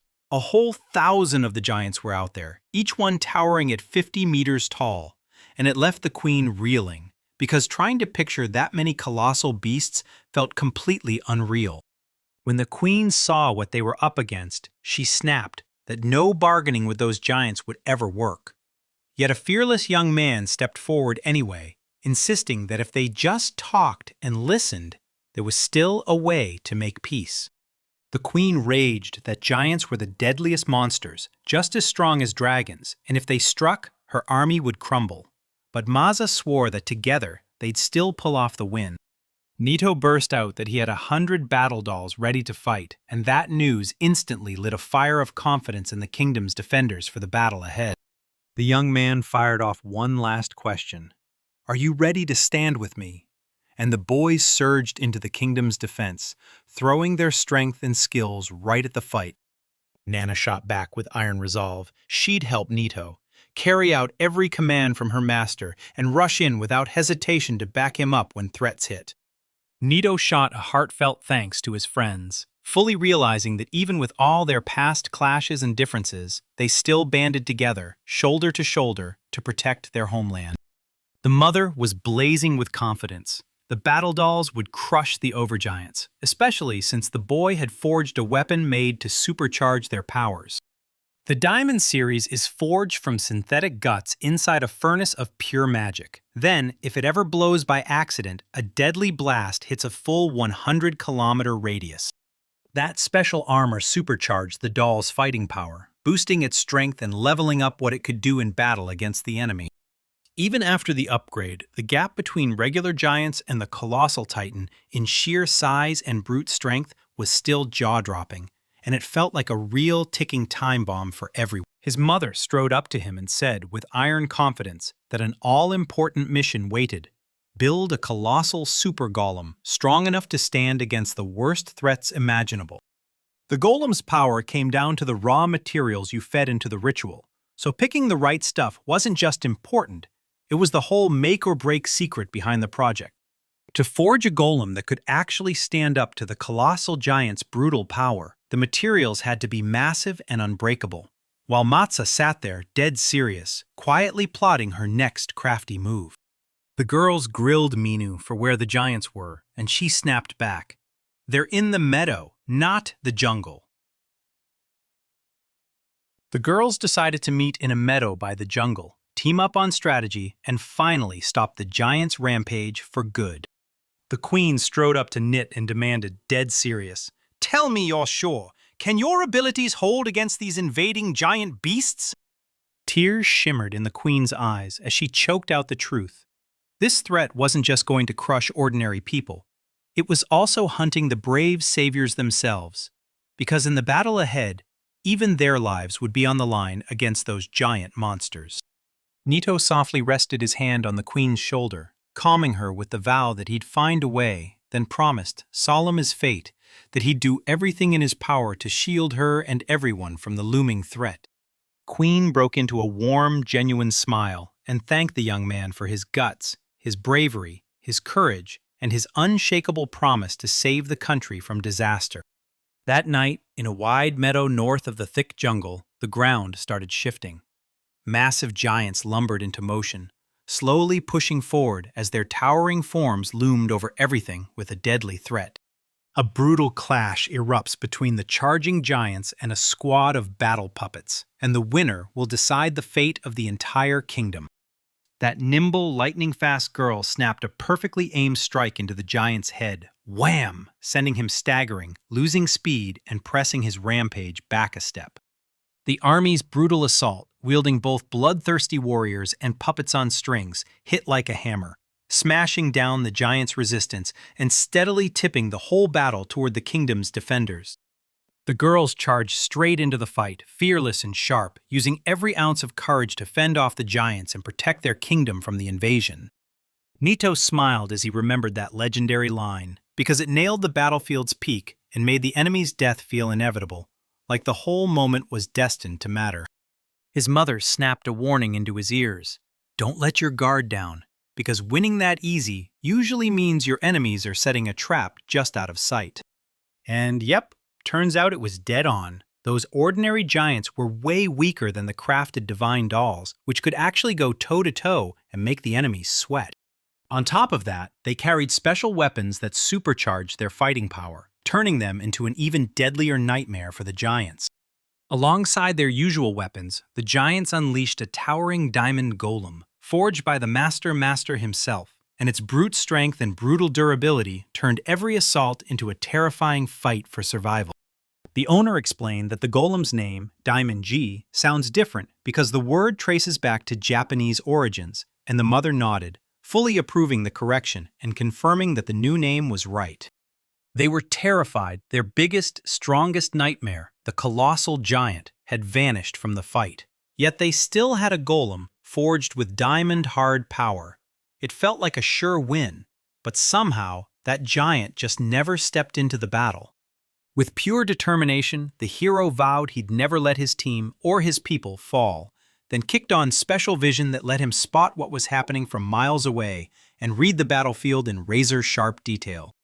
While Leah and the others dove into the thick grass for cover, the protagonist couldn't stop worrying about his friends, praying they'd stay alive, healthy, and dodge every last mortal hit during the battle.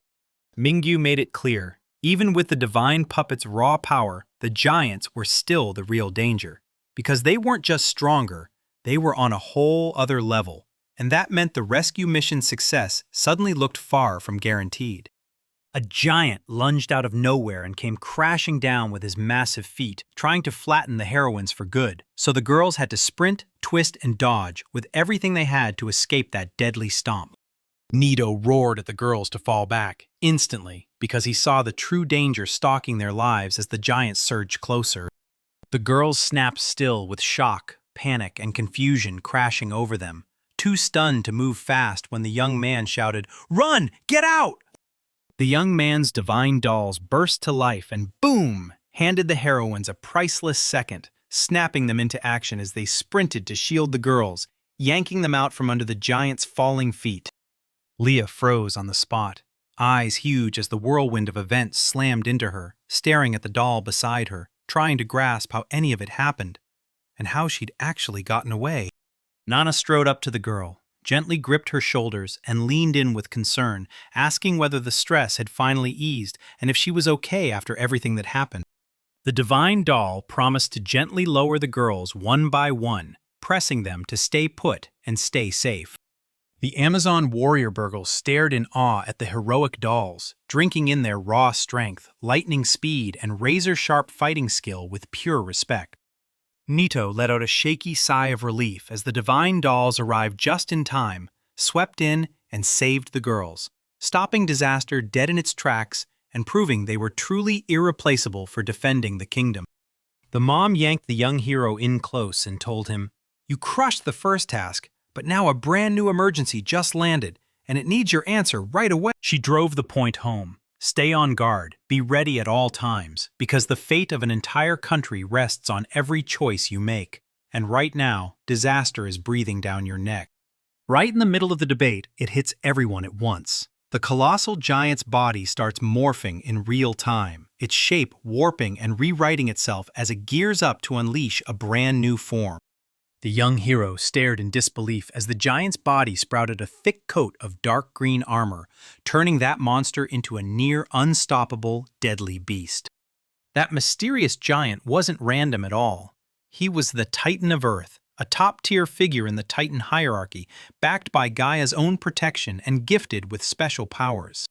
It was getting painfully clear the giants had been stalling all along, buying the Earth Titan just enough time to finish its transformation and gear up for the final showdown. Activating the Supreme Spirit form took serious time and specific conditions, so the giant could stockpile power until it hit an unmatched level, something no normal giant could ever reach. The Divine Doll Squad stepped up and said, "We go first!" swearing they'd smash the giants before they could fall, before they even lost the fight. A chill crawled up the young man's spine. This was turning deadly fast. So he snapped his fingers and sent the whole squad fleeing at once, still bracing for the giant's terrifying transformation looming over them. Suddenly, the giant's body burst out with scorching steam, swallowing the battlefield in a choking cloud and blocking everyone's view mid-fight. A towering diamond golem slammed into place in front of the squad, standing like a living shield, blocking every hit with its body and forging a protective barrier against the enraged giant's attacks. Leah shot Nito a worried look and demanded to know if he was hurt, making sure he was safe and sound. Then Nito leaned forward and asked what happened to the rest of the group. Nana snapped in indignation, telling Nito he wasn't supposed to keep throwing himself into damage and pushing him to guard his safety and save his strength for the next tests. The Divine Dolls knew plain people lived in Amazonoria, and they'd have to step in fast, because questions those colossal giants were unleashing an unprecedented threat. Even with all their power, the Divine Dolls were still just cold creations, robots carved by Nita herself, not real life at all. Even shattered or disabled, the Divine Dolls never felt pain or feared death, and that ruthless calm gave them a massive edge over living soldiers in the deadliest wars. The young man froze on the spot, staring hard like his eyes couldn't believe what they were seeing. He barked over the girl, cutting her off and insisting those words would never be spoken again, then added he didn't care who they were, whether they were living people or just mechanical assistants. This talk had nothing to do with where the Allies even came from. Side by side with the rest of the resistance, the girls stood strong, simple, kind-hearted, and ready to throw themselves into the fight for their homeland and the cause they all shared. Those warm words of support and recognition hit Nana like lightning, and joy and gratitude surged through her heart.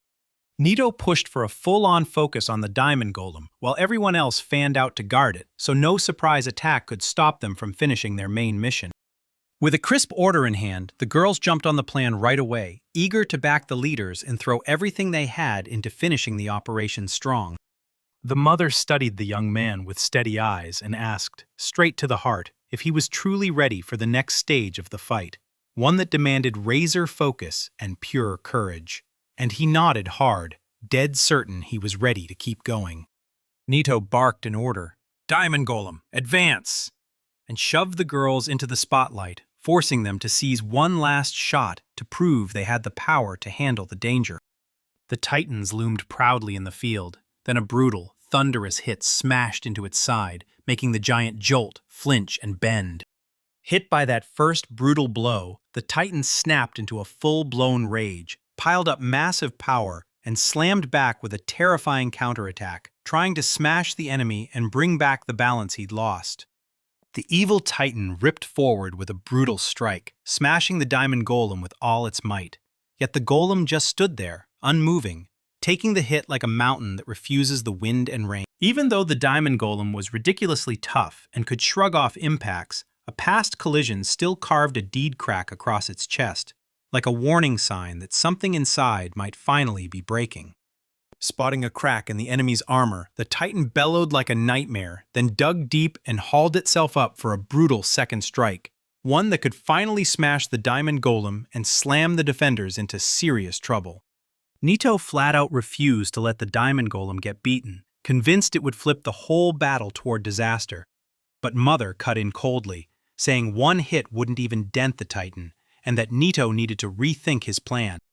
Even with his mother's warnings ringing in his ears, the young man made his own call. He stepped forward to take charge of the defense, swearing he'd personally guard every fighter in the battle, no matter the danger or what it cost. The Diamond Golem barreled straight for the Titan, pouring every last ounce of power into one brutal swing, ready to smash the giant's guard and prove just how tough that armor really is. The Diamond Golem slammed its crushing blow into its mark, and the giant Titan got knocked flat, unleashing an earthquake and a thunderous rumble as that multi-meter-weight mass hit the ground. Mother lit up with genuine pride, praising Nito's brilliant operation and thanking him for his razor-sharp control and flawless coordination that crushed a deadly enemy and sealed the victory. Peace finally slipped back into the jungle's reach, and the Queen, tears blazing with relief, thanked him from the bottom of her heart for saving the kingdom and bringing calm back to every living soul. First, cannibals stormed the kingdom. Then, the giants crashed in too. But once both nightmares were wiped out, the Queen didn't know how to thank the hero, because this young man had stepped up purely on his own, with zero expectation of a reward. Even if we pretend he did it for the country, the people around him still treated the young hero with cold, shallow disrespect. No real gratitude for the incredible deeds he pulled off. Mingyu blurted out, baffled, why the divine dolls chose the humans, turning into insanely effective helpers just when the trials got brutal. Nana snapped back that the girls served their master with pure devotion, caring for him, backing his goals, because they can see how much his hard work matters and how every single move is tied to something bigger. Those warm, heartfelt words hit the girls like a wave. Tears spilled from many of their eyes as they lovingly thanked the young heroes for their selfless help and for standing loyal to the cause. Nit let out a satisfied breath as the fighting finally faded. Unity and real friendship rushing in, pushing him past every struggle until he snatched that hard-earned victory. That reconciliation lit up everyone's faces with hope and pure joy, like trust was being reborn and harmony was finally taking a breath again. So when Leah couldn't help it, she lunged into her sister's arms, flooding with relief as the family was reunited and their unity was back. The young man's questioning stare locked onto the girl's warm smile. She clutched her sister close and thanked her with all her heart for saving her. Leah finally confessed that she's always ached to stay right beside her beloved sister, so close she could feel her warmth and attention, especially when the world hits hard and anxiety starts creeping in. He was genuinely thrilled about how things shifted with the girl, like he'd finally been set free from the non-stop pressure and baby talk, and now he could just focus on what they had in common, building real friendship. Seeing those sincere smiles light up the people around him filled the young man with pure joy. And suddenly, everything he'd achieved felt real, like it truly mattered. 6 months after they crushed the giants and the monster threat finally vanished for good, the girls were sobbing like crazy because they were forced to say goodbye to their beloved hero as he left Amazonia. His mission was done, so the young man rushed in and said, "I have to go home. This land reclamation project is finished." The girls had to swallow that truth and move on, because this was the perfect time for a deep study and full restoration of the forest areas. At last, the build was done. Then that colossal magical battleship of the superclass, packed with the newest tech, burst onto the scene in all its glory. The split second that mattered had arrived, and the crew readied themselves to launch, tearing away from Amazonia. The Queen's jaw dropped at the news that the young man was about to leave, and then it got worse when she saw how massive his ship was. The stunned Queen spotted it, an insane magical battleship, 333 meters long and about 45 meters wide, forged from a rare alloy, and it could swallow over 5,000 passengers without breaking a sweat, a jaw-dropping miracle of engineering and magic. The brand new magical battleship absolutely eclipsed the Yamato, because that legendary ship was only 206.9 meters long and just under 40 meters wide. Yet this new giant is way bigger for a reason. The creators looked at the scale of the iconic vessel and built their own dream of a true, real-life seafaring monster. Mother told me the ship can float in the air because of its special magical energy, and it doesn't just move, it's packed with weapons built to blast away threats and keep the crew and passengers safe. Until now, the young man had never even heard of an airship on this scale, and when he saw it, he instantly knew it wasn't just impressive travel tech. It was proof that the state's science had reached a whole new level. And that was just the tip of the iceberg. This magical battleship was packed with a supergun, a one-of-a-kind radiation generator that warps space-time, lets you rip open portals, and slip through parallel realities like it's nothing. The magic cannon was straight-up unreal. One blast could smash a meteorite, and everyone watching stared in pure awe, until a sudden call from the nearby crowd snapped their attention. "You're the savior!" The queen lit up with overwhelming gratitude and heartily thanked the young man for his priceless help. Thanks to the hero's grit and hard, selfless work, Amazonia blossomed into a prosperous land where every single person could finally live with comfort and keep growing, no matter what came next. Even after the savior vanished, his heroic legacy kept fueling the state's progress and peace. As the reigning queen, she's sworn an unbreakable vow to throw everything she has into guarding her kingdom's borders, shielding her people, and ruling with fairness so her lands stay peaceful, steady, and whole. He finally grasped the real miracle. Those kids born because of his work weren't just surviving, they were destined to live full, bright lives. And when he saw their happy little faces, pride surged through him like victory. The queen finally confessed that she dreams of carrying a noble hero's child, but when reality hits, she knows they can't linger. She has to rush them out on the way back, and the dream of motherhood gets pushed into an unknown, endless future. The moment to say goodbye finally hit, and both of them felt their hearts drop into their chests. But they knew staying any longer wasn't an option. So they shared a warm farewell, sincere wishes for good fortune, and that last, loving goodbye before the brutal, long road home. As he waved goodbye, the young man told everyone who stayed behind to be safe and prosper, and he swore that what he'd done would etch a lasting mark into the country's history and culture, sparking new generations of strong, kind hearts. The divine dolls rolled in with his aromatic coffee brewed from rare Amazonian beans and bright, fresh fruit, then practically told him, "Get some real rest. Intensive training is about to start, so you'll need a sharp mind and a body that can take it."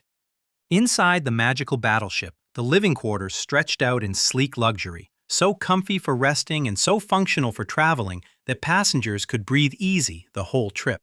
In just half a day, the ship tore through the skies and racked up the miles to Malia, proving how brutally fast they could move. But the traveler was sure he could have pushed even farther. Still, he swallowed that urge and followed the mentor's call, and the whole crew slid into the city without a single snag in their path.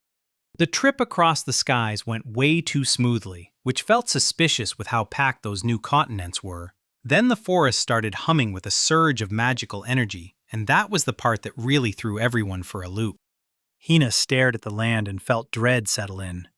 This place looked dead and impossible to live in. But just a few years ago it was drenched in lush greenery, like nature had only just burst back to life.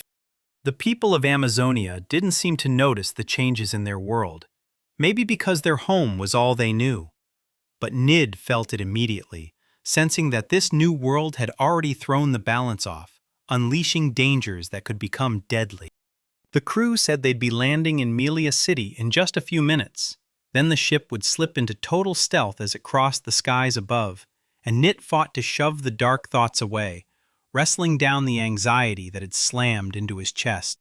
After a brutal stretch of travel and non-stop trouble, the young man finally crossed into his native land, joy surging in his chest. Then, out of nowhere, his smile died and he went stone still. Melia's first appearance blew the young man's mind.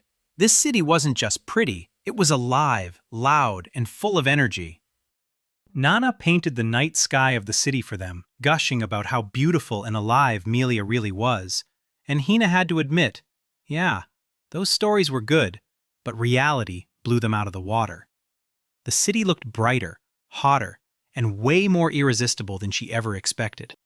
Melia had transformed so wildly it felt like a different world. Street lamps blazed with pure magical power, lighting up massive avenues, and in just 5 years since Nita vanished, the capital evolved so hard that the guy couldn't even blink, like his eyes refused to believe what he was seeing. Today, Malia's old charm is gone. Now it's a city of sharp contrast, where the rich and poor live worlds apart, shattering the dream that everyone's moving forward. Nana's blood went cold as she watched the stranger get struck, and even though they desperately wanted to step in, they realized they were powerless, while every single person in the group froze in shock and sank into despair, realizing there was nothing they could do for the victim. A man lay bleeding on a filthy street, his clothes ripped to shreds while his stuff was scattered all over the ground, and people just streamed past him like his pain was background noise, no faces turning, no hearts caring about his tragedy. Nit stood there in total shock as the townspeople acted like nothing happened, and he snapped in public that Melia had long since thrown away any last trace of morality or humanity, watching the once proud city crumble into a glaring symbol of social decay, hurt like hell. A giant electronic billboard blared the words, "Melia, the city of immorality," and the boy's stomach dropped as anxiety and dread crashed in, worried sick about what had happened to his hometown and the loved ones who still burned in his memories and in his heart. They hooked up and dove into the transformed city, uncovering how modern media rewired everything and relearning every street and alley like it was brand new. His heart was hammering in his chest as he tore through the streets, darting down every alley like it might hold the answers, desperately hunting for the people he loved, stumbling past time and distance just to catch a glimpse of their faces and make sure they were truly okay. Nit went stone still, eyes bulging at the glowing electronic board, and sheer horror hit him so hard his mind just couldn't wrap itself around what the world had turned into. His eyes swept across the wrecked patchwork of cheap dives and shady joints lining the city streets, and everywhere he looked, the place screamed debauchery and crime, turning a once pristine city into total chaos. Everything around Nit felt wrong and alien, like even the building walls had swallowed the city's cold evil. And then, right in the distance, a sharp voice cut through the air, barking at a ragged man to hand over his food. Nit's heart dropped hard as he watched that harsh rudeness spread through society. Back then, criminals would have snapped into agreement in seconds, but now tech has rocketed to a wild, unbelievable level, and this young man can't wrap his head around how humanity can soar so high in progress while tossing aside morals and basic values. Nita's reaction was instant. He cracked the ancient sleep spell formula in a flash, stopped the crime cold, and spared the old man from a fate worse than pain. With one flick of his hand and a few sharp words, the boy dropped the criminals into a deep sleep, yanked a peaceful resident out of the clutches of those pesky pursuers, and slammed peace back into the streets. After he checked the victim over, he soothed the man by explaining it was only light threats, and the victim thanked him for showing up in time. Then the young guy leaned in and demanded to know when the continent was discovered. He figured it out. This was the 998th year of the new era, even though he'd been born in year 9. At 10, he headed to the Celestial City, stayed there for 3 years, then vanished into Amazonia for another year and a half. From the dates and the journey's length, the young man should have been either 14 or 15 by then, right when the older guy, buzzing with curiosity but holding back a little caution, finally asked what in the world had happened. The young man stared at the mother and fired a straight question. Was that weird acceleration of time tied to how time behaved in the Celestial City? The woman just went quiet, refusing to spill a single detail about what she knew or what she believed. She realized, too late, that she never told the guy one crucial thing about the Celestial City. Time there runs way faster than in the normal world, and that's exactly why their ages and the whole timeline got hopelessly tangled. His mother warned that everything was about to change. Then the old man, armed with the mirror portal, finally saw it again and froze, staring for a long time as his mind tried to grasp the impossible miracle he'd witnessed. Stunned by the ruin, she stared into the past and remembered the ancient war between magicians and demons, the catastrophe so massive it nearly tore reality apart, and tried to wrap her mind around what those brutal battles above the planet truly unleashed. The elders swore that ancient magicians turned loose real explosive magic in that war, magic strong enough to trigger nuclear reactions, and it was those cursed artifacts that detonated into a global catastrophe, warping the climate and reshaping whole regions. Back when Mom was young, those tricks were treated like pure sin, forbidden at the root. When the woman started telling her tale, the elder just stared, baffled by every word, but still agreed. Stuff like that is exactly how selfish people drive the world into full-blown cataclysm. Alchemy rewired the rules of money, crushing the worth of silver and gold, and that economic collapse, the Great Depression, snapped the world toward war, where people threw ethics aside, and then a cataclysmic explosion scorched everything into magical flames. The woman's heart sank when she saw how the magical gift spreading across the world triggered a brutal collapse. Earth's population plunged as deadly explosions ripped through everything, wiping out a huge chunk of humanity. Survivors are forced into a brutal new world where old moral rules don't stand a chance anymore. People buckle under suffering, toss compassion aside, and chase survival at any price, turning to ugly choices and preying on others just to make it. As Tin trekked through the dead, empty streets, his mind screamed Mad Max. Ruins everywhere, anarchy in the air, and that non-stop pressure, like the world was one bad breath away from snapping, while most living areas had already turned into lawless, consequence-free wastelands. His mother locked eyes with him and demanded to know what he planned for his future, and the young man finally blurted out his secret wish: to crawl back to the past, when his family was still safe, and all because there's an ancient magical instrument that can rip time open and send you backward. She leaned in and warned him. Jumping between timelines is a nightmare. 99.997% fail. And even if he went through with it, teleportation only had a pathetic 0.03% chance of working. Knit's heart ached with the certainty that he'd never see his parents or sister again. No more warm hugs, no more family love, because time had already swallowed them forever, and there was no undoing it. Torn by an unbearable loss and crushed by the truth that fate can't be bent, the young man choked up, wiped his eyes, turned away from the girls, and quietly slipped out, finally giving up on trying to drag the past back. He ached to see his beloved family again, and his mind sprinted back to the bright days of his childhood and youth, until a weird jolt slammed into him, like the ground buckled beneath his feet, and the world around him split and twisted, warning that something strange and totally unpredictable was about to hit. Above them, the sky tore open, ripping a huge black crack straight across the heavens. Then it widened, spilling waves of wrong, abnormal energy that instantly turned the air into pure tension and dread. A tiny girl tumbled out of a crack in space and burst into cheerful cries that she'd finally found the right person. Then, like it was nothing, she announced that the 101st first time travel had worked, and that meant a huge breakthrough in temporal physics. When the little explorer finally spotted her lost glasses, her smile lit up the whole place, while the boys froze in total shock, staring straight at the sky like it had just turned into a mystery. That thing that burst out of the cracks in space wasn't some random monster. It was a third-degree wind spirit with the power to slip between times and dimensions. The kid with the power to move through anything showed up again, and she came back to steer the young man toward his next step. That tiny creature wasn't just cute, it was a small goddess, and her whole world lit up just to see his smile and soak in the math first meeting. The young man thought this meeting with the deity would be epic and unforgettable. Then his world flipped, because a tiny girl showed up before him in a way that totally shattered what he thought gods were supposed to look like. That meeting with the little girl lit up Nito's heart with real joy, and warm feelings spread through him as she grinned and asked if he could see her face through his glasses, giving her a funny, slightly goofy look. The vibe between them is warm and friendly, like the kind of talk that makes you want to keep going.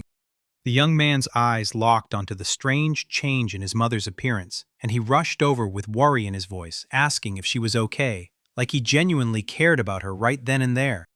Keep in mind, the mother stayed locked inside that giant statue for what felt like forever, until the goddess finally shattered it and the fallout showed up on her face and in her mind, leaving her scarred in body and wrecked inside. Mom's face twisted into pure comedy as she blurted, laughing that it wasn't just a bomb, it was a planet destroyer, and the young man figured it had already broken. The terrifying power of the deity crushed her mind like a vice, and after that emotional shock, she couldn't think straight anymore. She spiraled inward, losing herself until only the faintest scraps of her personality were left. Consumed by grief and fury, the last woman dug deep for one final burst of strength and hurled herself from above to ambush God, trying to snatch him off guard midair. With a sly grin, the goddess watched as the woman lunged straight into the attack, no second thoughts. Then, she flicked her finger and snatched away the deadly thing in an instant. The powerful goddess snapped into a special technique and yanked it away with a black hole in the blink of an eye. Mom froze, terrified by the chaos, and realized just how helpless she really was against power like that. A deafening blast tore through yet another dimension, but the camera stayed locked on the hero's mom, hunched in the corner, trembling, whispering something under her breath like she was repeating a prayer or a vow only she could hear. The woman ripped herself off her knees, screamed at the battleship's command to drain every last drop of power from the machine, then yanked it into the main weapon, igniting the magic cannon and blasting the shot to life. The woman snapped on a teleportation mirror, barked for an immediate return to the battleship, and shoved the young man into motion. He obeyed fast, ready to keep the mission alive and protect their homeland. He slipped away from the goddess's showdown and somehow got aboard the space battleship, while she was too busy with her own chaos to even notice the glasses were gone. Almost as soon as he touched down, his beloved loyal crew rushed to greet him, his own deadly fighting machines, the divine dolls. Blank as if nothing happened, the boy's mother surged forward, totally ignoring her son's desperate cries as he fought to grab her back. The dolls strained to make sense of the chaos, but all they could do was stare at the sprinting figures and catch every word of their frantic conversation. Neith snapped that no matter what he'd been through, these extreme steps weren't acceptable, because one slip could cost everything, and the fallout would hit every side in the fight. Her mother hissed through clenched teeth that this time she wasn't stopping. She would finish what she started and wipe out the eternal source of problems and suffering once and for all. The young man begged his mom to see how pointless the plan was, but her mind wouldn't budge. She was too busy gearing up the weapon of destruction. After announcing it to everyone, she snapped the order to fire at full power right away. Confused and crushed, the boys sank into dark thoughts, powerless to stop what was coming. Then a cold, mechanical voice boomed overhead, kicking off the countdown to the magical weapon's launch. Pacing through his options, the young man realized one terrifying truth. If that girl goddess truly held absolute power, then she was protected, no matter what. And with that thought, hope sparked in his chest, because even if a catastrophe hit, she could endure the blast and keep the peace intact for the quiet future. The machine's voice kept snapping off the seconds, dragging the curtain down on the drama one beat at a time, while Mom stood before the control panel, ready for that new Monday to finally hit, wearing a wicked grin and eyes blazing with pure vengeance. After the final numbers clicked into place, the system kicked on by itself. Then the cannon detonated in a blinding burst, shaking everything with a deafening boom, and a sharp blue glow lit up the space as it surged straight toward the target. The release charge blasted past every expectation. Raw magic erupted into a crushing energy ball that swallowed anything in its path. And for a normal goddess, that was way too much strain, until the girl's lightning-fast reflexes got her out alive. The goddess slammed the transformation into motion, and the whole space lit up like a blazing flare. This was the universe deity's ultimate form. Her goddess skin blazed with a radiant golden sheen. That young man lit up, because it was the goddess from that age. Then she triggered the absolute magical reflection, and Mom's face went pale with pure horror. A triple-amplified laser ricocheted off the goddess, and Mom had no idea it was already aiming back at her. Just like his patron goddess always does, she tore through the spell with pure mastery. She grabbed the magical burst, multiplied its power threefold, and shot it back as a wrecking projectile that tore the air apart, leaving everyone watching absolutely stunned. Humbled by the goddess's insane skill, the young man completely lost track of the real danger, while his mother's energy ball blasted forward, smashed down the distance in seconds, and terrified everyone watching it. The woman snapped to the truth of it, screaming at all the divine dolls to burn through their leftover energy. Then they forged a brutal magical shield that could shove the attack right back. Every machine and weapon poured their stored power into one goal, building a wall so brutal it couldn't be crossed, while monitors everywhere flashed the warning: absolute magic barrier activated. That energy shot slammed into the barrier, exploding into a blazing blue flash right up in the air like fireworks. Nit and Nana went rigid with fear as the threat's full size hit them, and panic and strain crashed in, because the survival of the people they love rests squarely on what they do together. The barrier groaned under the pounding force, and soon hairline cracks spiderwebbed through its body. Experts knew it wouldn't last, because that projectile was moments from crashing through and slamming a brutal blow into the structures and the crew. Mother demanded the magical energy be boosted to 3 times its power, staring hard at the equipment's readings, but the machinery kept glitching, making her order almost impossible to carry out. Nona gasped that the magical energy kept slipping away, and now there was barely 20% left. If they don't slash the magical energy they burn, the ship's reserves will crash, then the whole vessel collapses, no saving it. But cut back on shield power, and now outside forces can smash in, and without full protection, every projectile slips through and wrecks them from within. He studied the instruments, dove into the data, and realized the plan they picked was a trap. One wrong trade, and it was game over for everyone. You couldn't cut energy without weakening the shield, and you couldn't keep the shield strong without draining more power. So he knew they had to find a whole new way to save every participant. The young man clenched his fists so tight his muscles went rigid, his breathing coming in sharp hisses through his teeth as he vowed he'd find a way out, no matter how huge the risk. Nito snapped his eyes to his mother, nervously asking if there was any way to save what was slipping away, only for her to visibly break with worry, knowing the future of their expedition and crew now rested on his uncertain shoulders. His mother crumpled to her knees, arms outstretched, pleading to her son as tears poured down her face, her voice shaking with pure desperation, begging this young man to lend his own magical energy to the battleship, the one chance to keep it alive and save its crew.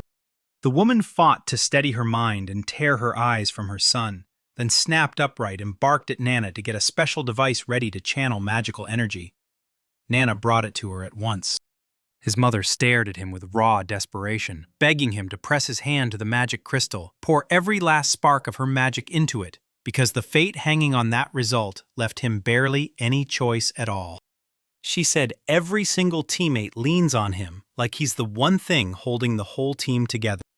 The ship's crew crowded around the young man, eyes spilling tears as they begged him to carry out his mother's final wish, while he stared down the brutal truth. To keep his comrades alive and keep their lives intact, he'd have to tear away part of his own soul. With a wide grin, the young man locked eyes with his mom and his coworkers, nodded like he meant it, and calmly agreed to give the ship his life force. His steady yes instantly lit a spark of hope and convinced everyone they'd made the right, necessary choice.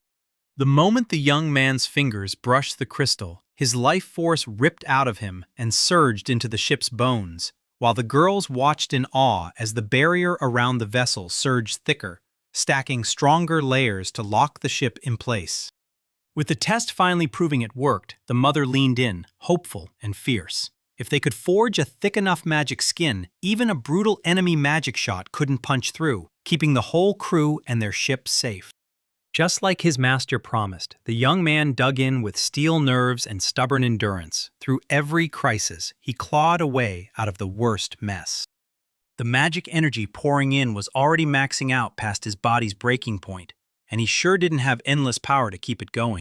If this keeps going, that non-stop strain will drain his body fast. His energy will crash, and he'll be wiped out. The shield surged with raw magic, packing that power so tightly it flared into a glowing dome, locking onto the ship's hull and keeping every outside force at bay. Nana let out a panicked scream when the sensors lit up with terrifying numbers, because the magical power keeping her shield up was dropping again, and it was about to fall fast. The crew froze in panic as the defenses started to crumble, and suddenly the whole team was left wide open to the outside attack. Then the mother snapped, asking the boy if he was okay, and he slumped against the wall, wobbling as he tried to steady his breathing and push back the crushing fatigue. His cheeks burned red, his heartbeat hammered in his temples, and his lips shook under the pressure. Then he sucked in a deep breath, trying to claw his thoughts into place and figure out his next move. The instrument lights flashed. The magical energy reserve was down to 10%, and no refill was coming.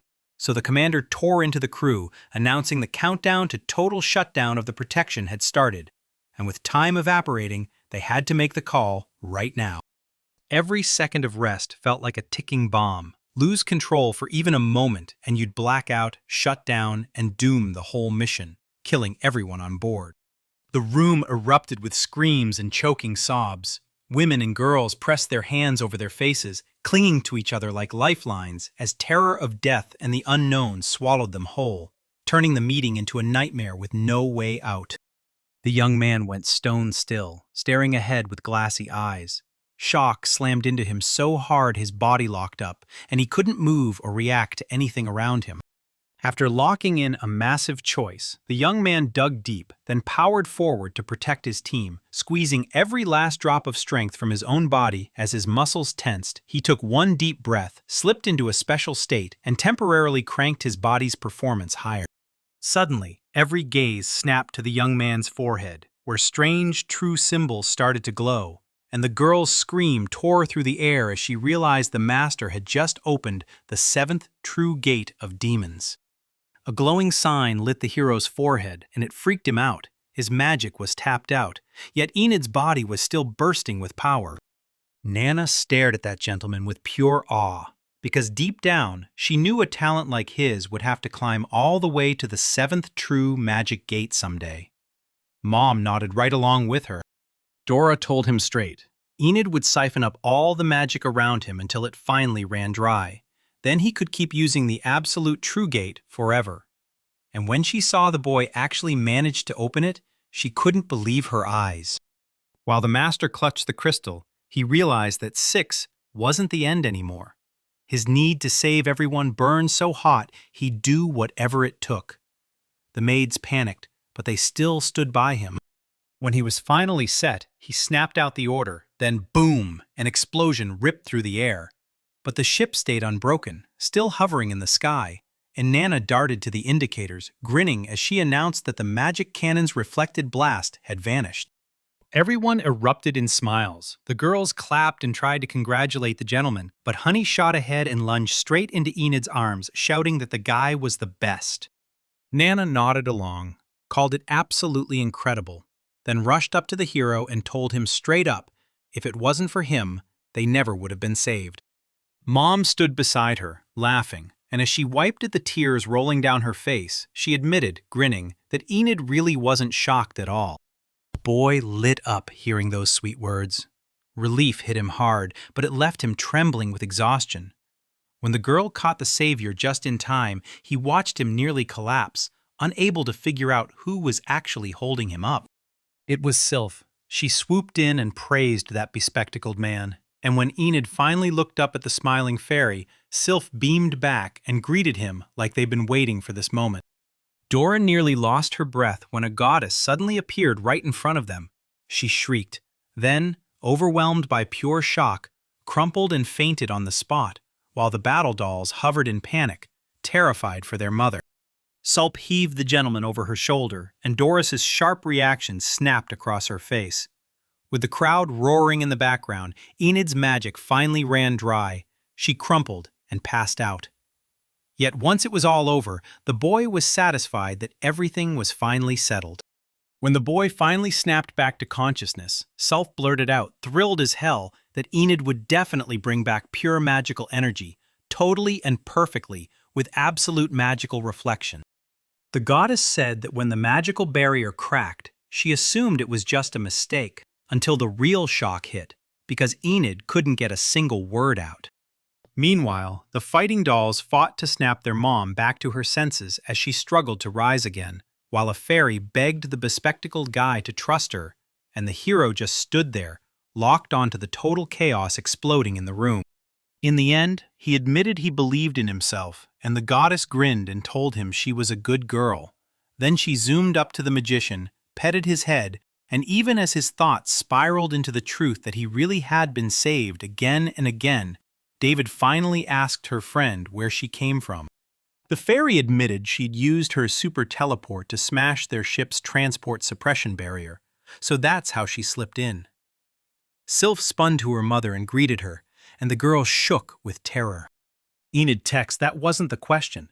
She said he needed to stop dodging and tell her what was going on in Sky City and what he saw in his mother's magic ball. Sylph choked up and spilled the truth.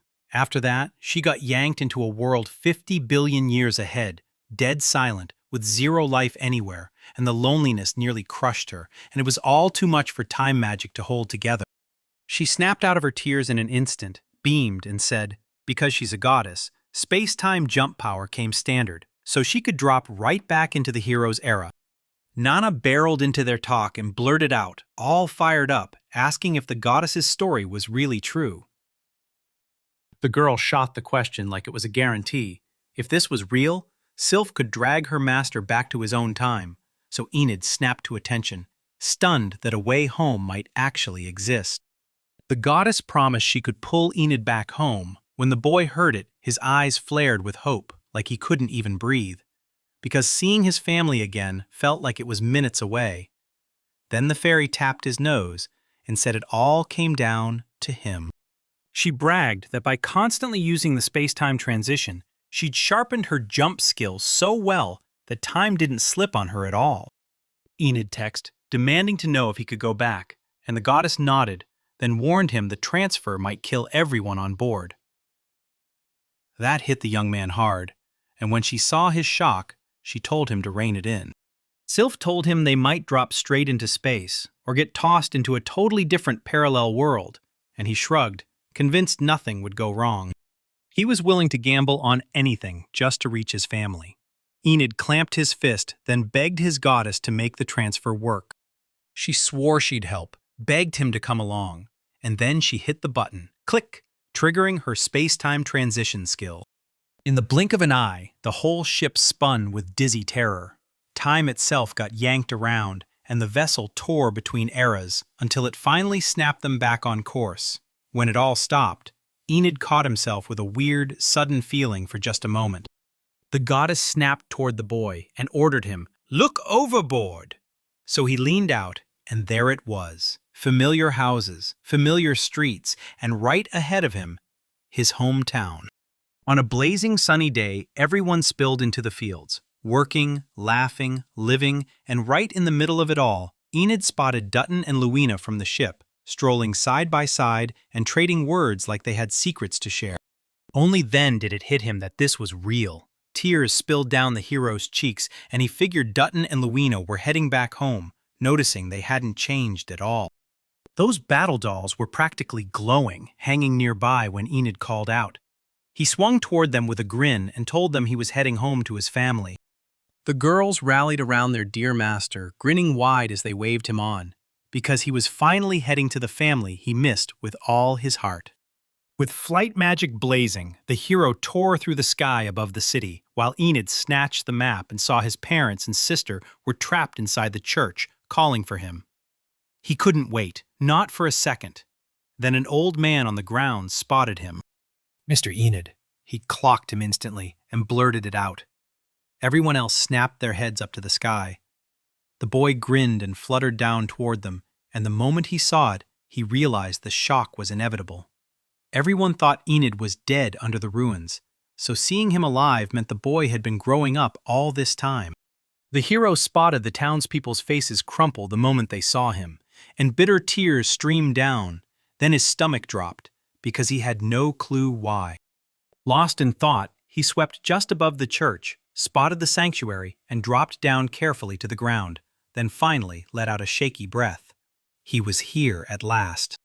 The boy stared at the battered church door, wondering if it had always looked that wrecked. Then he paused, realizing his memories were only 5 years old, so maybe he was wrong. Right in front of the door, the young man grinned because his relatives were about to be blown away. For his family, the boy who vanished just yesterday would suddenly show up 5 years older. Now he could finally see everyone. Enid yanked the church door open and stepped inside, and there was his whole family praying. He spun toward his parents and sister and yelled, "I'm home!" Amelia snapped her head toward the guy, tears of joy pouring down her cheeks, and with a bright smile she rushed in to greet her brother. Their hands shook with pure excitement. Could they really be seeing their son, alive and standing right here? Enid snapped that it was him, for real. Amelia lunged into her brother's arms, sobbing that it wasn't a dream at all. She was over the moon to see Enid again. She smiled like her whole world had been stitched back together, because he was alive. When the guy hugged his sister and burst out laughing, saying it all looked a little too dramatic, she suddenly confessed that she'd been trying to follow in her brother's footsteps every single day. And that left the hero completely baffled. Amelia told Enid that every single day she tried to calm her racing heart by repeating the instant death spell, but she could never finish it, and the more Enid listened, the clearer it became. Amelia was getting more and more obsessed. The girl admitted she couldn't finish the ritual because her older brother's words echoed in her head. Keep living, and she'd been doing exactly that right up until this day. Then Amelia snapped that death isn't just instant, there's deadly poison too, before summoning a cloud of death and calling down hellfire, and the young man cut in hard, begging her to stop, because he wanted this talk over with. Enid was stunned by what she was seeing. Then it clicked in his head. He should have vanished from the ruins only today, and somehow no full day had even passed. Yet Amelia had clearly grown up fast. She had these softer, rounder curves, and the sister totally looked like a real high school girl, so the hero figured this was meant to be a sweet reunion. Until she clung to him and he felt every inch of her body. Amelia clung even tighter to her brother and blurted out that 1653 days had crawled by since he vanished, and not once had she forgotten him. Edith froze in surprise, and when the boy demanded the answer again, Amelia nodded and confirmed it had been 4.5 years.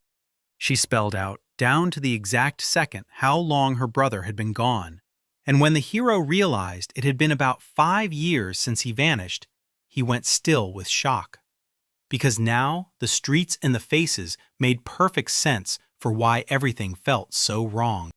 Ever since their son vanished, the parents kept showing up at the church and praying every day, until one day they finally saw him again, and nothing in the world brought them more joy than that reunion.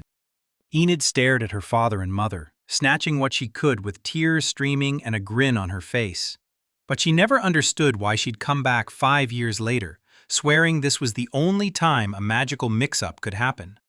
The hero wondered, what if he popped back to the time where only 1 day of disappearance had gone by? Then something even messier could have spiraled out, like one strange visor of the goddess. Cain snapped his gaze to his son and demanded he spill everything, every last detail of what happened to him over the past 5 years. His father grilled him the moment he came back. What happened after he vanished in those ruins?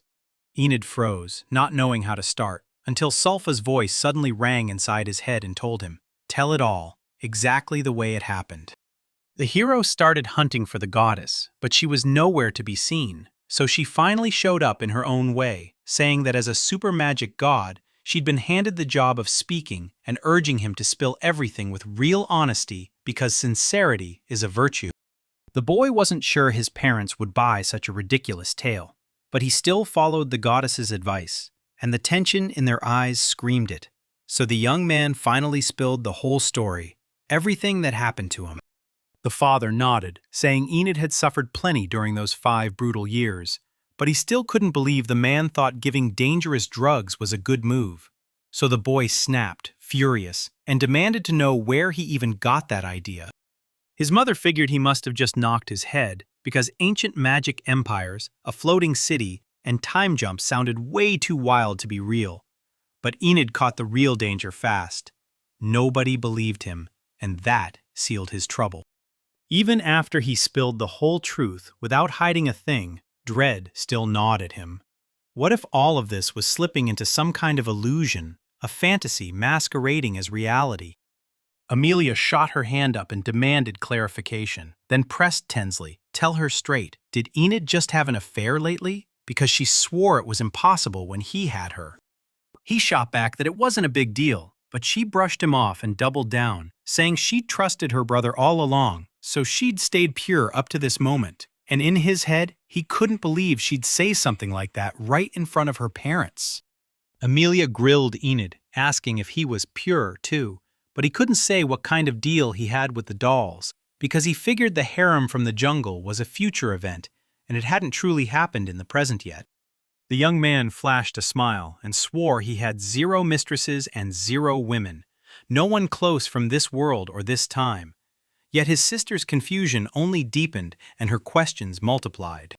She grilled him about whether he'd ever been with non-human women, elves, demi-humans, beastmen, or monsters, and he shot back a fast, firm no to every single one. Once Amelia got what she needed to hear, she plopped back on the bench beside her parents, and the hero let out a long breath, because he figured it was safest to dodge the shock his sister would have caused. Staring at his family, he froze. Then it hit him like lightning. The goddess told him to show them the battleship and everything else, so his words would stand as proof. He decided this was the only shot to fix everything, so he called his mother and asked if the gentleman could land the ship where he said, and then he demanded they organize a mass transfer. Enid marched his family into the wild, tens of kilometers west, and when the ship finally appeared, both parents and Amelia froze in pure shock. They couldn't wrap their heads around the fact that something that massive and magical could actually exist. The guy slid up to Kara and spilled the truth.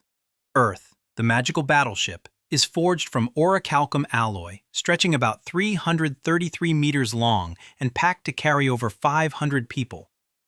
Then Kara's jaw dropped in shock. She mused that it was even bigger than the world's biggest galleon, the magical flying ship, and then leaned in asking what it was made of. A chalcum alloy, maybe? The young man swore this orichalcum was the most protective metal in the world, forged with long-lost metals and secret magical tech, so everyone treats it as nearly indestructible. While the hero was still talking, the ship's bridge dropped to the ground, the girls spilled out, and Enid marched them right up to his parents, then explained they were artificial life forms, with a goddess in human form standing among them. Right then, that massive ship slid straight into the goddess's pouch. Kara's jaw dropped. She blurted, "What is this?" Because even with compression and weight reduction magic, there's no way it should fit. Mom told me her spatial pocket can stash stuff across different places and even other dimensions. Then I watched Kara click with the goddess like they'd known each other forever, and right as that bond formed, his father finally stepped up. He begged the boy for not trusting him at first, because his tales truly sounded impossible. Then, Keynes offered to let his son rest at the estate, and Enid finally agreed. But Honey was crushed, knowing they were being torn apart all over again. The guy apologized, admitting it had been ages since he'd seen his family, and that's why he understood. Then Nana stepped in, soothed the girl, snapped at her for being so selfish, and urged that gentleman to actually spend time with his people. The girl stepped right up to the boy and begged him not to disappear on them for too long. Edith nodded in agreement, and that weird, tense vibe didn't go unnoticed by Amelia. Rage started to rattle through her, and Nana snapped that they'd park the ship 5 kilometers southwest of the city, right by the lake, so if he needed anything, they could be there in just a few minutes. Even though Amelia was seething because her brother kept chatting with other girls, she forced herself to breathe and told herself, they're only dolls. Enid clocked the weird shift in her mood, asked what was wrong, yet Amelia just fell silent.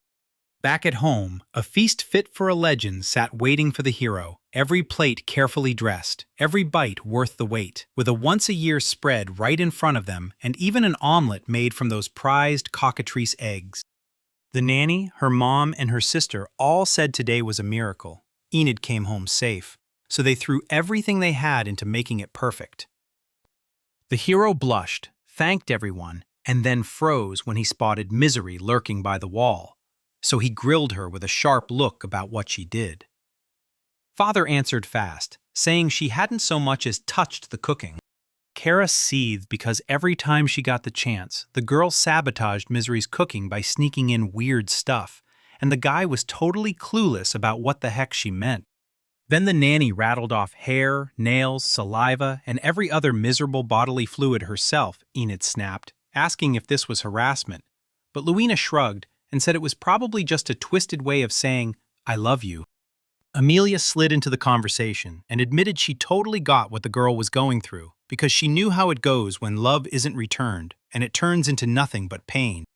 Enid texted, thinking his sister was surprisingly sweet to Misery, until Amelia dropped the bomb that she could do something just like it with her own hair and body fluids, if her brother didn't mind.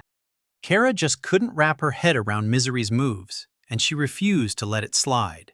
She snapped that no matter how hard Misery insisted with love, Kane had eyes only for her, so all of those attempts were pointless.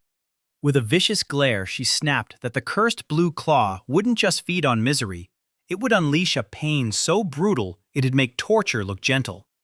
And Kara would make her husband suffer a fate worse than death itself. Fear seized the girl, and her whole body trembled at his threats.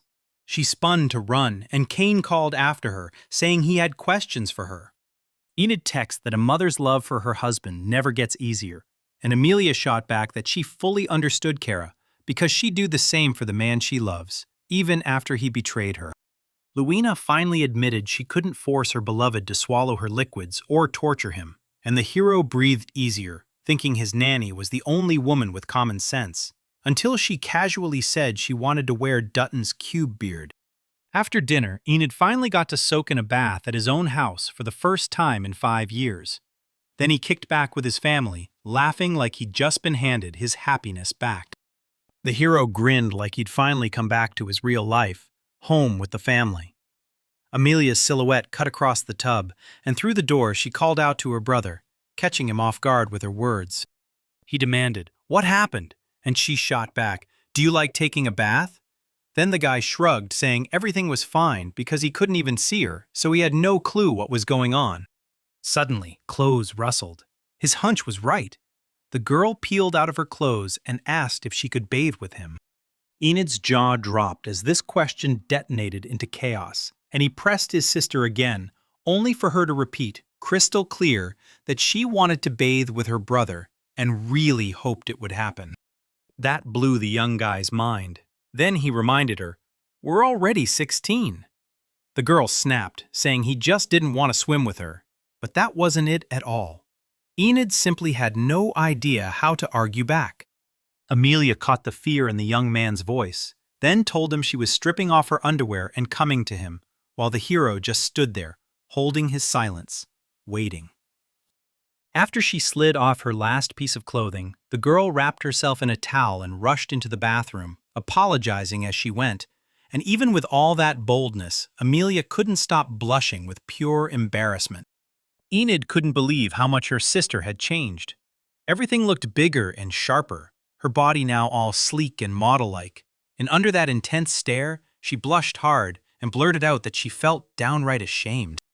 Enid blurted out an apology and spun away, but Amelia threw her arms wide and demanded he look, so he tried to tune her out and shove his focus elsewhere by hunting for soap.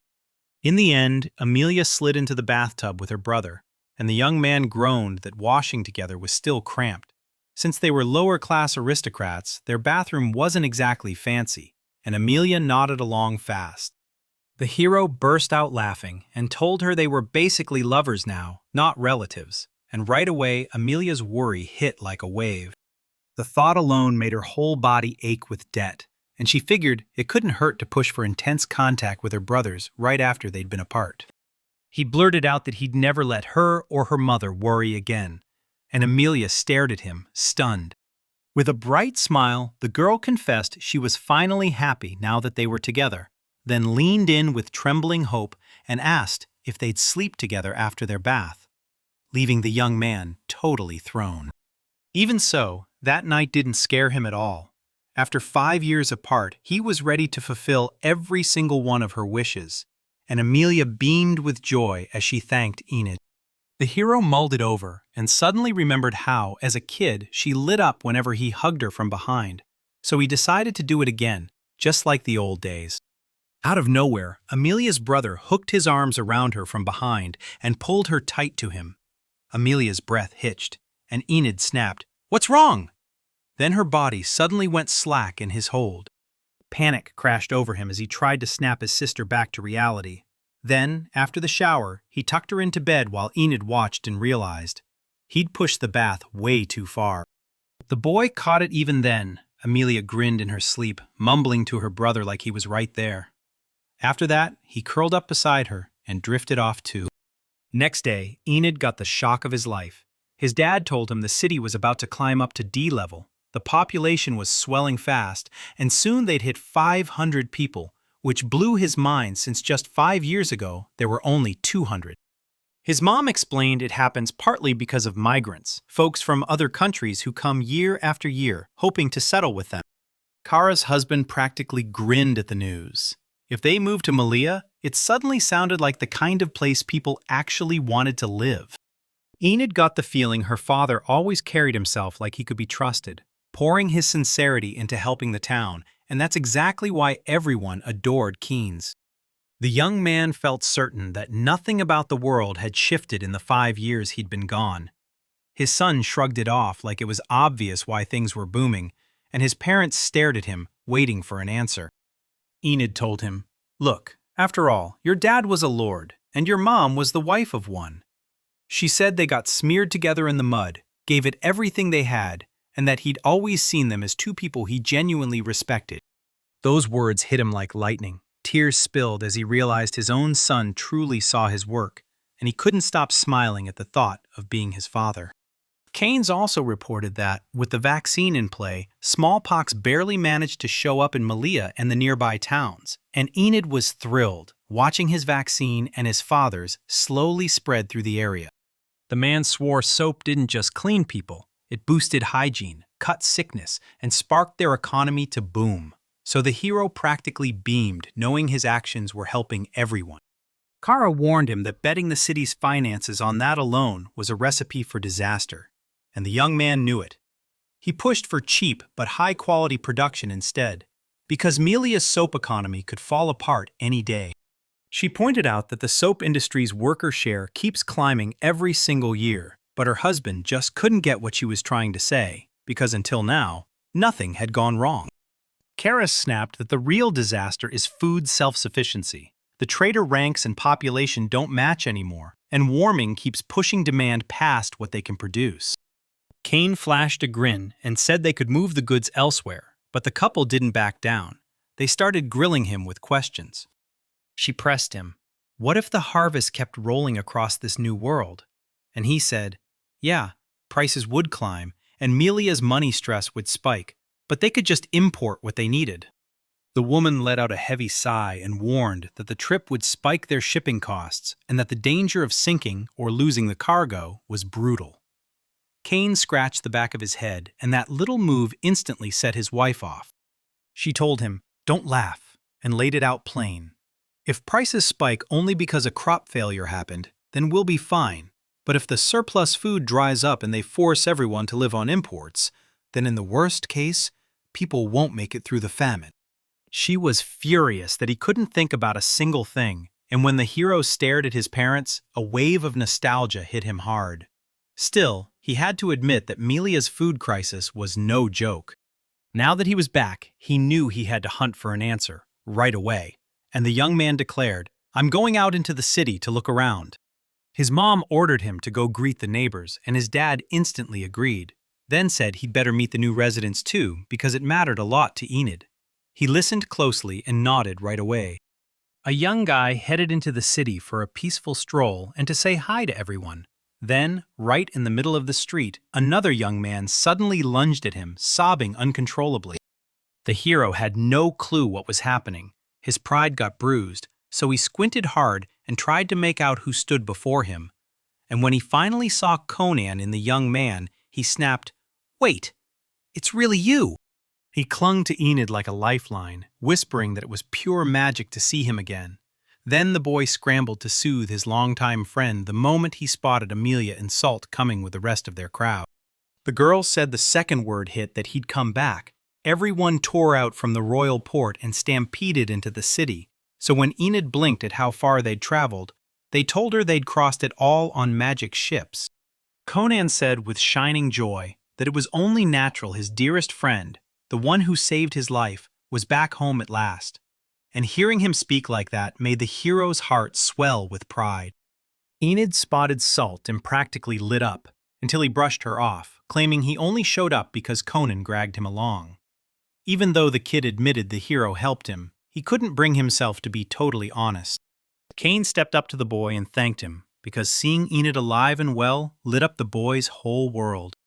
He burst into tears as that cursed day crashed back in, when the hero had to give up his life to save them, and Cain snapped that not a single day had even gone by since everyone forgot him. The boy begged him to stop crying. Amelia tried to soothe herself, and he reminded Cain, "You're still a boy." Suddenly, Enid felt something soft brush his face. "Alina!" She wrapped him up in a tight hug and greeted him with a warm smile. Amelia's face lit up when she saw the young man come out unhurt, and she insisted it was their family's constant prayers at the church that saved him, every single day. Yet Amelia couldn't stomach how close her brother kept getting to Alina. The saint declared that every soul in the city was begging for the master to come back, and the moment the message hit, the residents rushed straight to Enid. Then, the young man swallowed his pride and apologized for scaring them. The old man wiped his tears and swore he'd made it back to the city safe and sound. So he promised he'd keep doing everything he could for Amelia. They told the hero he looked even more magnificent than ever, and the villagers figured those last few hard years must have beaten him down. Yet Enid, deep in his own thoughts, couldn't help but feel that, all in all, he'd lived well. The new residents beamed at the chance to meet the Lord's son, and the older townsfolk practically lit up because they'd missed him and they needed him badly. Enid felt that warmth hit her like a spark. The villagers welcomed him back with open arms, and right then, the hero knew he wanted nothing more than to make these people smile. After what felt like forever, he crashed onto a bed inside a magical ship. Then, right when he was fretting over the food problem, a battle doll suddenly rolled into him.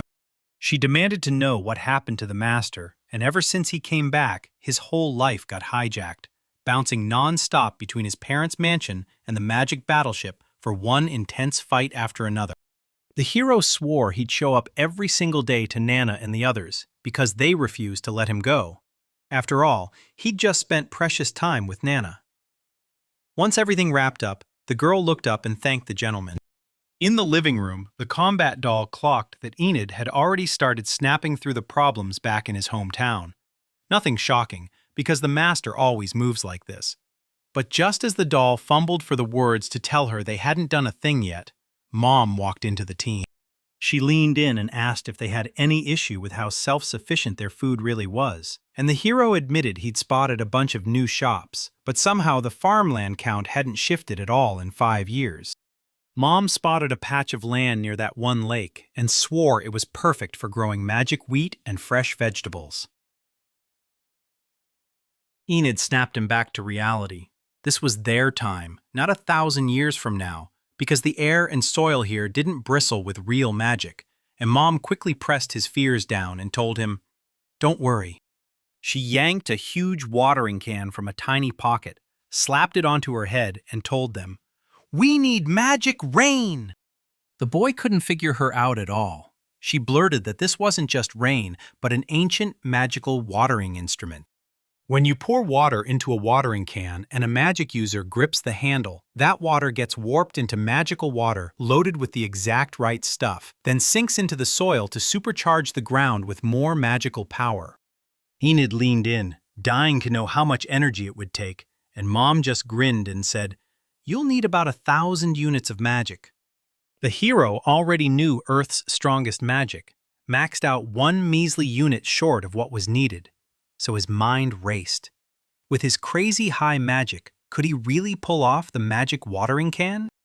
Enid told him that even if he tried using the tool by himself, he'd still struggle to cover a big area. Then Mom just stared, totally lost, like she had no idea what he meant. She told him, "You don't have to handle this by yourself." Then the creature flicked a hand and a whole flood of watering cans materialized at their feet. She added that if you use this rain to transform water, the effect will stick for a full day. Mom reminded me that the hero had already been to the heavenly city and that he was loaded with servants ready to swoop in and help. The young man instantly snapped into confidence, convinced that magic dolls could run forever, and even his maids outclassed the golems he'd built. Right out of nowhere, a goddess dropped onto his shoulder and asked if she could lend him a hand. He froze in shock, while his mother nearly fainted from horror. With a cheeky wink, she wished the hero good morning, then turned to greet her mom, and even when she trembled, she bowed to the goddess too. Enid cornered the fairy and demanded to know what happened, because he hadn't seen her since they landed in Melia. The deity finally confessed. She's the incarnation of the original, and the real one is asleep right now. But the hero had zero idea this kind of thing even existed. Sylph told him that after non-stop space-time jumps, she was nearly drained, and the only way she could refill was to crash and sleep for a while in a place thick with powerful magic.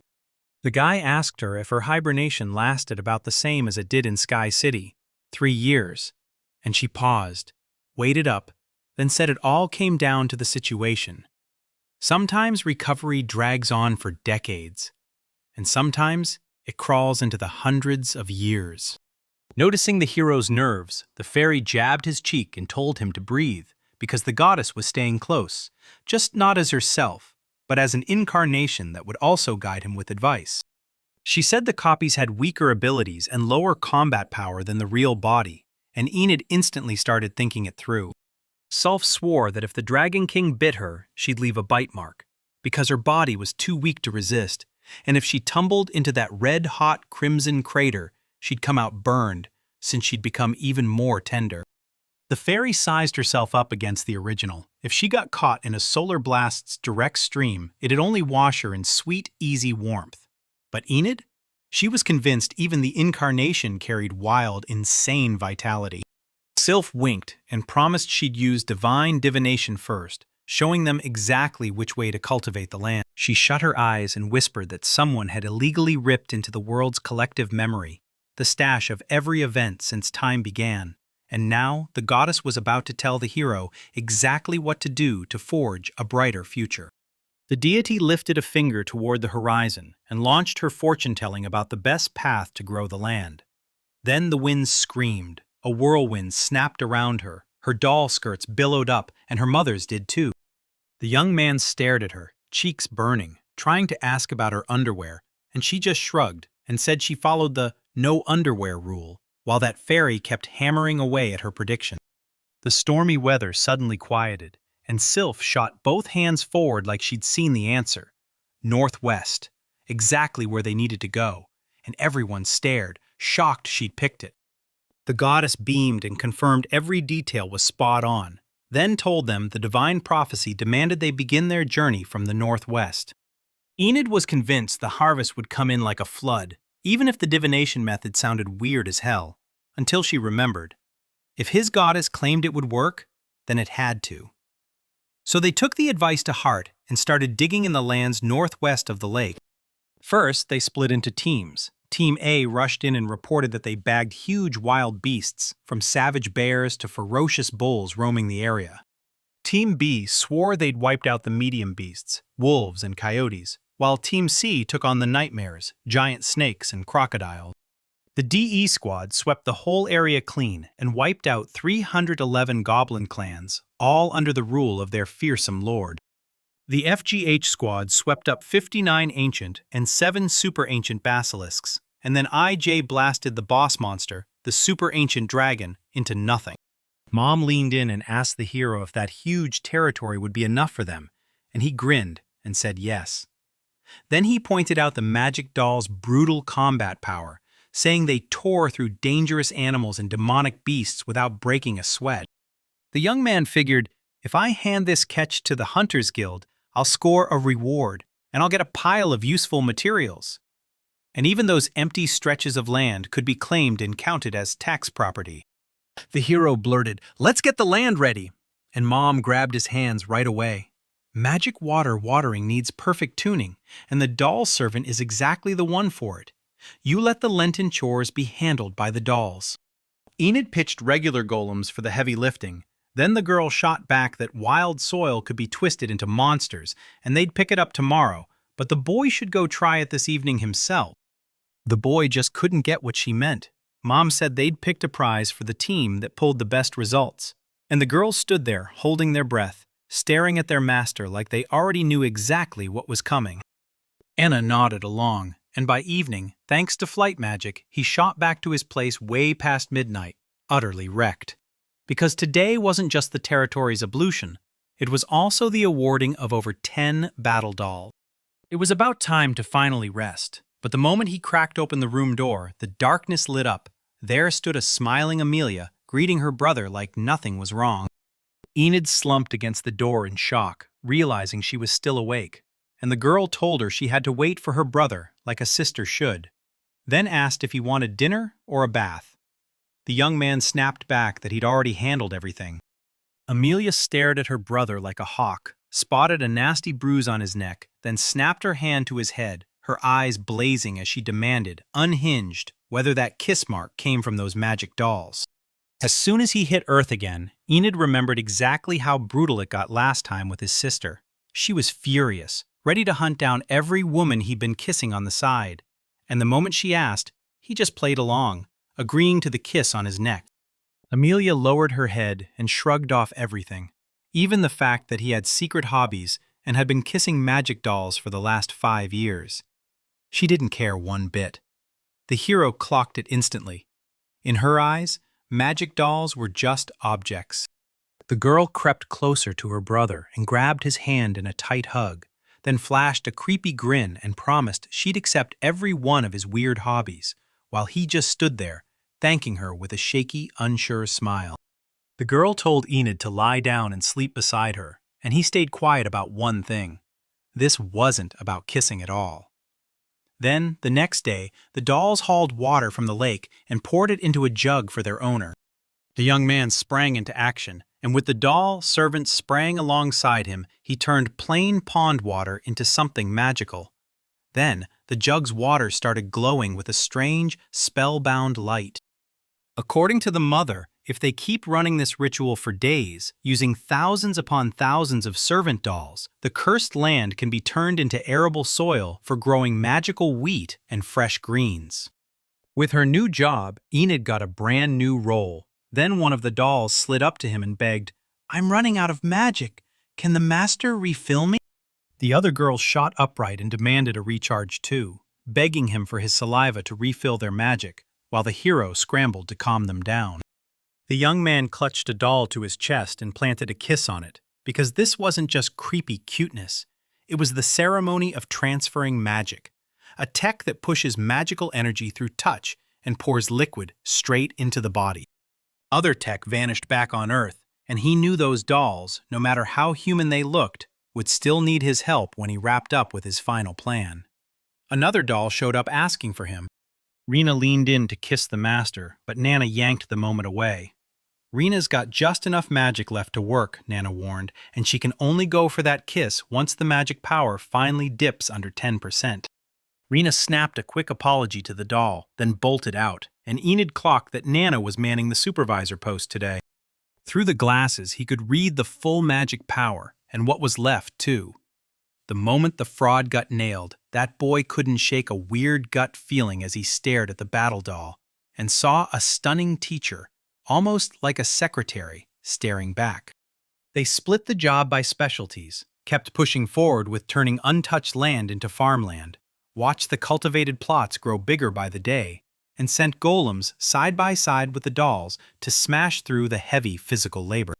After a while, the hero's parents stepped out into the field, staring in disbelief at everything he'd built, amazed that in such a short time he'd carved out a huge, perfectly tended piece of land.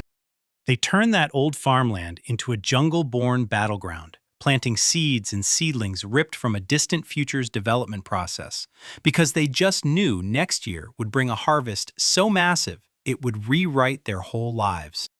Kara pressed, asking if the magic dolls from Sky City were helping build the territory too, and Enid said they'd need them to upgrade the soil. Then the young man grinned, thinking they could finally shove the food crisis to the side for a while. Father keenly pointed out that even though the new world sprawled for miles, most of it was dead, barren land, so crops wouldn't take root, and in the north, people were left starving. He wanted to do something, anything to help those people, but his wife could tell he was drowning in other folks' needs. So she asked him straight if they could even afford to help the poor, and Enid got why her father felt that way. Yet they still didn't have a single bite of extra food. Keynes kept pushing, then quietly said that if they could find a culture that thrived in the cold, they'd finally pull themselves out of this mess. Then the hero felt an idea hit like lightning. He recalled an Earth culture that thrived in freezing places, packed with nutrition enough to stop starvation again and again. But the young man wasn't sure it even existed in this world. Enid's skull throbbed the more he tried to process it. He clutched his head, stuck, and couldn't even decide what to do with the shock. Then, out of nowhere, a goddess materialized in front of him. She showed up again, fresh from delivering the prophecy, and Sylph snapped a warning. Only the hero was blind right now, so he demanded, "Tell me what it says." The deity paused for a heartbeat, gathered his thoughts, then declared, "What you're hunting is in the southwest, up in the mountains, where only the bold can reach." She warned them, these sprouts can't be eaten, the buds are poisonous, and if things go bad, she swears she'll drop out of this world and wake up in another. He froze for a second, replaying her words. Then it hit him. One of the 4 great crops, right alongside wheat, rice, and corn, was the potato. He clenched his fist with pure resolve. Now they had to march southwest, because the northern regions were starving without potatoes. In the end, he decided to hunt down potatoes with his sister, and she lit up. Finally, just the two of them, traveling alone, together. They used flight magic to soar over forests and mountains, and Enid gripped Amelia's hand. Amelia let out a heavy sigh and admitted they hadn't held hands like that in ages, and the hero nodded along. She was thrilled there were no magic dolls lurking around to block her reunion with her brother, but Enid's smile didn't last, because he'd already planned to go search for him himself. In the end, he couldn't refuse. A while back, when he told his parents, they stood in the study inside the mansion, and his mom wasn't against the trip. She just demanded one condition. Kara's face hardened. She jabbed a finger at her son and ordered him to come back within a week, while his father stood right behind her and nodded like he'd back her to the end. The mother admitted she couldn't calm down, even thinking about losing her son again, and as she said it, Enid just smiled and told her he understood every bit of it, while Amelia stood right behind him. She burst into tears and confessed they'd been separated for 5 long years. There was no way she could last another week, and the girl begged her to come with him to hunt down potatoes too. That's how it all led to brother and sister soaring across the world, while, just to set off, the young men had to wrestle their way past their mother and the battle dolls, begging them to stay behind. Still, he couldn't shake the worry that one measly week might not be long enough to reach the saving culture. The new continent split into a chilly north and a brutal south, and the people from Usea clung to a tiny slice of the north in the far east, while the southern land they were marching toward was total mystery. The goddess beckoned him and warned, "If you try to match Amelia's speed, you'll have to stay in the air way too long." The young man clocked 3 people in their party, Sylph included, stepping in like a guide, while the fairy kept nudging them to hurry up. The goddess demanded he go 10 times faster, and the boy blurted the question again, stunned. Amelia stared at her brother, confused, and he quietly muttered that they should try. Enid told her, straight up, that her sister's magic wasn't all that strong, and the goddess insisted the fix was simple. The hero had to scoop his sister into his arms and take to the sky. He balked at first, but then he realized she might be right and agreed.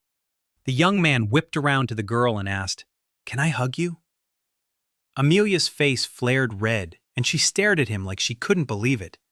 Then her brother leaned in and said, "If I lift you in my arms or you climb onto my back, we'll fly way faster."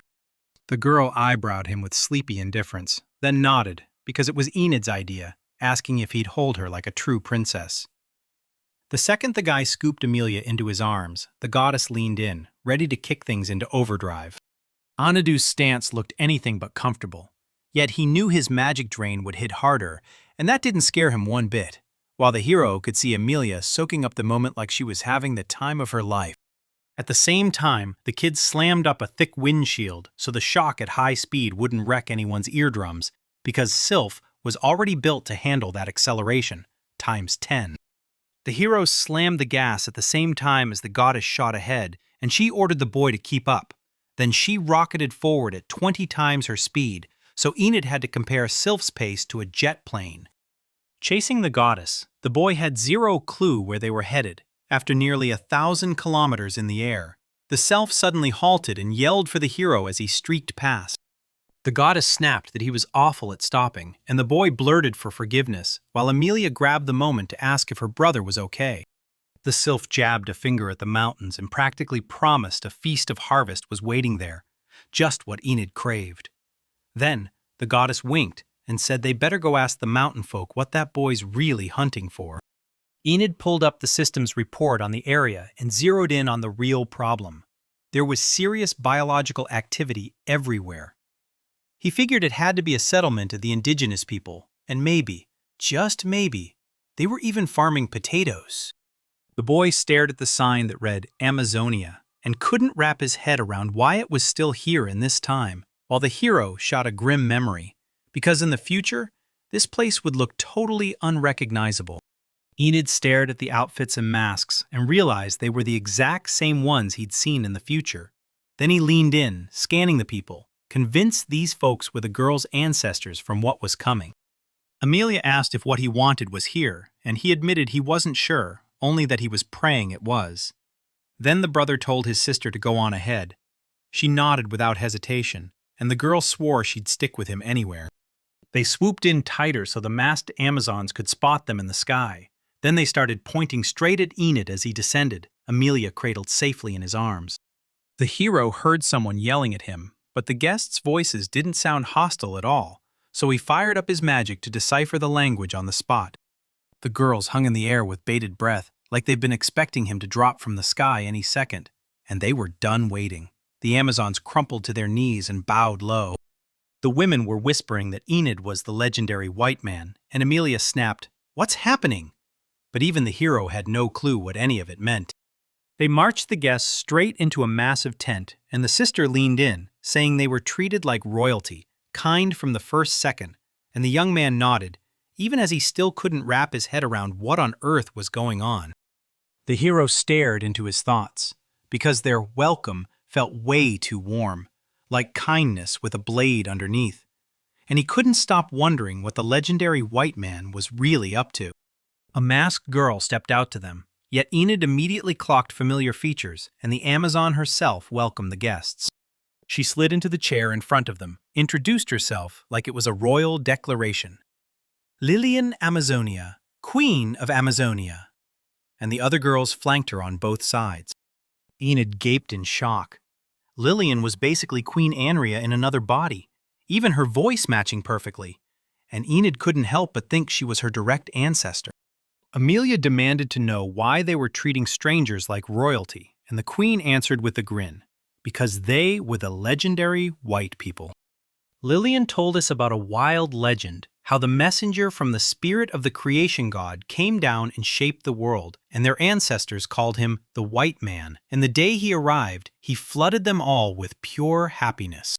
The queen swore the legendary man vanished after making one promise, that he'd come back to their land someday, and right then a goddess drifted in over Enid's shoulder, whispering that this was too good to ignore, urging the hero to name himself the legendary Y-Man. The boy silently told Sylph he hated lying because it left a heavy ache in his chest, and he couldn't shake the worry that he might be doing the wrong thing. Still, he figured this act would run smoother if he kept playing the white man's part. Enid grinned and flat-out confirmed they were the legendary figures from their own story, and Amelia never saw him introducing them like that coming. Then the queen stepped in and asked if they could help with anything. The boys swore they'd found plants that can handle the cold and drain the soil. Then they teased potatoes, and Lillian snapped back that her family's land already had plenty of them growing. A mound of potatoes sat right in front of the heroes, and Enid's jaw dropped. She didn't expect the search to wrap up that fast and that easy.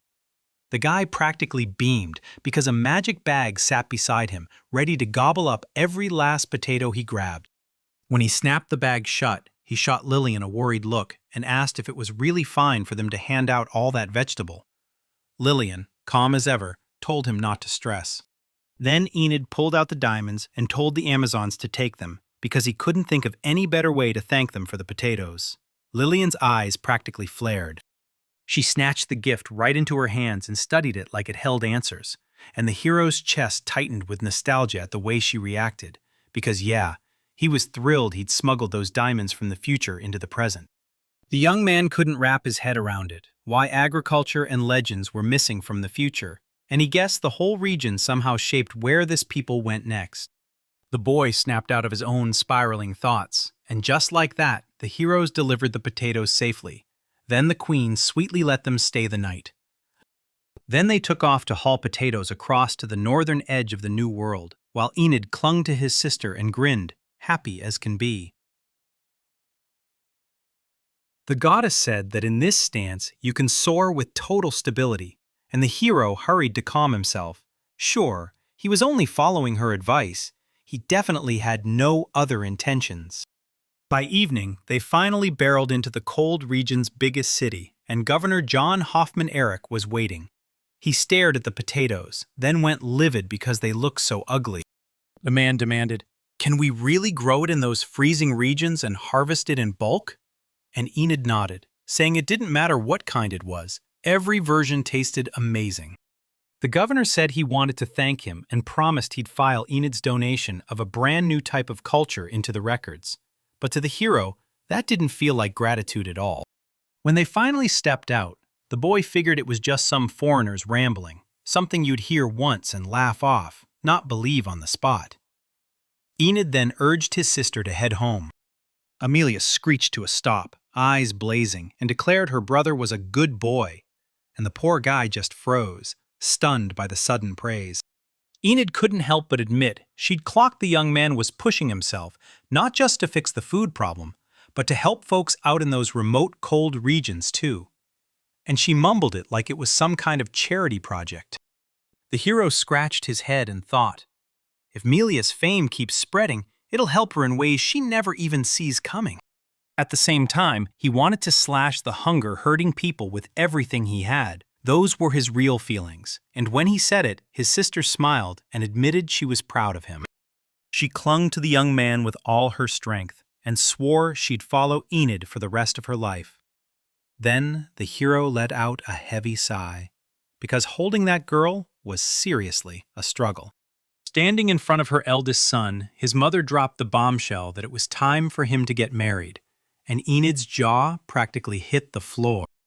He figured he was way too young to marry, but Kara wasn't buying it. She insisted that in this country it wasn't weird to marry at 15 because that's when you officially become an adult. The woman snapped that you had to remember he'd been gone for 5 long years, and she wasn't shocked he was still catching up. She told him he'd be turning 19 soon, and yeah, the city needs his attention, but now he has to face his own future too. The young man blurted, "What about Amelia?"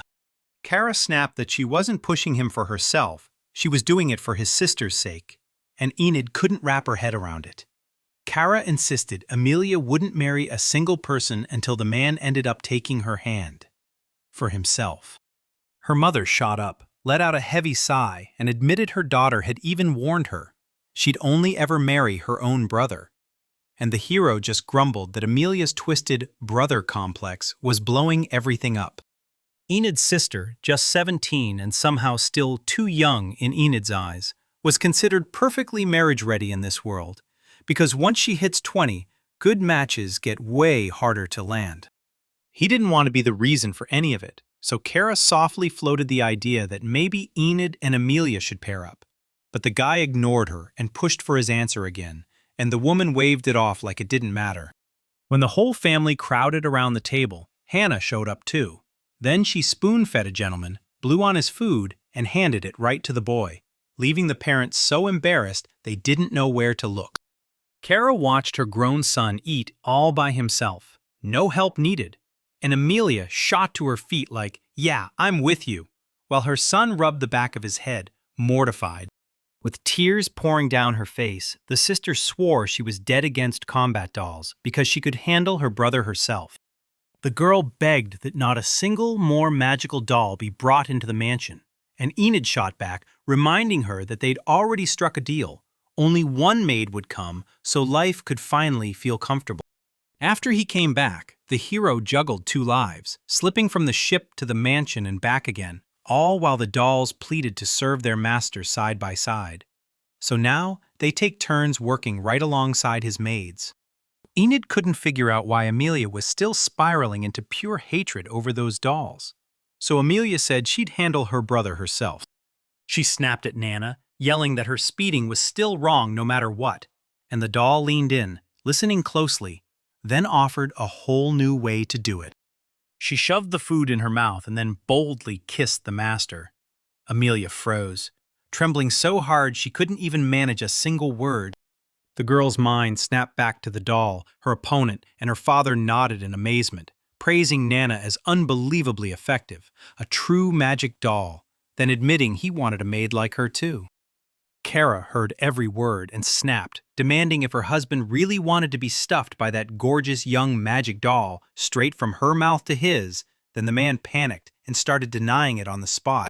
That evening, Enid stepped into the shower with Amelia and Nana, and the moment the water ran, they started fighting over who'd rubbed the gentleman's back, while the young man just stood there, baffled at why his sister looked so crushed.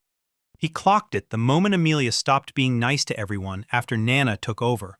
Her kindness curdled into something sharp, and even the doll seemed to rub Amelia the wrong way. Suddenly, the doll shoved the girl and she crashed onto the tile floor. Enid rushed in, asking if she was okay, but the sister barked for Nana to get out of the bath, and Nana shot back that only the master could tell her what to do. She snapped her gaze away and said even his own sister had zero right to boss her around. Amelia's rage was blazing. The girls burst into a heated argument, clinging to each other and snapping back and forth, while the hero just soaked in the view, then warned them the bath was dangerous and told that young man to make them only wash up and nothing more. Nana and Amelia snapped calm right away. Her sister stepped up to her brother, dropped to her knees, grabbed a rag, and begged him to let her wipe the front of his body. Even so, the girl caved, clutched the doll, and handed over Enid's back to her. The young man tried to stop his quick-witted sister, and at first he even pitched the idea of having them wash each other's backs, turn after turn. Nana pressed in behind him, whispered to the master, and begged him to let her take the washes back with her own body. Then the guy blurted it was too much, and Amelia's scream tore through the room. His sister leaned in and asked what her older brother was doing, and he just shrugged, saying he was only washing. And yeah, I always do it like this. Then the young man shot her a curious look. Why'd you ask? Amelia soaked herself and declared she'd wash him right along with her, while Nana insisted, like always, that she'd clean the gentleman's front, so her sister jumped in and said she'd handle it instead, and the hero couldn't help but ask, "So, you two are washing yourselves too?" After her bath, Nana slid into Enid's bed, and Amelia snapped, "That's mine and my brother's bed, so get off!" But the doll shot back, reminding her she didn't have to obey. The whole thing spiraled, just like the bath, Nana snapped at Amelia, saying the bottom bunk was reserved for the master, so there was no way the girl should be sharing a bed with the boy. Amelia insisted they were one, and that her older brother's bed was hers too, like it was totally obvious. The doll snapped that only the girl could come out with that nonsense. Then the sister shoved the boy into ordering Nana off the bed. Enid shrugged, saying they'd sleep together anyway. The girls only finally cooled down after they both passed out. The hero jolted awake that morning, and something beneath him told the truth. Nana was the one turning his world warm. Then she lifted her head and greeted her master. Enid didn't react at all, because this morning routine had already settled into him. Then it hit him. It happened every single day, he shouted, reminding them this was his own home, especially the room he shared with Amelia. Then he froze when he realized she was gone and demanded where his sister had vanished to. The doll blurted that Lady Amelia had just woken up and bolted out of the room at once, and the guy figured she'd gone to pray because he knew his sister always spent forever doing that. The doll's body started to shake. She panted hard and begged the master for mercy, and Nana couldn't take it anymore, but Enid still wasn't sure he could pull this off in that room. Nana jumped to her feet and pointed straight at the exact spot where she wanted the hero, and the guy instantly got on board, agreed to help right away, while the young man pushed them to hurry up before Amelia came back. When Nana finally hit her breaking point, she crumpled to the ground and begged the master for forgiveness, then pleaded for another chance, asking for his favor again, so Enid nodded and agreed. The doll thanked him, then kept going, right when Amelia burst into the room early.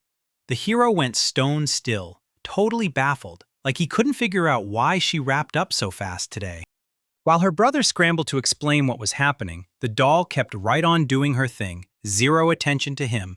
Nana was having the time of her life until she finally cooled down, snuggling up to Enid. Her brother caught it. Amelia started to mutter like some dark spell was taking over, and a sinister aura snapped around her as he rushed in, trying to stop her and get her to talk. But it was already over. The girl unleashed a spell for instant death. Yet Nana snapped into action and parried the strike, shocking the attacker.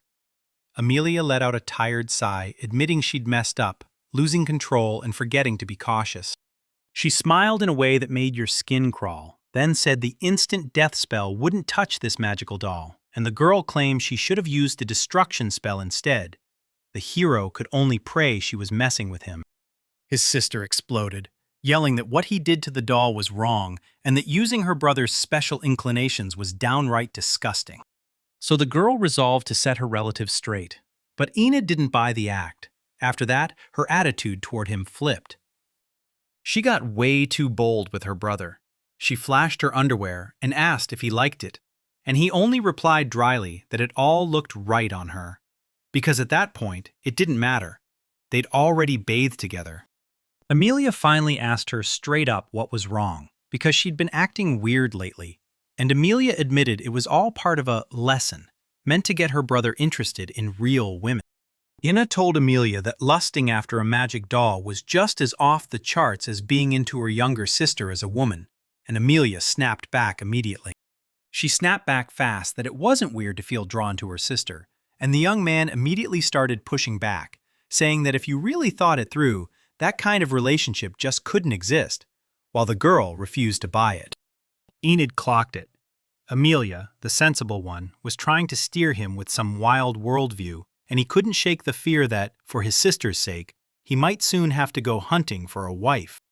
After a while, the hero and his father finally sat down with the deputy mayor, who was there to push an insane plan to boost the birth rate. He wanted to pair off bachelors like Enid and Amelia through arranged marriages, and Keynes instantly clocked what was coming. The man pressed the guest for any real ideas, and the deputy, smiling like it was nothing, admitted they had none at all. So the man decided they needed help from the Crane family. The hero pointed out this plea couldn't come at a better time, then told them, "If we want long-term growth, we'll need to build up our own numbers ourselves, no leaning on immigration." The deputy mayor didn't hesitate. He agreed on the spot, eyes widening at the young man, then letting out a deep sigh as he said he'd only be truly happy if his daughters ever ended up marrying someone as distinguished as Enid. The father racked his brain for a plan to push marriage, and the guy fired back a simple idea: build spots where young people can actually bump into each other. Before long, dating spots popped open for the young crowd. People strolled and chatted in this warm, cozy vibe. And even the hero's nanny showed up, so everyone started getting to know her. The fighting dolls showed up too, handing out refreshments to everyone, and Enid's video exploded with massive success. A month after they met up with Mr. Sabs, they finally locked in the meeting spot. They somehow pulled off a citywide group date on a massive scale, totally unbelievable. And even with an 8 silver moment participation fee, plenty of people still showed up. More than 1,000 people, plus participants flying in from other countries, packed into Malia, and the city group date turned into a full-blown can't-miss event. The hero stared at the truth. If they finally forged couples and let some of them tie the knot, their celibacy would drop, and that would push the birth rate right up, just like they'd set out to do in the first place. Amelia called her brother, and after thanking Enid for running around the venue, he snapped, "Why are you coming to me when you were just talking to all those other guys?" Her sister shot back that her brother would always come first, and the hero quietly clocked just how hard that hype about Amelia's participation hit, because it pulled in the crowd like a magnet. Enid, meanwhile, was already begging the girl to scoot away from him. The young man said Amelia really pulled them through this time, and the girl shot back, "I'll always back my brother, but my job is to keep him from getting too close to any other woman." Amelia wandered through the festival and saw everyone soaking up the fun, while Enid finally exhaled. Those groups that couldn't squeeze into the barbecue and got scattered across different restaurants were still having a blast. A week before the event, Enid was poring over the plan, and when she clocked the men-to-women ratio was 9-1, she knew it was seriously off balance. He slumped in his office chair, sighing hard. Yeah, people might be drawn to the Venalia Festival crew, but this huge gap in numbers could spark pure resentment, and that worried him. Then Mom walked in and told him to breathe. It would be fine. She pitched a wild plan. Swap the battle dolls for real humans in the mansion and let them join the fight. Enid hesitated and asked what would happen if anyone caught on, and Mom just smirked and said, "If I stay quiet, nobody will ever know." Suddenly, the goddess materialized and thundered that deception was unforgivable. Mama shrieked, slammed into the hero's side, and shook from head to toe in pure terror. Sylph said that if they were going to bring the dolls into this, they had to be upfront with everyone, because once the real truth came out, it would all boil down to trust, and Enid nodded along. The goddess told her to make one thing crystal clear. These are magical dolls, and only certain people can even see them. Then she'd be sure everything would turn out all right. At the event, they were totally mesmerized by the dolls, every word spilling out like honey, while the girls leaned in, couldn't resist their tales, and invited them to grab a drink together. Those other magic dolls kept their distance, acting icy and refusing to be handled like they were close friends. The crowd cheered so hard they were ready to ditch human women altogether. When Enid saw that reaction, she figured the dolls had no enemies here at all. Then the goddess asked if she should really trust her advice, and the guy nodded like it was settled. He figured out that doll servants were perfect for the service world, so he pushed to hire them as real employees and launch cabaret clubs or cafes staffed by maid dolls. Amelia strode up to him, holding the plate of meat she'd given him and offering a bite to his brother. He thanked her, and as she wrapped her arms around the young man, he realized she'd gotten way more clingy than usual. He stared at his sister with worry in his eyes, because her brother was pushing her to snag a boyfriend at the city festival, and if this kept going, she'd end up partnerless, all because of him. Enid told Amelia she needed to open up and talk to more people, and right then Conan showed up, greeted the brother and sister, and flashed the girl a warm compliment. The hero leaned over to thank his old friend for showing up, then asked if the guest was down for barbecue, and he lit up and said yes. Amelia stepped in and explained that the veggies and meat had been brought straight from Malia just for them. The girl said guys with a strong appetite are pure masculine eye candy, then admitted she couldn't wait to watch them chow down at this city event. Conan snapped back to reality and dove into the food on the tables, while Amelia shoved her brother straight toward the dance floor. Enid couldn't believe anyone could have so much fun. Amelia nestled up to her brother and begged him to dance, and he shot back, saying she had a whole line of young men who'd love to spin with her. But Amelia only had eyes for him, and Enid just couldn't figure out why. They didn't even sense Rita closing in. Then she demanded Enid to dance, and when they finally saw her, They were completely stunned. Rita was Sue's little sister, and about 6 months ago, Sue came back to their village to get hitched, so Rita stepped in and took her spot. The girl blurted out, "Today, I feel like winning Enid." The guy asked what she meant, and Rita shot back, "I just turned 14, so I'm finally old enough to get married." Rita didn't waste a second. She blurted out a marriage proposal to Enid on the spot. Amelia stormed in to cut her off, and Rita immediately shoved herself in front of her brother, screaming that she'd never accept it. The girl demanded why the hero's sister wouldn't hear her out, and Amelia snapped back that she'd only shared her brother's feelings the way a sister would. So Enid insisted he didn't want to reject Rita at all, and that answer totally stunned their relative. Rita couldn't contain her joy. She practically burst with happiness, while the guy shot the question, "So why do you want to marry me?" Rita told him he was the kind of person she'd always dreamed of. Brave, kind, and truly wonderful. And she couldn't forget how he'd helped her during her very first days in the city. Then, cheeks blazing, she admitted he was downright handsome. Enid lit up when she heard those straight-up sweet compliments, and he thanked her right away. Then Rita smirked and said, "At first glance, you'd never guess she was all sticks and pretty faces." The girl admitted that everyone warned her what she thought was cute was actually creepy. So the tribe started calling her strange, and when she finished, the young man couldn't genuinely feel happy. Rita asked him to dance, and the boy instantly lit up and said yes. Then Amelia yanked her brother back, demanding he wait, because Enid's sharp grip was about to have her unable to stand on her own feet. He crashed onto something soft, looked up, and there, Owena, the girl he knew, standing right there as the saint greeted him. Amelia shrieked, and by sheer instinct she grabbed her brother before he could drop onto her chest. Enid didn't get why jealousy could hit her like that, while Alina just said their encounter was the goddess's will.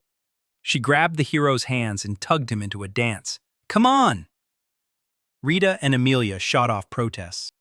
Rita declared she was the one who'd be dancing with Enid next, but Amelia shot back that pressed-together bodies like that were downright indecent, so the saint couldn't squeeze out a single word. The girls whipped their heads toward him, and Rita shoved him along to pick a dance partner fast, while Amelia clasped her hands, swearing she trusted her older brother. Every single one of them stared at him, waiting for his move. The girls swarmed around Enid, and when she froze at how to escape, he shot out a wild idea.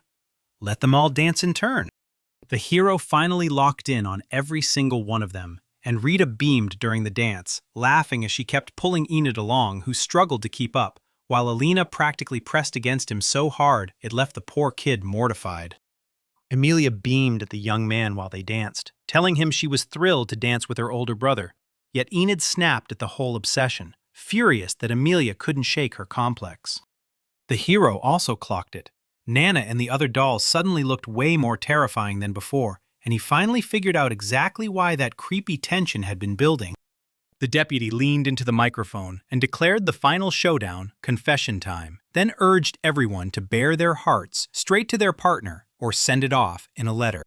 The man prayed his daughters, now nothing but problems, would land partners fast, and Enid swore that the more couples they formed, the easier it would be to pull people into the next events. At first, the confessions finally spilled out. This young man started teasing a combat doll in front of her, then boldly offered her a place as his lover, but the girl snapped back with an apology and a firm no.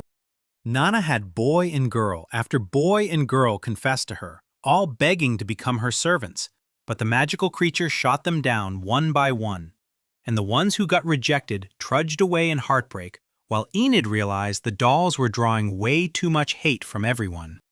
He stood there in a heavy, heartbreaking mood, wondering what could possibly make couples stick. And just then, Rita slid up to him, fired off her offer again, and hit him with the brutal twist. He wasn't just asked to marry her, he was forced to. Amelia heard it and snapped into a tense silence. Then Alina burst right up to the hero and warned him that if he wanted Rita as his wife, he'd have to give up his faith. She told me Enid was part of a magical order that bowed to magical power, while Rita worshipped spirits everyone called evil, so the church wouldn't ever recognize their marriage. She said it with steel in her voice. Perfume is everything to her, and she'll never, ever let it go.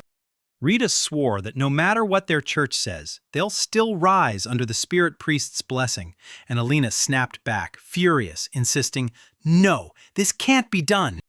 The saint warned that this marriage would be wrong, and Enid couldn't shake the thought, because as the city's future ruler, she knew it would explode into a major mess, and worst case, it could land them in a fiery showdown with their archbishop. Alina snapped that this wrong love had to be stopped, then rushed right up to the hero and begged him to marry her, swearing she'd guide him onto the right path, step by step, just like her own example. Enid knew exactly who to pick. Rita was sweet, but marrying her would have been a nightmare. While with Alina, he couldn't shake the feeling she wasn't doing it out of love. She was doing it because it was her duty. Confusion hit him hard. He only wants to marry someone who genuinely loves him back. His eyes locked onto Amelia, watching her brother with raw hope, and something in him started to shift, convinced her feelings felt more like family than romance. The hero realized he had to make a choice so Amelia could finally let go. Then a goddess dropped in out of nowhere, chewing him out for ignoring what his sister truly felt. Enid just stared, clueless. Then Sylph hit her with the shocker. She'd foreseen something, and it was all about Amelia. She warned him that if he picked one of the two options, the younger sister was about to pay a brutal price. The goddess swore that if the young man picked up one girl's fate and kept it going, his sister would be thrown into serious trouble. Enid couldn't make sense of what Great White even meant, and Soph snapped back that she'd seen it all through divine revelation, then claimed she'd watched Amelia get sick later on, which sent the hero reeling. The fairy warned her that her heart would shatter, that she'd rot alone behind a locked door for the rest of her life, and just before death, she'd begged to be answered by her brother. The boy clutched his head, and that future hit like a nightmare. The goddess calmly told him to shut down every offer like nothing ever happened, and Enid realized he never seemed all that eager to marry in the first place. And now he refused to marry, because the moment he realized it would crush Amelia, someone who mattered to him more than anything, it felt impossible. After wrestling with his thoughts for a while, the young man finally strode up to his sister, called out to her, and she stared back at him with bright, expectant eyes. The hero grabbed her shoulders and demanded, "Would you really oppose my marriage to another woman?" Amelia snapped back right away, saying she'd be against it, no doubt, no wavering. Then he whipped around to face Alina and Rita. The young man dipped his head and blurted out an apology, and the girls just stared, confused. So he explained that his sister was dead against it, meaning he'd put dating on hold and never marry. Amelia looked genuinely delighted by what just happened. Meanwhile, Enid let out a long breath. He managed to refuse without hurting a single soul, even if it cost him something. For now, though, the danger was over, and his sister tugged on his clothes. He spun around, squinting at her like, "What do you mean?" The girl pressed, asking if that was really all he had to say, and Enid just couldn't figure out why she stared at him like she expected something more, until the goddess burst in front of him and snapped that the hero was being downright insensitive. She told Amelia the prayer wasn't asking him to turn down her marriage proposal at all. It was begging Enid to step up and confess his love to her, like a man. The boy didn't get any of it. He shot back that they were brother and sister, but the goddess cut him off cold, saying that no matter what, the girl was absolutely, clearly in love with him. As a man. Even though Enid understood it all, he shoved the truth down and pretended he didn't see, because he was terrified of this kind of thing. Something that absolutely shouldn't happen between relatives. Amelia blurted out that she loved him and begged to keep talking, but the guy snapped his hand over her mouth because he knew, socially and religiously, brother and sister just can't marry. Nobody, Amelia included, knew they weren't blood related, so he pushed his sister to say more, fearing the townspeople would misread her words.